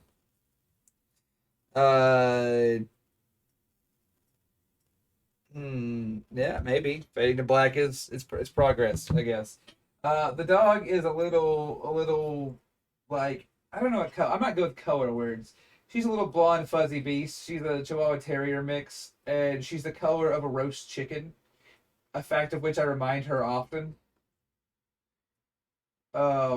She is very fuzzy and warm, and I love this creature.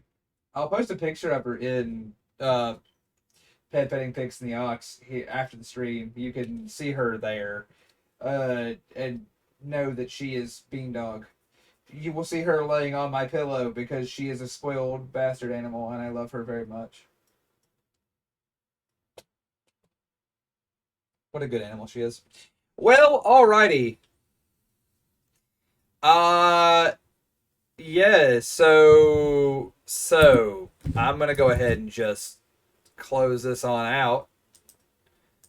We fell out as far as I'm concerned. Oh yeah, I can't even close it like from the task manager. That task is unmanageable. All right. So mission complete. Outfallen. Let's see. We've fallen out. I'm gonna look in my games folder in my games and see what we're gonna play next. If I have something just on deck.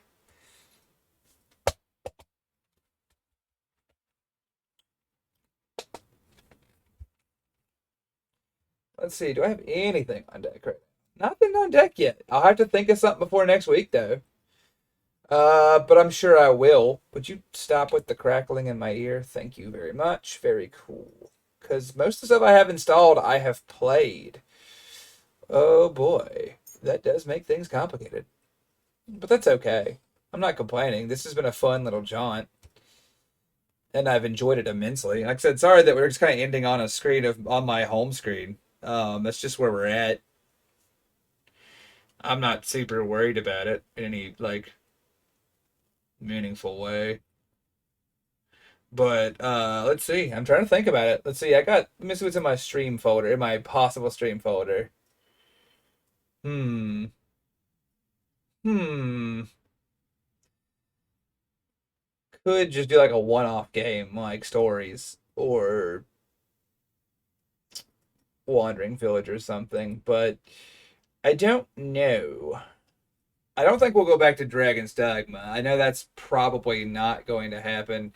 It's very likely that it's very likely I pick something up off my wish list, or I just pick something completely fucking new for us to play, just wildly, because I know that I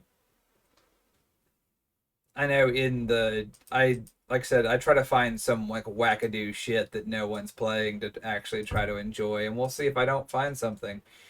Uh, see where we go, because I'm not super worried about it. Like, the universe is, we've been blessed to find good games to play pretty consistently. You know, like, I don't feel like we've missed everything we've done is pretty good. And in worst case scenario, I do own some games I want to play. I don't think they'll be like series I'll do over long terms. They might just be filler. Like, I'll say filler. That sounds bad, but like, they're just not like something I'm super like, this is something that has to be streamed. It's very likely I play like, just because I've got some like farm sim type stuff, I might hang out with you guys and mostly just talk over, because you know, some of it is beans.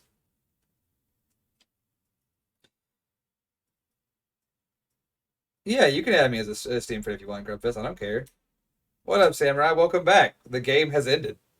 Um, no, Pretzel Bomber. I'm sure shit not gonna stream Roblox. I'm probably not gonna play it. Um, Soma is good. I did like Soma. I do like, so that's always fun. Um, that's always good. Like I said, I'm glad that we finished this game, and as always, I enjoy hanging out with you guys.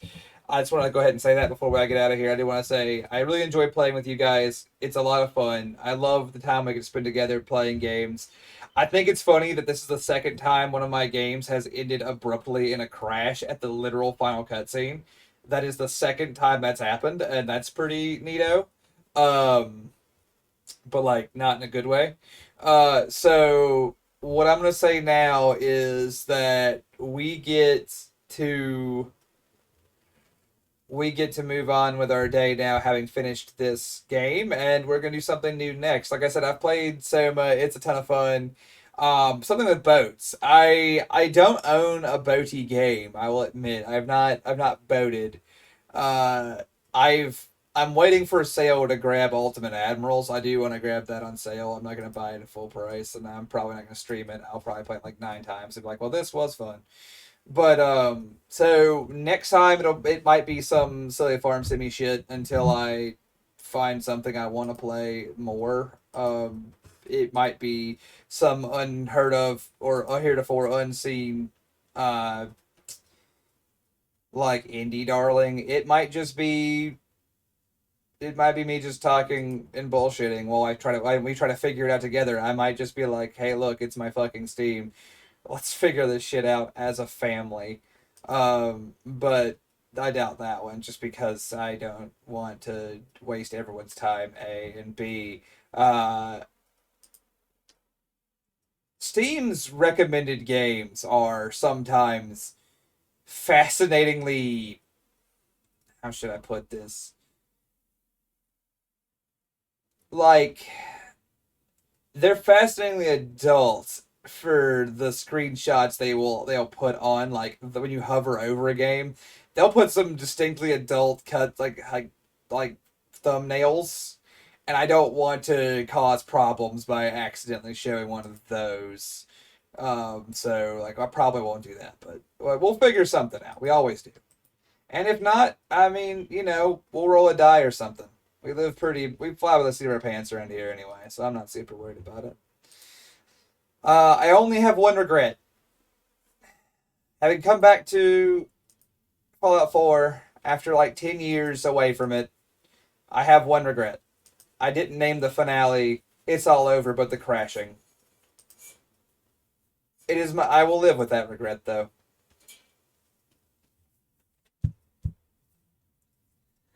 Oh, man. I love it too, Jack. Jack, I haven't seen you in 1,000 years. Oh my god, I'm happy to see you.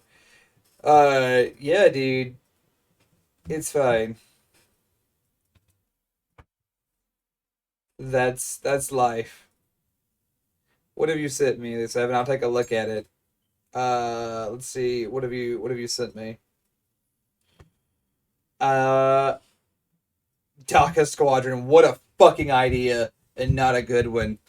But here's the deal. I am overtime. It is 6:01. It is time for Bionic Babe to play a game. Yeah, I don't know what it is. She might still be alone in the dark. I don't know. I know last time she felt bad and didn't get to stream, so I think that may be what's happening. If not, Aloe will be up here in an hour or two. So I'm going to leave you in their capable hands, and I'm going to go grab a sandwich or something. Pharisees, you got anything? Thank you all for coming. Thank you all for bearing through Nephi's awful story about the Nurgle pants shitter.